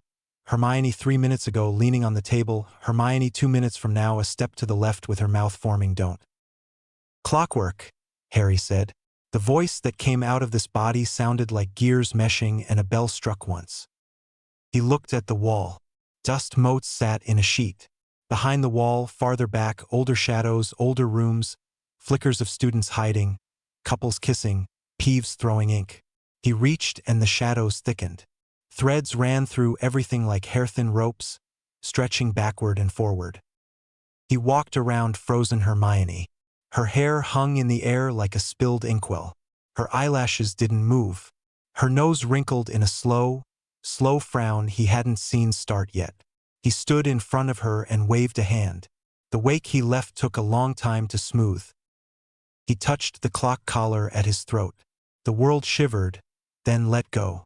Time snapped back like a rubber band. You dare. Don't ever do that without warning. Hermione finished, then yelped and stumbled because Harry was nose to nose with her, hands up. New one, Harry said, breath fast. Time. Everything slowed. Saw shadows. Past. Next. Hermione's jaw dropped again, this time all the way to the end of a sentence. You can see the past? And the next 5 minutes, Harry said. Sort of. Where you were. Where you're going. Hermione pressed her knuckles to her mouth, eyes huge. We can look for the diadem. We can look for anything. Bellatrix, crouched by the chalkboard with a book and a quill she refused to admit she liked, stood. Carefully, she said, time magic bites. Ask any dead fool who tried to ride it. Harry nodded once. The new body wanted to do the thing it was built for, observe, rewind, step through, but the human part was already listing targets. Room of hidden things first, he said. Then wherever else you need. Hermione tied her hair tighter, purely out of habit. Right? Wards around us while we look. If your body slips, I'll anchor. Bellatrix, don't smirk. Add black wards to mine. Bellatrix smirked anyway, then got to work. Clockwork stepped into the cluttered, endless corridor of the room of hidden things and lifted a hand. The world dulled. The smell of old parchment and dust muted. Light went gray-green, steady and even. Time slowed to almost nothing. Harry pressed 2 fingers to the collar and turned it. The room rewound. Junk slid backwards. Torn pages flew up off the floor and stitched into books. A cracked bust rose from the rubble and reunited with its base. Footsteps, ghost pale, ran past carrying a chipped cauldron. then ran back and put it somewhere else, then backed away. Layers of students flickered in reverse, years, decades longer. A high, thin boy with slick hair walked in from nowhere like the film had found its frame. Tom Riddle. Calm. Sharp. Alone. Harry followed the ghost backward through stacks of abandoned things. Tom worked like he was tidying his own mind. He stepped over broken wands, a deflated quaffle, a trunk with a broken lock. He reached a mountain of rubbish and paused, considering. He pulled a battered wig off a headless bust and set a tarnished diadem on its curls. He did it with the care some people saved for touching a baby. Protections slid out of his wand in neat lines. Not flashy, cruel. They settled on the diadem like frost. Blood answers, memory snares, contagion of rumor. Tom smiled and stepped back into the threads of his own future. He looked pleased with himself. Then he walked away and disappeared into the slow-running stream of the castle. Harry let clockwork breathe out. Time floated back to normal. Dust fell. The diadem sat exactly where Tom had left it. "Got it," Harry said aloud. His voice echoed and died fast in the junk. He moved again. Slughorn's office. The smell of candied pineapple, burned brandy, and guilt. Harry slowed the world and turned the collar. The room rewound like a tape. Slughorn stood at the drinks cabinet, poured, laughed at someone not there, sat, and then reversed the same motions. The shadows thickened. Tom again, younger than the room version, older than the orphanage memory, perfect hair, perfect smile, eyes wrong. The film bumped. Slughorn slumped, a glass falling backward from his hand and standing up on the desk. Tom pulled a locket from his robes, then put it away, rewinding, then pulled it out again forward. He placed it on Slughorn's desk, then reversed. Then he slipped it into his own pocket after a flat, practiced look at Slughorn's face. Harry watched him turn the glass, lift a memory with a flick, messy, clumsy by Tom's standards, and pocket that too. The collar hummed under Harry's palm. The room stank of old magic and a sweet rot. The locket thread glowed brighter than the furniture's threads and ran out the door into labels Harry didn't have words for. Names, dates, broken lines. "Locket," Harry said. "Not a fake, not a copy. Real one." Tom took it. He turned again. Time peeled away in layers. Gringotts flickered. Carts, vault doors, goblins counting. A golden cup swapped hands, then swapped back, then wasn't born yet. Harry followed the thread forward and backward until it settled on a vault under the Lestrange name. Bellatrix's vault. Runes crawled over the door like ants. Harry turned again, slower. The threads went thinner and glassy. A ritual circle came into focus, stone floor, black fire, a snake in a brass bowl. Voldemort, pale and alive, knelt and poured words into the bowl like water. He cut his palm and bled into scales. The snake writhed. Light went sick and wet. The snake looked straight at the clockwork form and hissed. Harry's stomach twisted even though this body didn't need to. He let go of the collar and the vision broke apart into the smell of dust and oil and Hermione's quick, controlled breathing behind him. "Don't do that alone," Hermione said, voice too steady. "Wasn't," Harry said.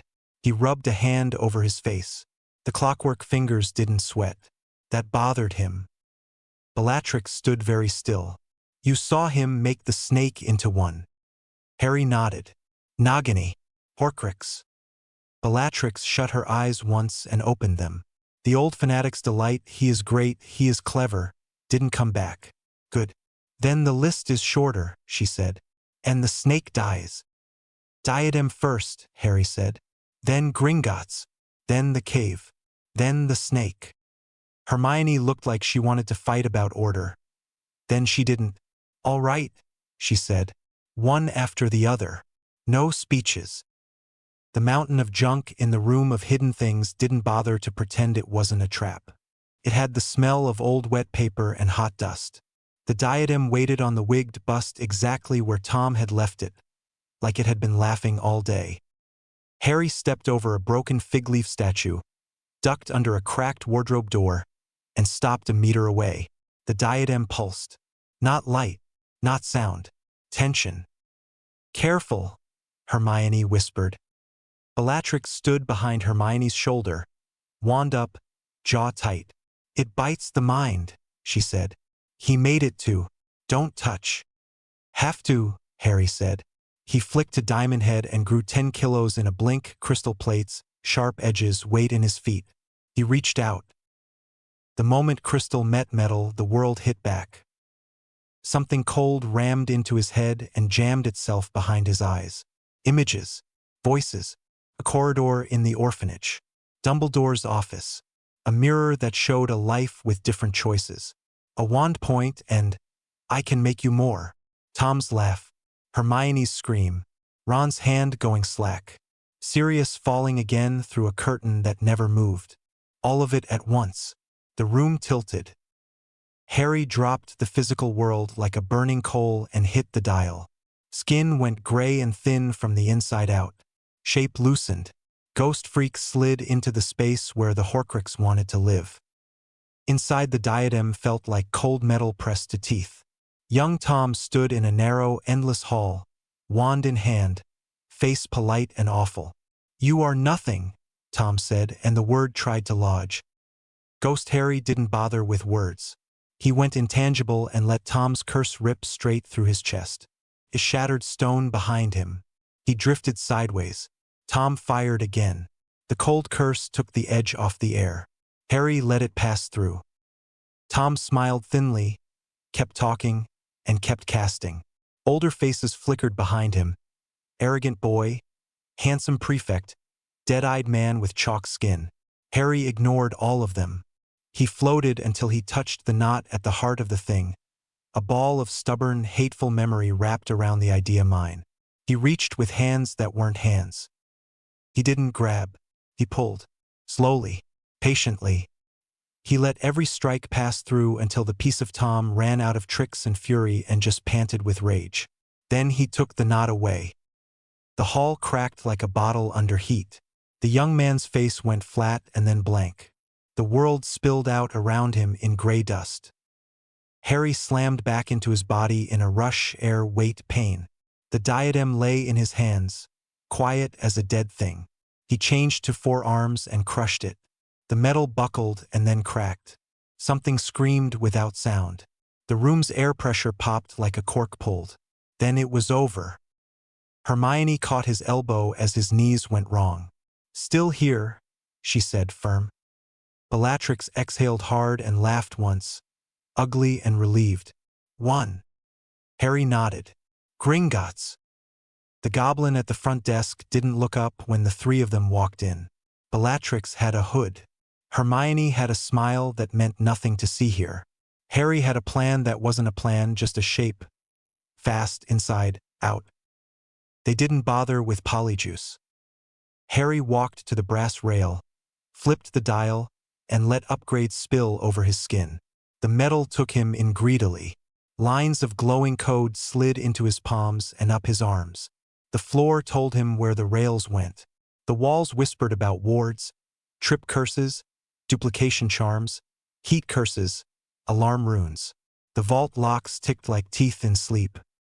Follow me, Harry said, voice coming out of a slit of green light in his chest. He slid into the cart system and became pulleys, rails, brackets. The cart waiting on track 3 twitched, then hummed, then looked smug. Hermione grabbed the side just as it shot forward. Bellatrix jumped in, swearing purely from momentum. The cart ate the first bend like a biscuit. Wind blasted hair back. The rails buzzed under their feet. Left at the old fire trap, Bellatrix said, eyes on the passing runes, brain counting. Down 2, then through the clawed gate. Already on it, Harry's voice said from everywhere. Rails, walls, the cart's bolts. Vaults ahead. 713. 227. Lestrange. Flagged. Cursed. Rude. Hermione laughed once and clung harder. Don't taunt the bank, Harry. I'm the bank, Harry said, and meant it. They shot through a jaw-shaped arch. A dragon shifted in its chains in the deep, gold eyes opening. It exhaled a heat wave that singed arm hair. Harry pulled out of the wall like a shadow peeling off. Upgrade fell away. Bones bulked. Skin turned thick and plated. The room shrank. Humungosaur hit the stone with a thud that made dust fall from the ceiling. He filled the tunnel with shoulder and chest. The dragon took one look at a creature that made it look small and rumbled uncertainty. Humungosaur bared teeth the size of tankards and roared, low and steady. The dragon blinked. Then it backed its head down and turned it away like a cat that refused to admit it was impressed. "Good boy," Bellatrix murmured, not sure who she meant. Hermione rolled her eyes and pointed. "Vault." Harry shrank mid-step without tripping, for arms this time, size cutting down to fit the door. He set 2 hands to the Lestrange vault and 2 to the floor. "Curses," he said. "Gemino. Flagranti." A black snarl. Bellatrix stepped in beside him without a pause and layered counterhexes over his strength. Shape neat and quick. "Break the break," she said under her breath, teaching and working at once. "Then open." Hermione added a ward net to catch anything that tried to multiply or melt skin. "And then open." They pushed. The door sighed and swung wide. It was a mountain range of gold and junk with a cup glinting stupidly on top. The curses woke. Coins doubled. Handles melted. Heat bit. Harry didn't give the room the time. For arms grabbed the cup in one upper hand and a fistful of nothing in the other, because anger needed something to hold. The replication curse tried. Hermione's net stopped it. The heat curse tried. Diamond Head's plates replaced red skin in a blink. Curses crawled over crystal and went nowhere. "Do it now," Hermione said, voice tight. Harry dropped all carefulness. For arms again, pure muscle. He crushed the cup with both upper hands. The metal fought like bone. He squeezed harder. A high, thin scream crawled up his arms and down his spine. He kept squeezing until the thing in the gold broke into 2 pieces and then dust. Silence. Then the room exhaled. Bellatrix let out a breath she'd been holding for years. Hermione shook and smiled at the same time. The dragon down the tunnel made a puzzled huff, then settled as if someone had put a blanket over its head. "Next," Harry said. His voice sounded like someone who hadn't slept in weeks and didn't plan to. "The cave," Bellatrix said. Hermione didn't argue. "Let's go." The cave mouth breathed cold. The water in the black lake lay flat like glass. Nomon. The air tasted like salt and rot. Harry stood on the shore for 3 seconds, then shook his shoulders once and hit the dial. Jet ray unfolded out of him. Wings, tail blade, red and black and fast. He jumped, skimmed, and slipped over the surface without touching it. The lake moved. Hands broke the water. White faces rose without breath. Inferi climbed in silence, dozens, then hundreds, hands reaching. The surface broke and knit together and broke again under their weight. Ron would have sworn for a week straight if he'd been there. Harry didn't slow. He dropped jet ray and hit heat blast midair. Fire replaced wings. Flames crawled up his skull. Heat rolled out off his hands in a clean, brutal sheet. The lake boiled. Steam punched into the sky in a tower. Ice-cold air turned to hot rain that didn't reach the ground before it vanished. Inferi screamed without sound as water left them. Skin crumbled. Bones fell and then turned to ash in the heat. The smell was awful. Burned fish, hot rot, old deaths. But he didn't stop until the bed of the lake showed itself in cracked lines. Silence after was a slap. The stone island in the center steamed. Harry walked across the blistered lake bed, fire dimming so he didn't bake his own feet. The green bowl of potion sat exactly where the visions had said. Even the bugs were dead. He switched to Diamond Head without dramatics. Crystal fingers. No blood. No digestion. He dipped a hand in the potion and brought it to his mouth. It wasn't needed. He drank anyway because that's how the stupid thing worked. The poison tried to grab nerves that weren't nerves anymore. It slid off. The taste was still foul, bitter metal, and old fear. He drank until the bowl emptied. He didn't fake the cough that followed. He hated everything about this. The locket lay in the bowl's bottom, real, heavy with a wrongness that buzzed against crystal skin. He took it and didn't give the cave a speech. He walked back across the cracked lake bed. Halfway to the shore he stopped, looked down at the thing in his hand, and changed.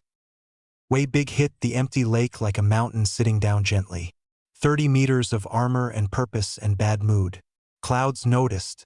The ground noticed more. He dropped the locket on the stone and stepped on it. The crunch rolled up his leg like stepping on a beetle amplified to cathedral size. The scream rode the same line, bright and thin and furious. Way Big pushed harder until the scream tapered into nothing. The locket went flat, then powder. He exhaled. Wind on the far shore knocked a line of dead reeds flat. Way Big shrank away like tide pulling back from a rock.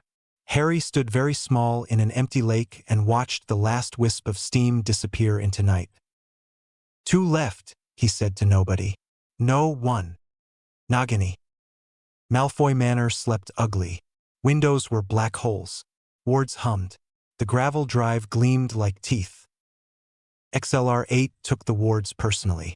He threaded them the way Hermione had shown him, count beats, hop gaps, never touch the same line twice. He moved too fast to exist for more than a blink on any scrying mirror. Inside smelled like polish and fear. He skimmed walls, rooms, corners. A house elf flinched at a breeze and didn't know why. The snake lay coiled in a warm basin in a dark room off the main corridor. Magic clung to her like oil. She lifted her head a fraction and tasted the air. She didn't see him. Nothing did. Harry stopped less than a heartbeat. Hesitation wasn't mercy. Hesitation was how people died. He snapped out of speed state long enough for bones to settle and hands to take shape. He grabbed behind the head with one hand and mid-body with the other and broke Nagini's neck in a clean, hard twist. The sound was small and final. The magic around her ripped like cloth. The air pressure popped. Something screamed far away, angry, shocked, wounded in a way it hadn't been in years. The room's candles guttered. Footsteps hammered somewhere above. Voices rose like a wasp nest kicked. Harry didn't stay. He ran the corridors in 3 steps and the lawn in 5 and was over the ward line before the first Death Eater made the door. He didn't look back. He didn't need to. The scream in the night said enough. Hogwarts towers cut the horizon like old teeth when he came in low over the forest. He dropped XLR-8 because speed hummed under his skin like a fever and he needed to breathe. Human feet hit the dirt just inside the tree line and almost buckled. He caught a trunk and stood until shaking turned into heat. The watch pulsed, steady as always. The castle windows glowed. An owl hooted like nothing had changed since dinner. Harry's chest heaved. He went inside. Hermione and Bellatrix were waiting in the room, a table buried in maps, lists, and a line of crossed-out names. Hermione looked up first, saw his face, and exhaled a breath she'd been holding for hours. Done. Diadem. Cup. Locket. Snake, Harry said. He couldn't make the words fancy. Didn't try. Bellatrix's shoulders dropped by a fraction, relief and bracing for what came next. He felt each one, she said. He'll come. Hermione took Harry's hand, quick and fierce. Then we finish getting ready, she said. We don't sleep. We plan. We warn. A low rumble rolled through the stone under their feet. Not thunder. Something moving closer. The castle's wards hummed. Not quite tremble, not quite sigh. Harry pushed his sleeve down over the watch. His hands were still shaking. He didn't hide it. He's coming for Hogwarts, he said. Good, Bellatrix said, voice flat as a blade. Let him. Hermione nodded once. We end it here. Outside, the night bent. Far off, a high, furious cry cut the dark and went on until it turned into something like a promise. The candles in the room flickered. The 3 of them stood in the circle of light and looked at each other like a team and not a mistake. Again, Hermione said, grabbing her list. Again. Bellatrix echoed. Harry hit the dial. Bones shifted. Skin changed. Thoughts narrowed and sharpened. This time, he held onto the human part with both hands even as the alien slid in and readied itself for war. Chapter 9: Preparing for War. Owls slammed into windows. Fireplaces flared. The castle's corridors filled with footsteps and the scrape of chairs. Messages went out fast, mirror calls, Patronus notes, quick quills on ripped parchment. Da kains glowed out in pockets. The great hall swallowed everyone who answered. Harry climbed onto the teacher's table because there wasn't time to be polite. Torches hissed. Benches creaked. The ceiling showed a low, ugly sky. Voldemort's coming, Harry said, voice hard, short. Tonight. If you want to run, go now. Silence punched the room. A few breaths hitched. Nobody moved. Second years pressed together. Seventh years held hands they didn't realize they were holding. Order members stood in a line along the wall and tried to look like a plan. McGonagall lifted her chin. We stay. Sirius leaned on a pillar, older, stubborn. We fight. Neville stood. We're with you. Draco Malfoy didn't leave. He looked green. His hands shook once. He stayed. Right, Harry said. We fortify. We train. We get in position. Eat now. Write your letters now. Then helmets on. He touched the watch under his sleeve. Pulsed like a second pulse. Chairs scraped. People moved. Stone breathed cold at the main gate. Harry slammed the dial. Crystal grew under his skin in a rush. Diamondhead hit the ground with weight that felt good. He shoved both hands into the flagstones. A hard, clean crack rolled out from his palms. Crystal walls punched up from the earth at the gate mouths. Angled to deflect, layered to catch. Edges locked like teeth. He stepped left and did it again.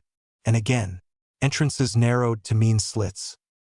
Potter, McGonagall said from behind him, voice sharp and controlled. What magic is this? Diamondhead looked over a shoulder of facets. The kind that wins wars, Professor. He finished the set and dropped form long enough to breathe. He ran to the courtyard armory. Dust, old oil, dented breastplates. Suits lined the wall like board statues. He hit the dial. Bones softened and flowed. Upgrades slid over iron like water over glass. The armor woke. Visors lit thin green. Fingers flexed. The suits looked at each other like men coming out of long sleep.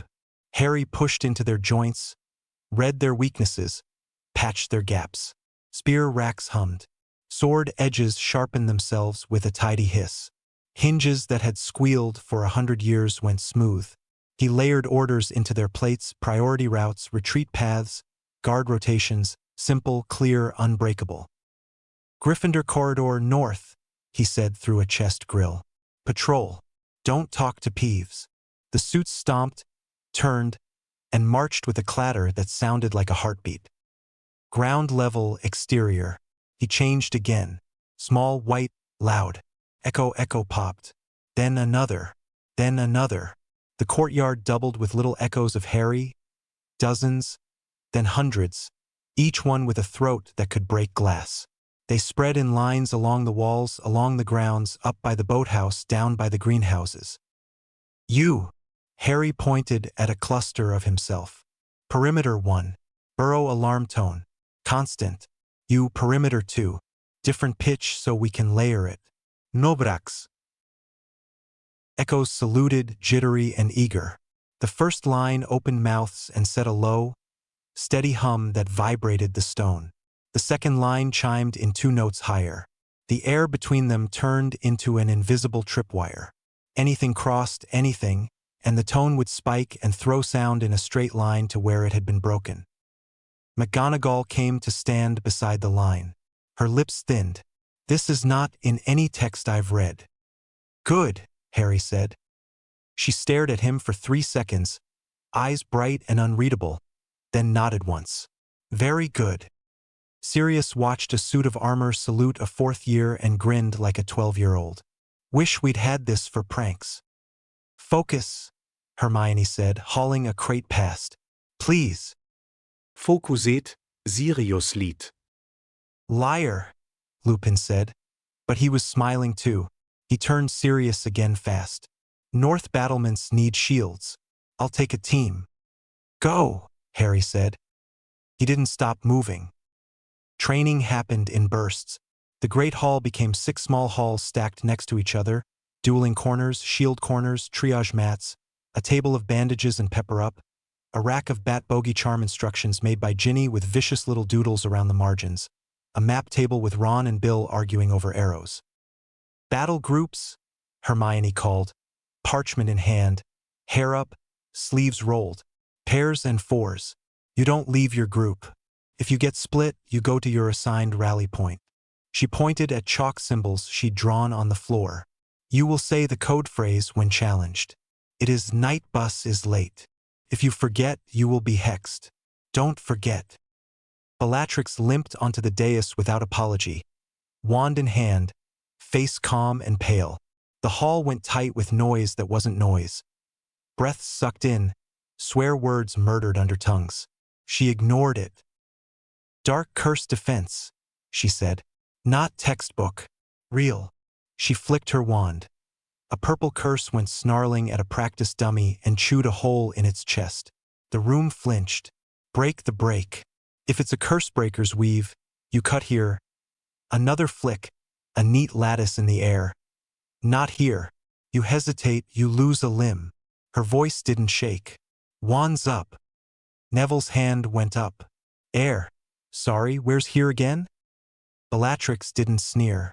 She walked to him, took his wrist, guided the gesture. There, she said, quiet. Feel it snag. Then push. Neville tried. The lattice wobbled and split. He stared, stunned, then grinned like he'd swallowed a sun. Thanks. Again, she said, already moving. Ron slapped a map down and dragged 3 Hufflepuffs to look. You're skirmish. You don't play hero. You hit and run. You get people out. If you see a snake the size of a train. It's dead, Harry said, walking past. Oh, Ron said. Right. If you see something else enormous and awful, don't poke it. Fred and George arrived with a sack that clinked. Fun things, George whispered. Don't ask where from. Contraband, Fred stage whispered. Helpful contraband. McGonagall scowled. If one of those is a fainting fancy, I will. It's not, they chorused. It was. Angelina and Alicia had 20 students in a tight circle. Shields, Angelina barked. On my word. 1, 2 now. 20 shields snapped up as one. Again. Faster. Demonstration, Harry shouted, climbing back on a table because he needed to. Silence rolled out quick. He flicked the dial. Diamond head. He thumped his chest. If you see this one, get behind me. I'm a wall. He flipped. Echo echo popped into a dozen. This one means cover your ears for 2 seconds. Then listen. I'll tell you where they broke in. He flipped again. Heat blast burned up his scalp. This one, stay out of my way. He changed, heavy and red. For arms punched both fists together. The sound cracked like a bat hitting a bludger. This one, don't stand in front of me unless you want to go through a wall. He changed one more time and stopped halfway between human and the outline that wasn't human. This one means run. Just run. Neville raised a hand, face serious. Which one's that last one? Harry grimaced. Way big. Not for long. He hit the dial. The great hall filled with a shadow and a gasp. For 3 seconds a colossal figure stood hunched under the enchanted ceiling, armored plates, tower-high legs, a hand the size of Hagrid's hut. The roof charmed itself taller to avoid being stepped on. The benches shook. Harry shrank. The room exhaled. Neville gulped. Right, he said, voice squeaky. Running. Got it. Luna drifted by with a helmet made of corks and something that glowed faintly. If you see rackspurts, don't breathe them, she told a 3rd year kindly. They make you miss your footing. Seamus practiced blasting a hole in a shield. Dean rolled his eyes and repaired it. Cho Organdit Ravenko be spell specially. Ginny tied her hair back and punched Michael Corner in the shoulder when he flinched at Bellatrix's voice. Focus, she snapped. Less flinching. More hexing. Harry ran until his lungs hurt and still didn't feel fast enough. Night pushed in at the windows. The astronomy tower wind cut right through robes. Harry and Hermione stood by the parapet and let it freeze them on purpose so they could think. Below, the grounds glowed faint and busy. Wards hummed. Students in lines moved like pieces on a board that was their home. From up here it looked ordered. It wasn't. It was fear and choice and stubbornness stacked together. "If I don't make it," Harry said. Hermione's head snapped around. "You will."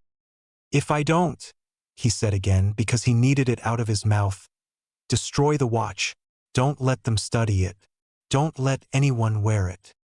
Hermione swallowed and nodded. Once. Hard. "Okay." She stared out at the dark like it was a test she could pass. "You're still making it." "Yeah," Harry said. His hands were numb. "Yeah." "Harry?" she said, voice softer. I'm glad it's you." She nudged his shoulder. "Even when you're impossible." He huffed. "Same." They stayed 1 minute. Then they left because staying hurt. Ron waited in the corridor with his hands in his pockets like a 12-year-old who'd broken a rule. He looked up and then away. "Sorry about yelling earlier." He scratched his neck. "Being a prat." Harry shrugged. "Sorry about Bellatrix." He looked Ron in the eye. "You don't have to forgive her. You don't have to like it." Ron breathed out hard. "I don't. But I trust you." He stuck his hand out. "We good?" Harry shook it. "We're good." Ron pulled him into a quick, hard hug anyway. "Don't die," he muttered. "You too," Harry said into Ron's shoulder. Bellatrix stood at the end of the next corridor like she'd been waiting without meaning to. No Teatrix. Just her, quiet, hands folded so she wouldn't fidget. "You don't owe me anything," Harry said. She looked at the stone. "I owe you everything," she said, the words like glass in her throat. "You gave me myself back. Help me keep everyone else's," he said. She met his eyes and nodded once. "I will." She turned away before he could answer, because that much honesty in 1 minute made her skin itch. Around the castle, small human things happened because they had to. Dennis Creevy wrote 3 lines to his mum and crossed 2 out. Lavender put a note in Parvati's pocket without saying anything. Justin Finch-Fletchley cleaned his glasses 3 times and handed Hannah Abbott a chocolate frog card like it mattered. McGonagall stood alone in her office for 10 seconds and straightened a portrait frame and then went back to work before anyone could see her hands shake. Sirius folded a torn photo of the old order and tucked it in his pocket, then took it back out and looked again and smiled like an idiot, then put it away. Lupin wrote a name on his wrist in ink and smudged it and wrote it again. Hagrid fed Fong 2 extra sausages and said he was a good boy until the dog fell asleep to the sound of his voice. Everyone moved. Nobody slept. Draco found Harry alone in an empty classroom with a broken chalkboard and a cup of tea that had gone cold. He shut the door without touching it like it might bite. "My father's with him," Draco said. His face looked thinner than last year. "You know that?" "Yeah," Harry said. "I won't fight him," Draco blurted, then swallowed. "I can't. I won't." "I'm not asking you to," Harry said. Draco stared at the floor. "I won't fight you either. Not anymore." His voice went flat. "I'm not stupid. I know which way the wind's going." Harry waited. Draco dug in a pocket and pulled out a scrap of parchment. His hand shook. "Positions," he said. "Ritual team. The ones who always make the wards. Names. Passwords they like to use when they think they're clever." He swallowed again.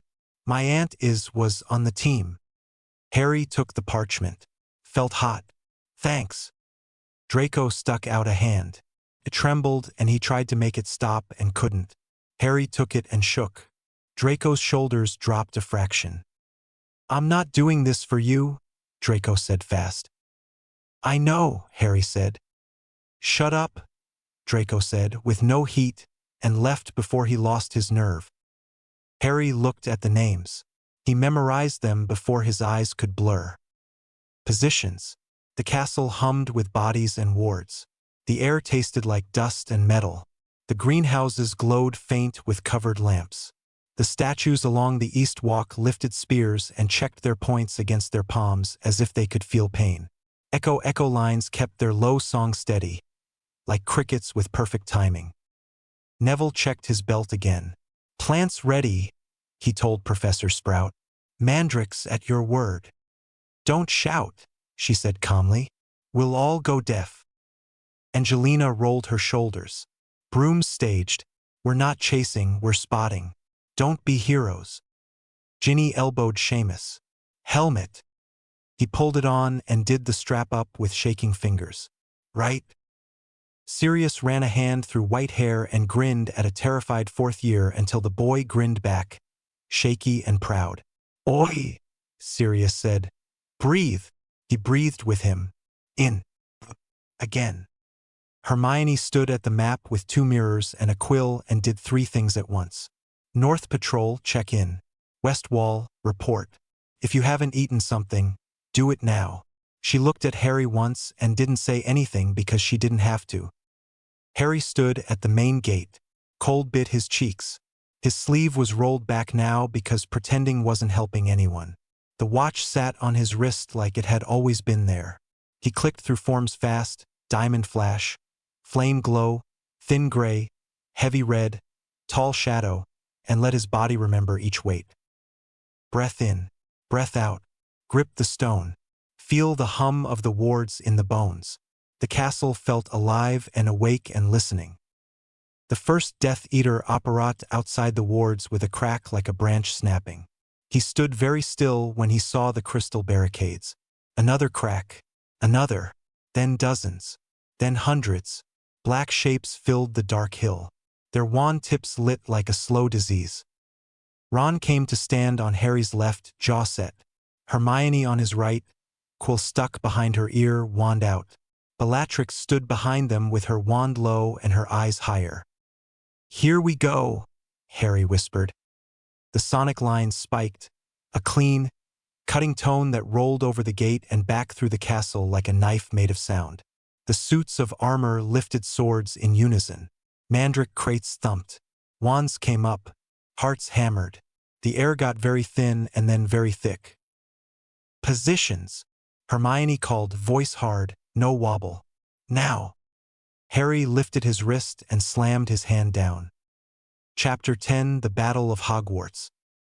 The first blast hit the crystal wall like a lorry. Cracked, didn't break. The second hit. The wall held.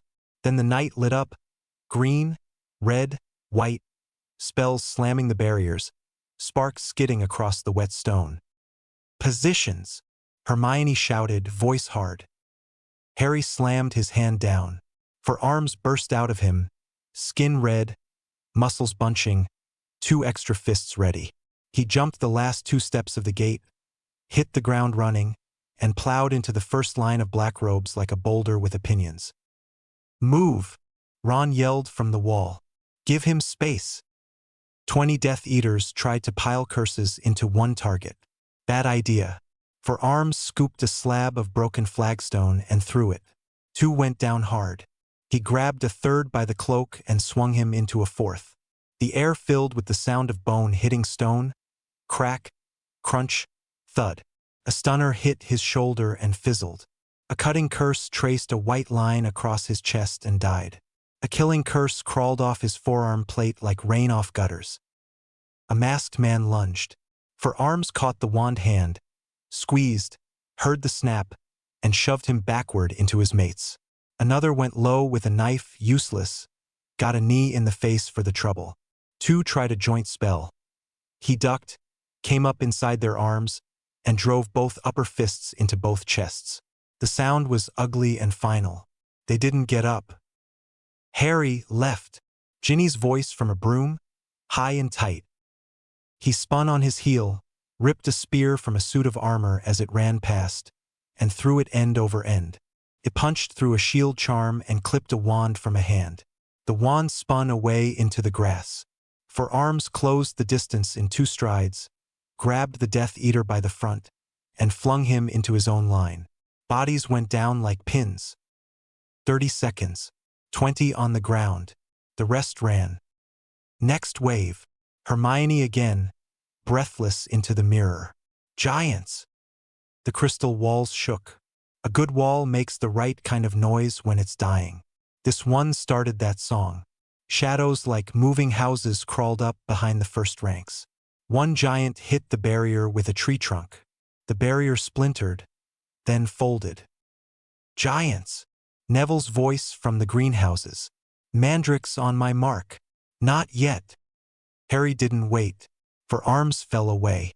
Humungosaur slammed in, skin-plated, legs like pillars. The ground felt small under his feet. He waded through the broken gate and met the first giant face to face. It roared. He roared back, louder. They grabbed each other by the forearms like wrestlers in a muddy field. Fingers dug, plates creaked, breath steamed. The giant tried to headbutt. Humungosaur leaned back and let its skull smack chest armor. It yelped and saw stars. Humungosaur twisted, dropped his weight, and dumped the giant onto its back. The courtyard shook. He followed through with a 2-handed slam to the sternum. Ribs gave. Breath left. The giant lay still. "Watch your right," Luna called, terribly calm, from a rooftop. Second giant, club already mid-swing. Humungosaur stepped in and took the hit on his forearm. Bones ringing. He grabbed the club in both hands, ripped it free, snapped it over his knee, and smacked the giant across the jaw with the broken end. Teeth flew. The giant stumbled. He shouldered it aside and stomped it into the paving until it stopped moving. Brooms whipped by his head. Students shouted. Spells broke and died on crystal layers he'd raised earlier. A third giant pushed through the splintered gate, stumbled on a fallen Death Eater, and took a mandrick to the ear for its trouble. It screamed and clutched its head. "Now!" Neville yelled. A dozen more mandricks came up, mouths wide. The scream hit flesh and brain. Death Eaters dropped like sacks. The giant wobbled, knee buckled, and fell. Harry shrank on purpose mid-run.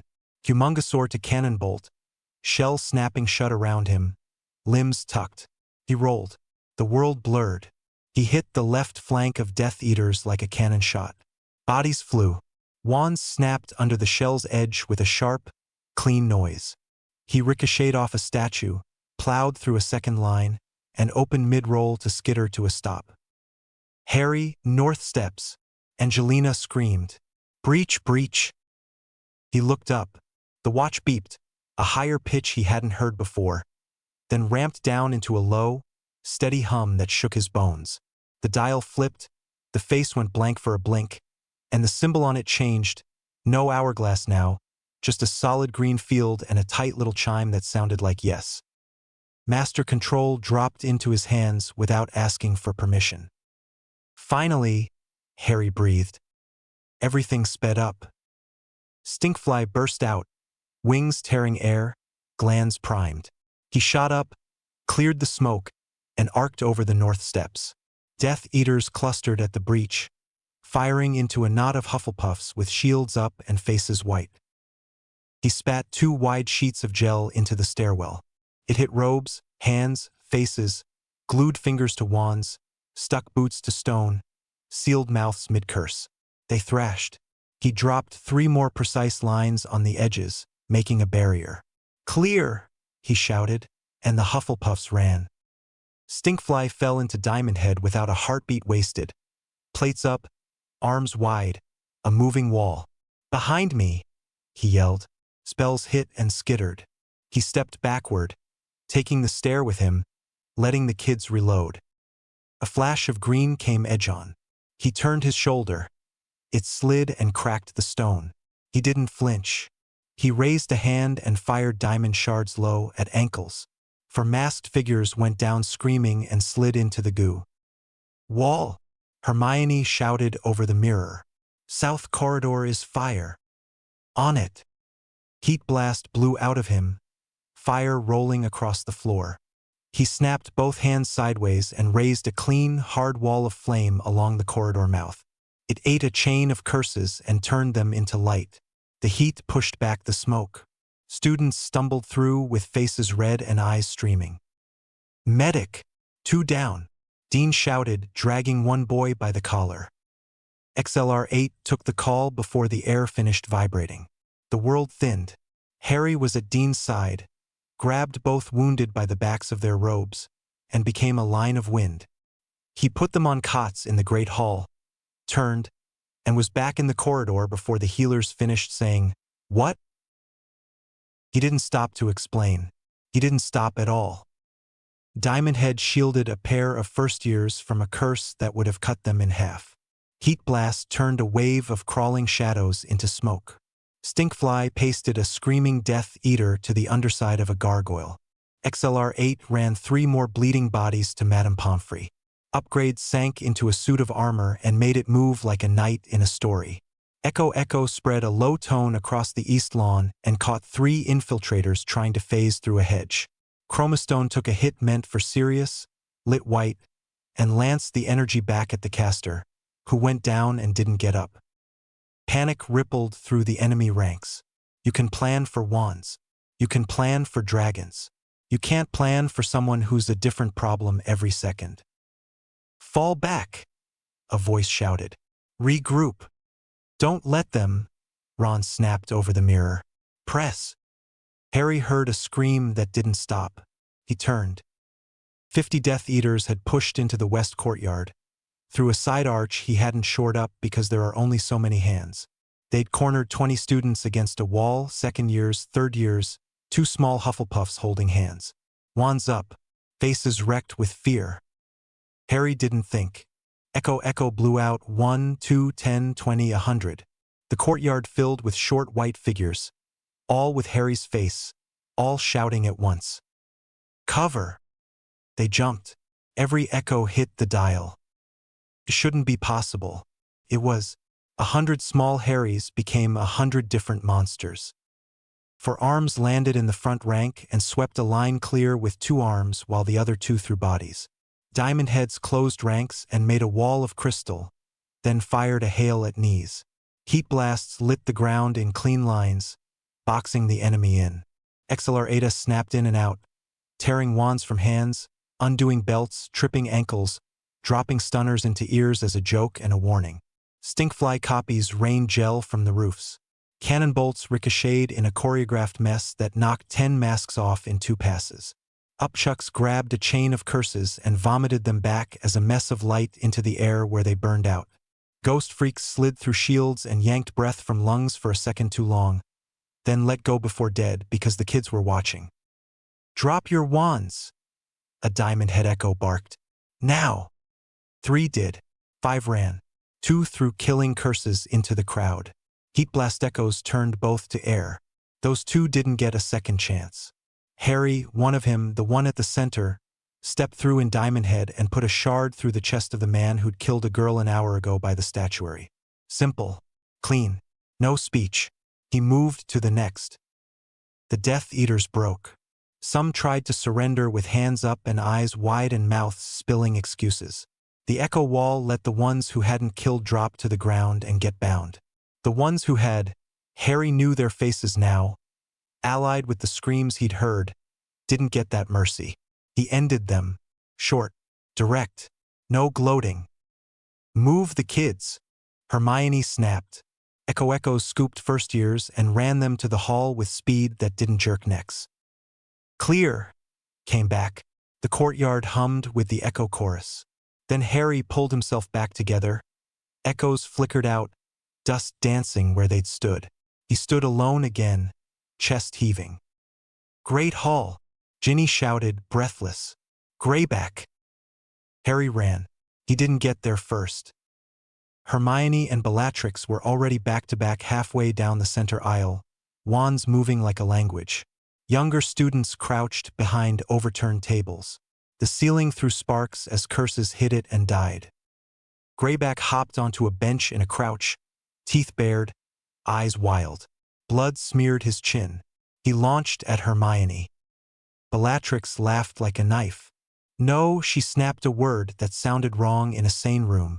The curse hit Greyback in the chest. His skin went red all at once, then darker, then bubbled.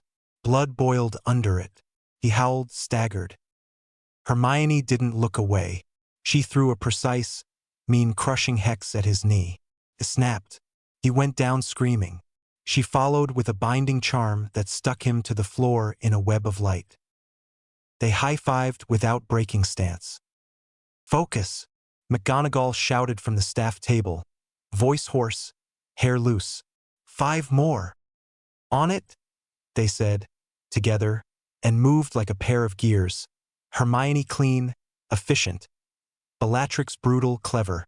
Kids behind them breathed a second easier and raised wands and added their own hexes in little terrified bursts. "Minerva!" Flitwick called from the far side. "Left!" McGonagall spun, 3 at once on her, 2 cutting curses, 1 blasting hex. She parried one, sidestepped another, took the 3rd on her shoulder and hissed. She was losing ground, feet sliding, breath going ragged. Harry hit the dial and went gray and heavy. Clockwork. The room slowed until candles were frozen drips. McGonagall's face, set and furious, hung in the air like a statue. 3 curses crawled like lazy snakes toward her. 3 Death Eaters leaned forward, mouths half open. Harry walked through it. He took McGonagall's wrist gently and nudged the wand an inch to the left, an inch up. He stepped in front of her, moved a loose flagstone with his boot, put it right where a foot would go. He turned 1 Death Eater's wand hand a hairline off. Time snapped back. The 3 curses hit empty air. McGonagall's spell moved a hair, took all 3 in the chest. They dropped. She blinked, looked at Harry's metal face. "Thank you, Potter," she said, crisp as always.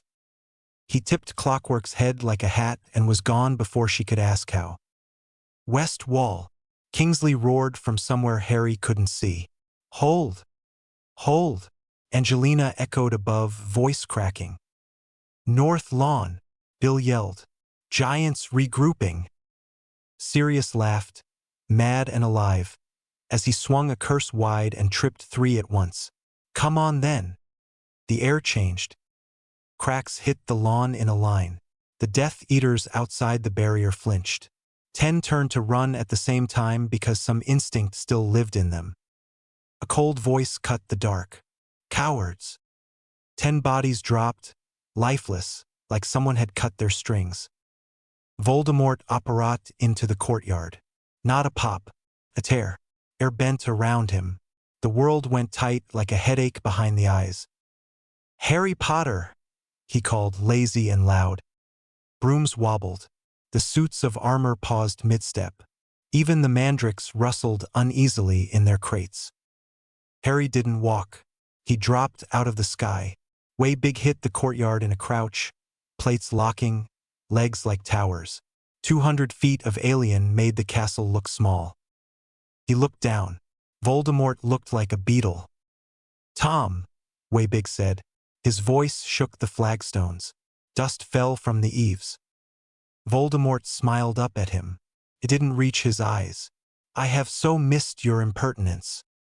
Way Big took 1 step. The ground cracked. He reached down to end it quick and clean, 1 grab, 1 squeeze. Voldemort moved a finger. The air around Way Big's wrist turned black and hot. It bit through plates. Pain flared, bright and sharp. Not physical. Old. Designed to ignore body and go straight to whatever you were. Way Big snarled and pulled back. The curse etched lines into alien armor like a quill writing a name into bone. "Ancient magic, child," Voldemort said, tone light. "Magic that does not care what your skin pretends to be." Way Big swatted anyway. The hand hit a wall of nothing and rebounded with a smack that rattled windows. He staggered. Voldemort flicked the wand again. The next curse went under the armor and stayed, burning, changing. Way Big's knee buckled. The ground groaned. Students screamed and ran for cover. Harry shrank on purpose before he crushed his own side. Diamond Head. The curse crawled over Crystal and looked for purchase. Voldemort threw a hex that spidered up the plates. Harry let Diamond Head go and was stinkfly mid-fall. He jetted sideways, spat gel. The gel dried in a neat line in the air and then peeled off and dissolved like he'd spat into acid. "Cute," Voldemort said, still smiling. He blurred sideways like he wasn't making effort at all and appeared at the base of the steps. "Try again." XLR8 sprinted in and found the world different, like moving through syrup. Slowed. Voldemort had thickened time in a bubble around himself. Harry took one step and it felt like 3 minutes. He snapped out, abandoned speed, and went chromastone. Spells slammed him. He glowed bright, too bright, painful, and fired back. Voldemort twisted and the beam bent away like it was embarrassed. "Harry!" Hermione in his ear. "Don't stay alone with him." "Not alone," Bellatrix said, voice low, anger like iron. She threw a curse that would have folded a mountain at Voldemort's back. He broke it in two with a lazy turn and sent both halves at Harry. Diamond Head again. Plates up. Both hit splintering across his chest. He slammed a wall up in front of 3 first-years who'd been too stunned to run. The wall cracked. He shoved them to Ginny without looking. Voldemort raised both hands. The sky over the courtyard went wrong. Clouds closing like a fist. Lightning purple-black. The air smelling like metal and rot. The blast he sent wasn't a spell with a name. It was a chunk of old hate. It hit Heat Blast and kept going. It hit Diamond Head and carved lines into him. It hit 4 arms and left his arms numb.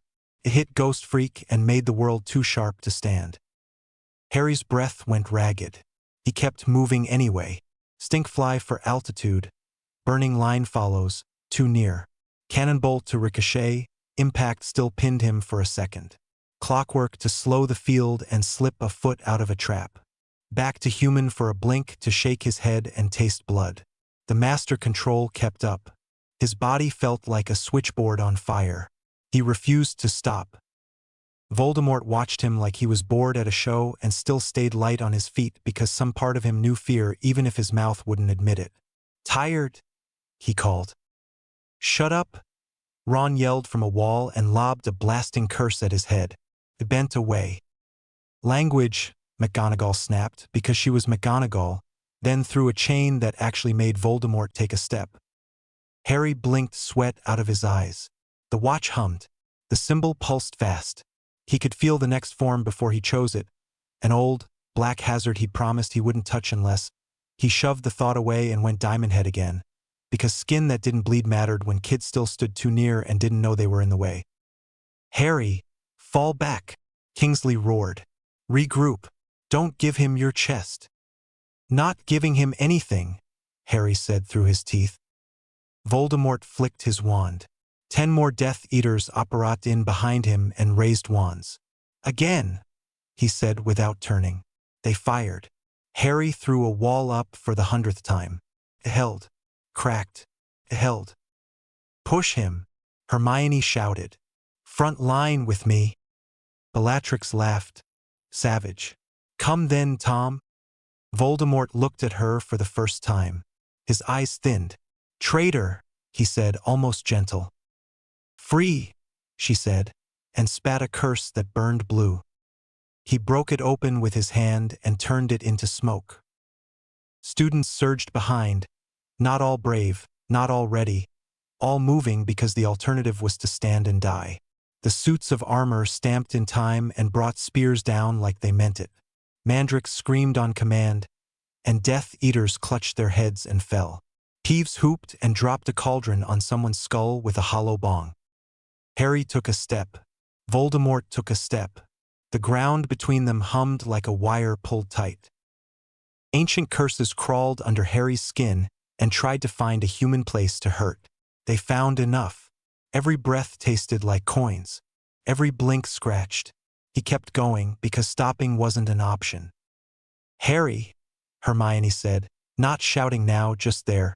"We're with you." "Always," Ron said, voice shaking, not backing up. "End him." Bellatrix said, eyes bright, smile thin. Voldemort tilted his head, amused and furious. Come then, he said softly. Show me your last trick. The watch flashed once, bright, hard, wrong. The black hazard symbol pulsed, waiting. Harry's hand hovered. The knight held its breath. Chapter 11: The Final Transformation. Spells slammed the stone like hammers. The courtyard shook. Smoke burned throats. Voldemort flicked his wand and tore a chunk out of the main steps. Rubble rolled down like loose teeth. Harry hit the dial and moved. Diamond Head, plates up, arms wide. A shriek cut the air. Voldemort snapped a sonic curse at the chest. The sound dug under the crystal and pried. Lines cracked across Harry's ribs. He staggered. A second pulse shattered his left forearm into glitter. He dropped the shield and changed before the next hit landed. Heat blast. Flames up. Heat rolling. Voldemort drew a thin circle in the air. The ring locked and snapped shut. Fire froze mid-flicker, turned gray, crusted, died. Heat blast, skullfire guttered. Cold bit bone. Harry dropped the form and moved again. Ghost freak, weight gone, world thin. Voldemort didn't aim at the body. He aimed behind the ribs with a word that tasted like iron. Pain stabbed the empty place where breath should be. Harry hissed, slid sideways out of phase, felt that curse scrape anyway like a hook. He bailed. XLR8, sprint, lunge, hit. The earth around Voldemort thickened like syrup. Speed died 5 feet out. Harry's feet dragged through treacle. He pulled back and jumped forms fast. For arms, charge. Voldemort lifted a finger.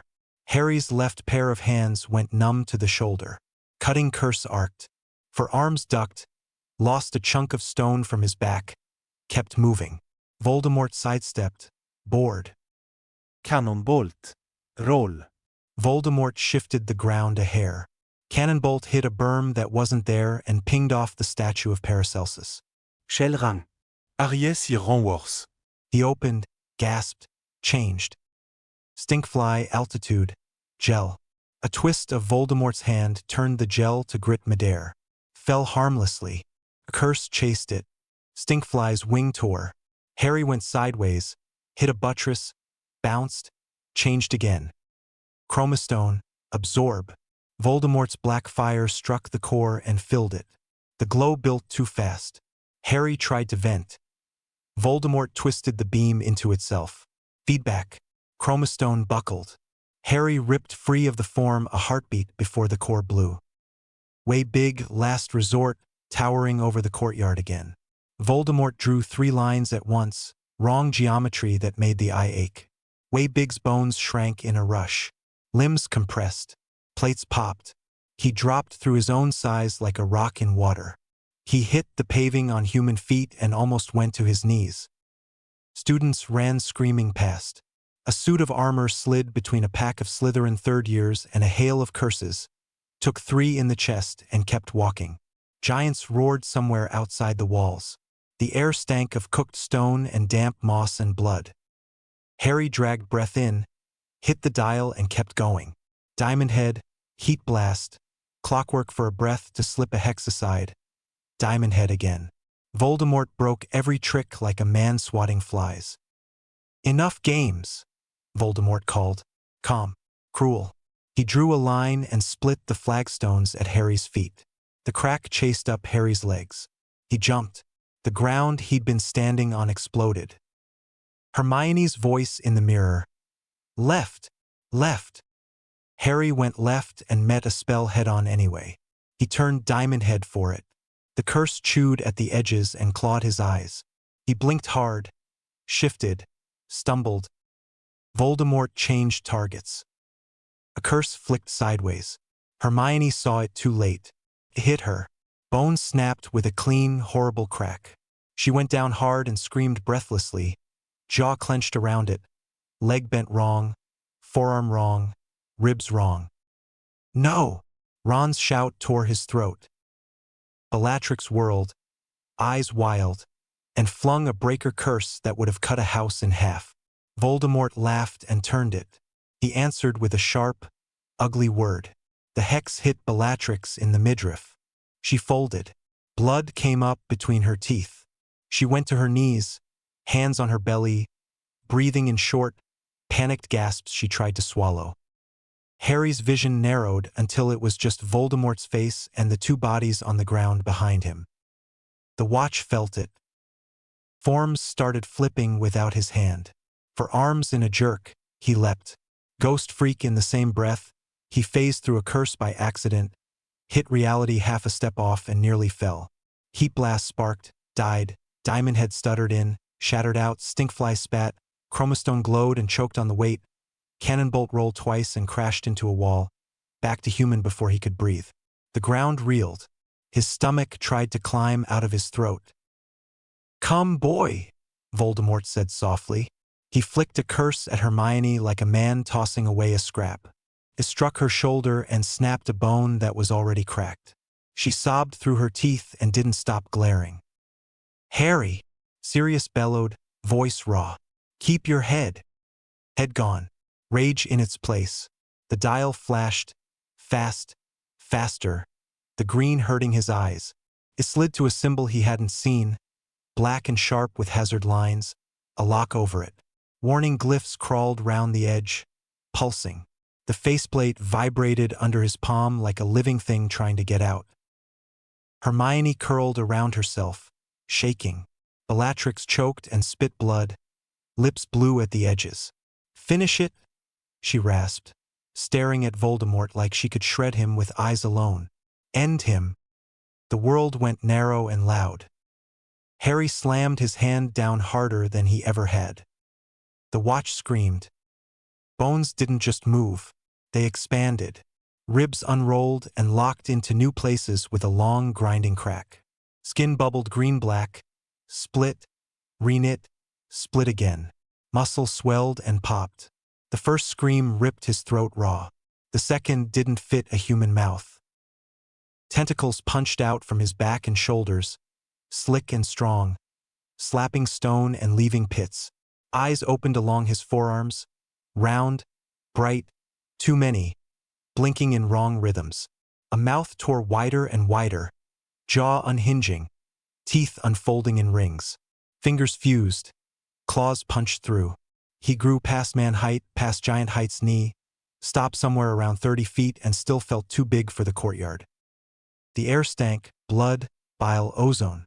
Students ran at the sight without shame. Death Eaters ran too. Giants on the lawn turned, took one step back without knowing they'd done it. Even Voldemort took a neat half-step like the floor had moved. Harry's mind went with his bones. Thoughts snapped. Instincts flooded in to fill the gap. Feed. Feed on magic. Feed on anything that moved. Hunger pounded louder than his heart. The human part hammered at the inside of his skull and got nowhere. The chimera roared.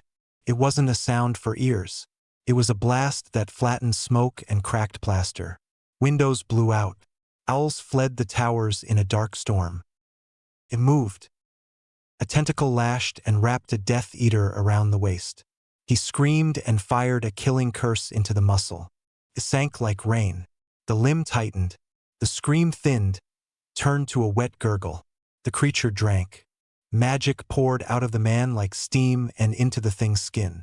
The body went gray, then slack. The corpse hit the ground like a bag of sticks. Husk.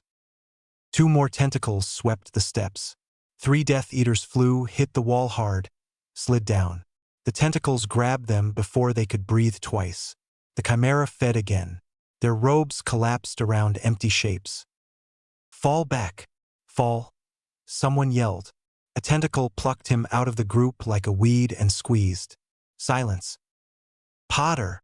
Voldemort shouted, finally loud. He threw a killing curse straight at the chimera's head. The bolt hit the left eye and vanished. The eye blinked once, then opened brighter, fed. The creature laughed, a low, wrong rumble. Fiendfire roared to life from Voldemort's wand, dragon heads and wolves and screaming faces. The chimera opened its mouth and inhaled. The fire went in like smoke sucked down a chimney. The shapes clawed at the teeth and broke apart. The beast swallowed and shuddered with pleasure. Plates along its shoulders brightened. The next tentacle whipped faster. Ancient chains of dark magic spun out from Voldemort's hands and wrapped the Chimera's torso. The link's cut living flesh sank, bled black. The thing flexed and the chains broke. Magic bled out, flowed back into the wounds, sealed them. Voldemort changed tack, ritual words, reality bends, time stutters. The creature stepped through like the trap was a puddle. It moved wrong and right, too fast for its size. Tentacles finding purchase on stone and flesh and wood. "Get away from it!" Kingsley roared. "Back! All units back!" The Chimera didn't care. It hunted. It found a knot of black robes trying to shield each other. It hit them with 4 limbs at once, grabbed, squeezed, drank. Bodies dropped like clothes with no one in them. The smell turned thick. Students gagged. McGonagall's face went ash-white and set anyway as she hauled a bleeding boy out of range by the collar. The monster turned. Voldemort stood at the foot of the shattered steps, wand raised. His mouth was set. His eyes were cold. He fired curses that didn't have names anymore. The Chimera swatted them aside and lunged. Tentacles wrapped the Dark Lord, 2 at the shoulders, 1 at the waist, 1 at the throat. The texture of his robes charred and crumbled where they touched. He screamed, real now, not theatrical. He fired a killing curse at the limb around his neck. It sank and fizzled. He clawed at the flesh with his free hand and came away with black slime that ate his skin. "No!" He spat, voice gone ragged. He flung a burst of power that would have splintered a tower. The Chimera opened its mouth and took it in like rain. The draining started. Voldemort's skin grayed by shades. Veins stood out. His eyes sank. The cut on his hand from another life split open again and ran dry. The thing drank the soul bits too. The wrong anchors wired through him, ripping them loose like barbs. He shrieked when the first tore free, then again with the second, each one a pitched whine only the magically alive could hear. He aged a decade in a breath. His robes went loose on his bones. He moved his wand for one more word, maybe a plea, maybe a curse. A tentacle crushed his wrist. The wand snapped. "Tom!" Bellatrix choked from the floor, half laugh, half hate, blood on her lips. Voldemort tried to answer and had no breath for it. His face caved inward like paper under water. The creature squeezed harder. Bones cracked. The scream ended on a dry rasp. Voldemort sagged. The thing drank the last of the rot that kept him standing. What was left fell to ash in the Chimera's grip. The ash blew apart and scattered in the next breath. No body, nothing to bury. Silence hit the courtyard in a slap. Then the monster roared in triumph and turned its head. Students stood in the open in a cluster, faces washed white, wands half-raised, frozen between running and firing. The creature saw them and saw food. It started forward. "Harry!" Ron screamed, voice breaking. "Harry!" No answer. The thing's eyes, all of them, fixed on the nearest heat and fear. It stepped. If it reached them, there'd be nothing left but robes. Hermione moved. She crawled. Every breath hurt. The potion Madame Pomfrey had rammed between her teeth 2 minutes ago kept her conscious and angry. Bones grated. Vision doubled. She kept going. The watch's faceplate lay half-buried in dust and blood where it had ripped off in the change and skittered. Her fingers brushed it and slid. She grabbed again and closed her hand. "Harry," she whispered. Because talking louder would turn into a scream she didn't have time for. "Harry, stop." She dragged herself another foot. Another. The Chimera's shadow fell over her. Heat beat off its skin in waves. It smelled like iron and burned meat. A tentacle slammed the stone 2 yards to her left and left a smoking hole. Hermione's fingers found the watch's central button under grit and gore. She pressed. The symbol flashed. Black hazard, warning, lock. She pressed again, harder. "Harry, come back," she said through her teeth. "Enough." The Chimera stuttered. A tentacle hesitated in mid-air and twitched like a startled snake. One of the eyes along its forearm blinked wrong. The mouth opened and closed once, confused. The thing made a sound like a choked breath. Hermione hit the button a third time and held it. "Come back," she said, shaking, furious. "Now." The watch obeyed the person Harry trusted most. The creature convulsed. Tentacles whipped and then shrank. Eyes squeezed shut and sank. Plates collapsed. Green-black flesh sloughed and pulled tight. Bones snapped backward into human places. The roar turned into a scream that turned into a hoarse, human shout and then into nothing as breath ran out. The whole mass dropped. Harry hit the stone on his side and slid. Naked, skin streaked with ash and blood. Hands clawed at the ground and found nothing. He sucked air and coughed until he choked. He didn't wake. Silence. A long, raw, impossible silence. Then someone sobbed. Then 3 more. Then a scream of pure relief that turned into laughing and crying at once. Then the hallways and the walls and the people who were left realized what had happened and sound rushed back. "Voldemort's gone," Neville shouted from the steps, voice cracked, eyes wet. "He's gone." Brooms dipped and wobbled. Wands sagged. People sat down where they stood because their knees went. Others ran without knowing where they were going and ended up in piles, hugging whoever they hit first. Ron stumbled to Hermione's side, dropped to his knees, and got his arms under her shoulders without touching the bad places. "You absolute legend," he said, crying and laughing, forehead against hers. Hermione clutched the faceplate like a lifeline. "He'll need clothes," she said with a wild, wrong little giggle. "Sock and water." "On it," Ginny said, already yanking her robe off and throwing it over Harry's hips before any first-year fainted for a different reason. "Don't look, you pervs," she snapped at Seamus, who wasn't looking, then looked away harder. Madame Pomfrey skidded in on bad shoes, hair falling down, wand out. "Clear space. Clear." She hit Harry with 3 charms in a row, then Hermione with a splint that screamed when it set and then went quiet, then Bellatrix with a sealing spell that stopped the internal bleeding cold. "Don't talk," she ordered all 3, as if any of them could. Sirius stood over them, shaking, white hair stuck to his forehead, eyes bright. He put a hand on Harry's shoulder and squeezed once, hard, like his hand was the last anchor to the world. "You did it," he said, voice gone. The courtyard filled with people, and then it didn't because everyone made space around the 3 on the ground like the air there was something holy or dangerous. The suits of armor lowered their spears. The echo lines wound down. The mandrakes went back in their crates and grumbled themselves to sleep. McGonagall stood at the foot of the steps, hand on the banister because her legs were shaking. She looked at the ash blowing where a man had stood and at the boy on the stone and let herself blink hard. Once. "It's over," she said, soft and stunned. Bellatrix coughed and spat blood and smiled anyway, thin and feral and free. "It's over," she echoed, voice like a broken bell, proud and wrecked. Hermione closed her eyes for 3 seconds, opened them, and kept her hand wrapped around the watch faceplate until her fingers cramped. "It's over," she said, and didn't let go. Above them, the enchanted ceiling cleared. The first stars came out. The wind shifted and carried the smell of rain coming. Somewhere in the rubble, a damaged clock tried to strike and managed 2 weak chimes before giving up.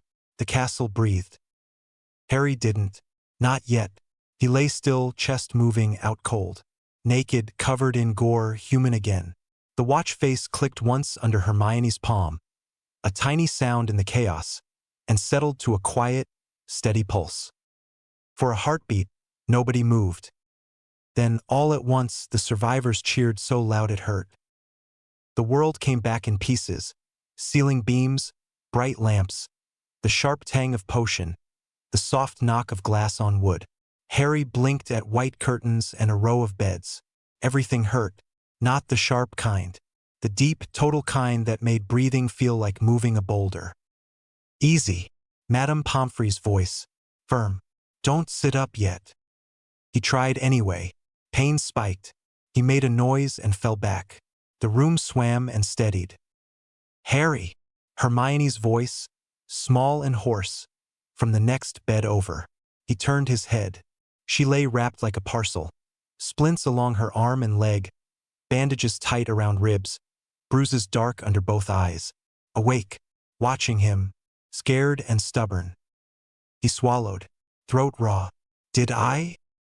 You won, she said. She didn't smile. Not. How many did I kill? His voice scraped. Hermione blinked, once, slow. She looked at the sheet bunched in her fist, then at him. Do you want exact numbers?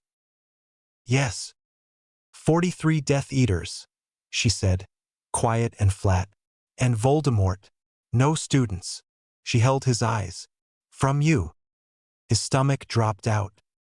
He turned his head, grabbed the basin Pomfrey had left by the bed like she knew, and was sick until there was nothing left. Madame Pomfrey held the back of his neck without a word and put a cold cloth on his forehead when it was done.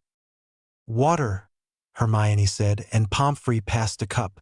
Harry rinsed, spat, then drank like he'd crossed a desert. Ron, he croaked.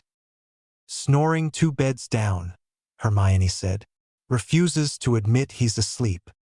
Not asleep, Ron mumbled from behind a curtain, then made a noise that was definitely a snore. Harry breathed. It hurt. He did it again anyway. He looked at Hermione's bandages. You okay? She rolled her eyes. Define okay. Her voice softened. You stopped. He stared at the ceiling. You pressed it. Faceplate fell, she said. Thought it might still.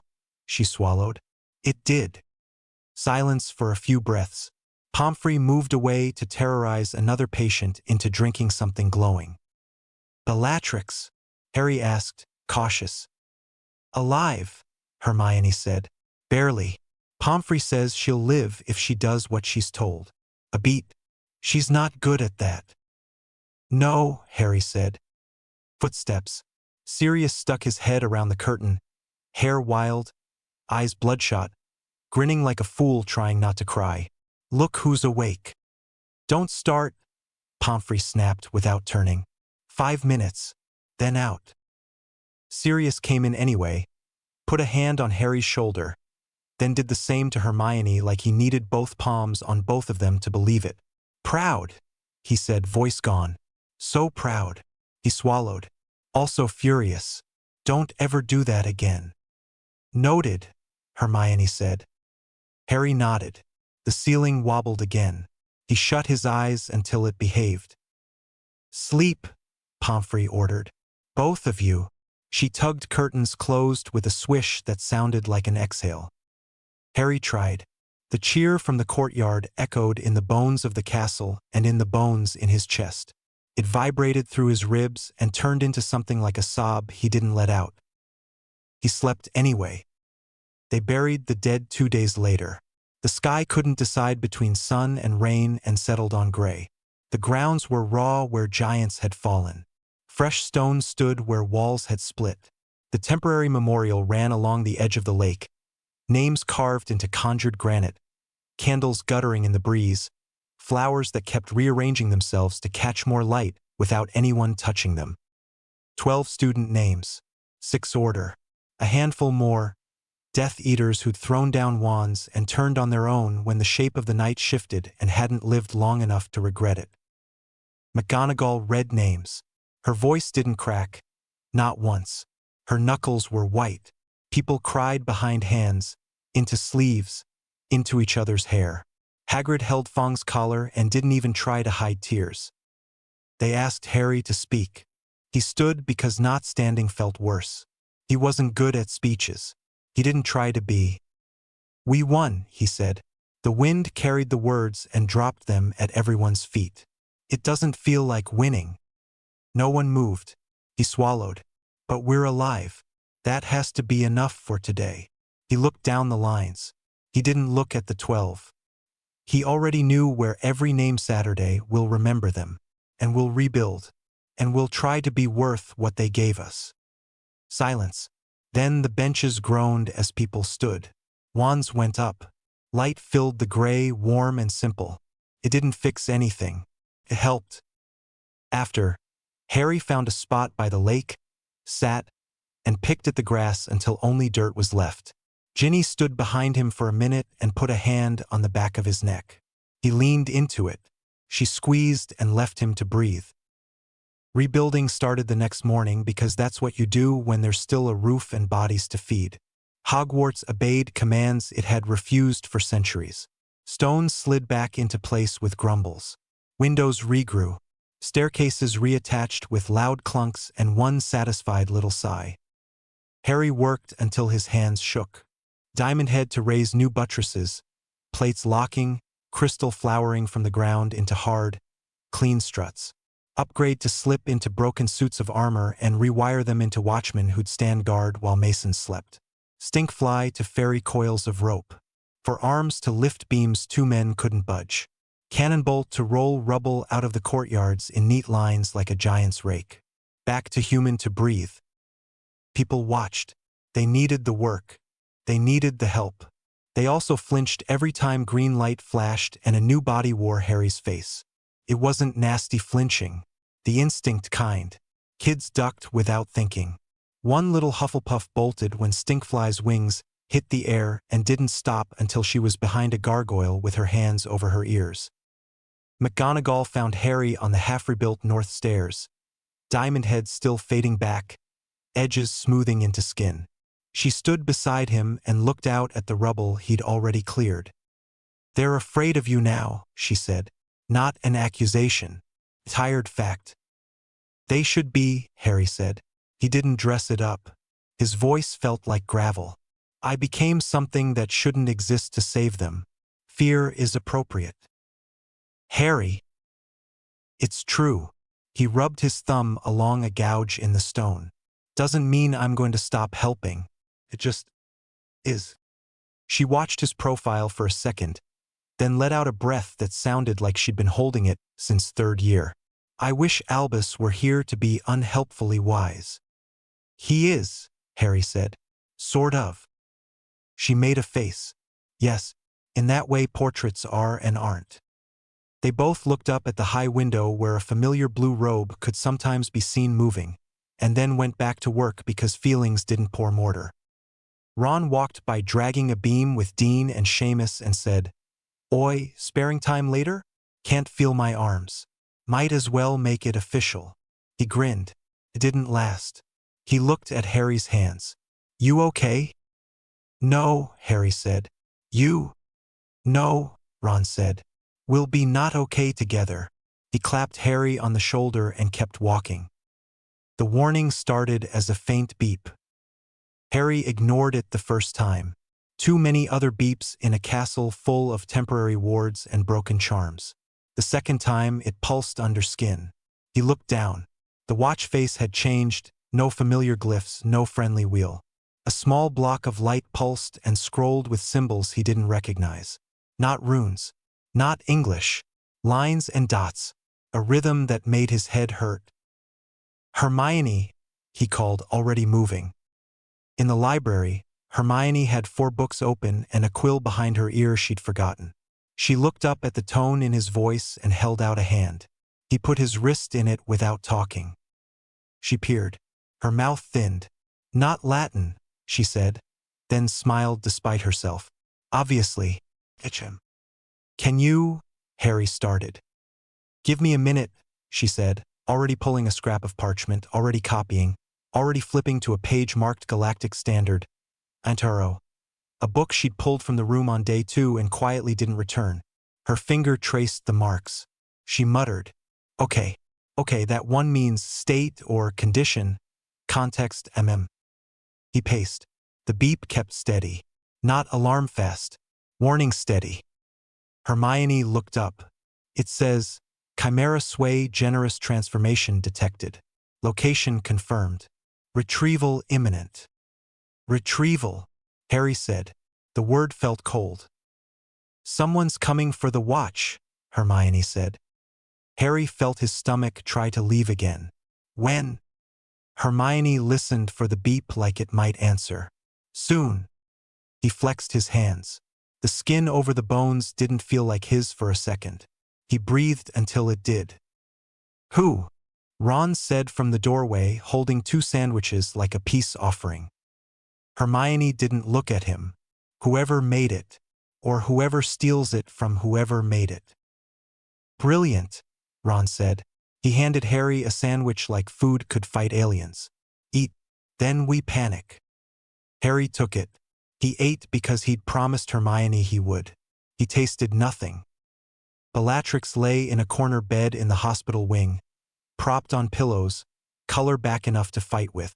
She looked smaller, not weak, just less, full of noise. Harry stopped in the doorway. She raised an eyebrow. Come to gloat, she rasped.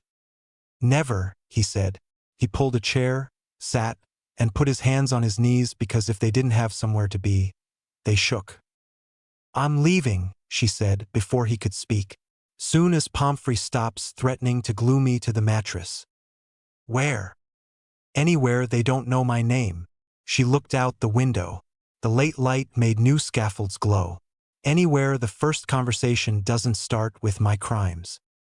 You could stay, Harry said, gentle. People don't have to. They do. She smiled without teeth, a human shape of a smile she hadn't had before. And they should. I'll find somewhere that isn't here. He nodded. Put a hole in his chest anyway. Will you write? She blinked like the question knocked her off her footing. Would you read them? Yes. She looked at him for a long second, like she was measuring a spell. Then she reached out, awkward, and he stood to meet her halfway. The hug was brief and clumsy. She was sore everywhere. He was bruised everywhere, but it was real. First honest contact she'd had in decades. She held on for 1 heartbeat longer than felt safe and let go fast. Try not to destroy any more gods, she said, voice dry, eyes wet. No promises, he said. Good, she said, and looked away because her face was doing things she didn't like. Go on then. Save the world from whatever's next. He left before he could say anything stupid like thank you for being here. In deep space, far past the moon and the slow, dead rocks, a ship drifted in a sea that wasn't water. Its hull was scarred and mean. Lights crawled along it like organisms. Inside, for eyes narrowed at a map that wasn't a map so much as a wound in the black. Set course for the 3rd planet, Vilgax said. His voice rolled like an engine. A navigator bent over a console. Lord Vilgax, the inhabitants? Primitives, Vilgax said, bored.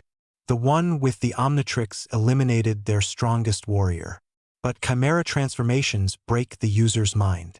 He bared teeth. He'll be weakened. The bridge crew didn't move. Outside the viewport, pinpoints shifted as the ship pivoted. Space stretched. The ship tore a line through it and slipped. Stars smudged. Hyperspace grabbed the hull like a hand and yanked. Soon, Vilgax added, to no one. The word tasted like a promise he intended to keep. The wizarding world tried to make sense of something too big for its old rules. Owls went east and west in threads so thick the sunrise looked like feathers. Ministries argued over carpets and in chambers. The International Confederation called an emergency session that ran until members fell asleep on their scrolls. Some wanted Harry arrested. For his own safety, one memo said. Another didn't bother to hide the other reason. For study. Others wanted him protected, hidden, used like a shield. One French which suggested politely that perhaps Britain should keep its weapons to itself. Someone from America sent a note about liaising with Muggle agencies, and got 3 furious replies by return owl. Dumbledore's portrait in the headmistress's office cracked its painted knuckles and smiled at a delegation from the ministry with that amused, dangerous look it used to get when he was about to make the world blink. No, the portrait said. You will not take him. Headmistress? The undersecretary said, ignoring the paint and talking to McGonagall like flattery could collapse a spine. International law will be rewritten if it must, McGonagall snapped. But not today. Not like this. The portrait twinkled, then lost the twinkle. If you touch the boy, Dumbledore said, and it was Albus for a second, not paint. I will arrange for the Muggle press to attend your little grab, live, with cameras. I will tell every Muggle government what you planned. I will explain wands on the telly. I will be very charming. Do not test me. The undersecretary swallowed. You wouldn't. I am dead, the portrait said cheerfully. What do I have to lose? They left with their hats crooked and their pride dented. McGonagall barked a laugh as soon as the door shut and then pressed her fingers to the bridge of her nose because the laugh hurt. The Daily Prophet ran headlines that changed 3 times between breakfast and supper. The boy who lived, alien or savior? Hogwarts hero or threat? Exclusive. Interview with a suit of armor. It was a very short interview. Photographs showed Harry as a shadow on a wall and a blur over a battlement and a green flash that might be the watch. The opinion page fought itself bloody and went to press anyway. Letters poured in, some love, some fear, some nonsense, all loud. People whispered in corridors when Harry passed. Some touched his sleeve like he was a lucky charm. Some looked away. Some bowed. He pretended not to see any of it and picked up bricks. Muggle papers didn't know. The sky over Scotland had been strange. Satellites caught weird weather. The rest went in the big box labeled weather anomaly because it was easier. Night came soft for once. The astronomy tower wind had teeth, but the sky was clear. Harry stood with his hands on the cold stone and watched stars. He'd watched them as a kid when the cupboard felt small. They'd felt far then, stories you couldn't touch. Now they looked like a map with a line drawn on it coming this way. Footsteps. Ron and Hermione joined him, one on either side, like always. Madame Pomfrey will murder you, Hermione said, not quite joking. She had a cane. She hated it. She'll have to catch me, Ron said, then winced because his stitches pulled. Kidding, he added quickly, because Pomfrey had ears everywhere. They stood without speaking for a bit. The night hummed. The castle below creaked like an old cat stretching. Someone's laughter floated up, quick and shocked and good. Think there's more out there? Ron said. Quiet. More aliens. Harry touched the watch with 2 fingers. Pulsed against his skin, steady. I know there are. Hermione leaned her shoulder against his. They'll come here, she said. For that. She nodded at the green circle. Then we'll be ready, Harry said. They didn't promise it would be fine. They didn't swear to win. They let the night be what it was, a pause between fights. The watch glowed, just once, like a heartbeat answering a question. Far out past Mars, near the red swirl of Jupiter's storms, space boiled. Vilgax's ship dropped out of hyperspace in a blink and hung ugly against the giant planet's glow. He stood at the viewport and bared his teeth at a small blue world that filled the glass with the kind of arrogance you only had when you'd killed gods and lived. Soon, Vilgax growled. The stars did not care. The castle breathed. 3 teenagers kept watch on a tower and didn't let go.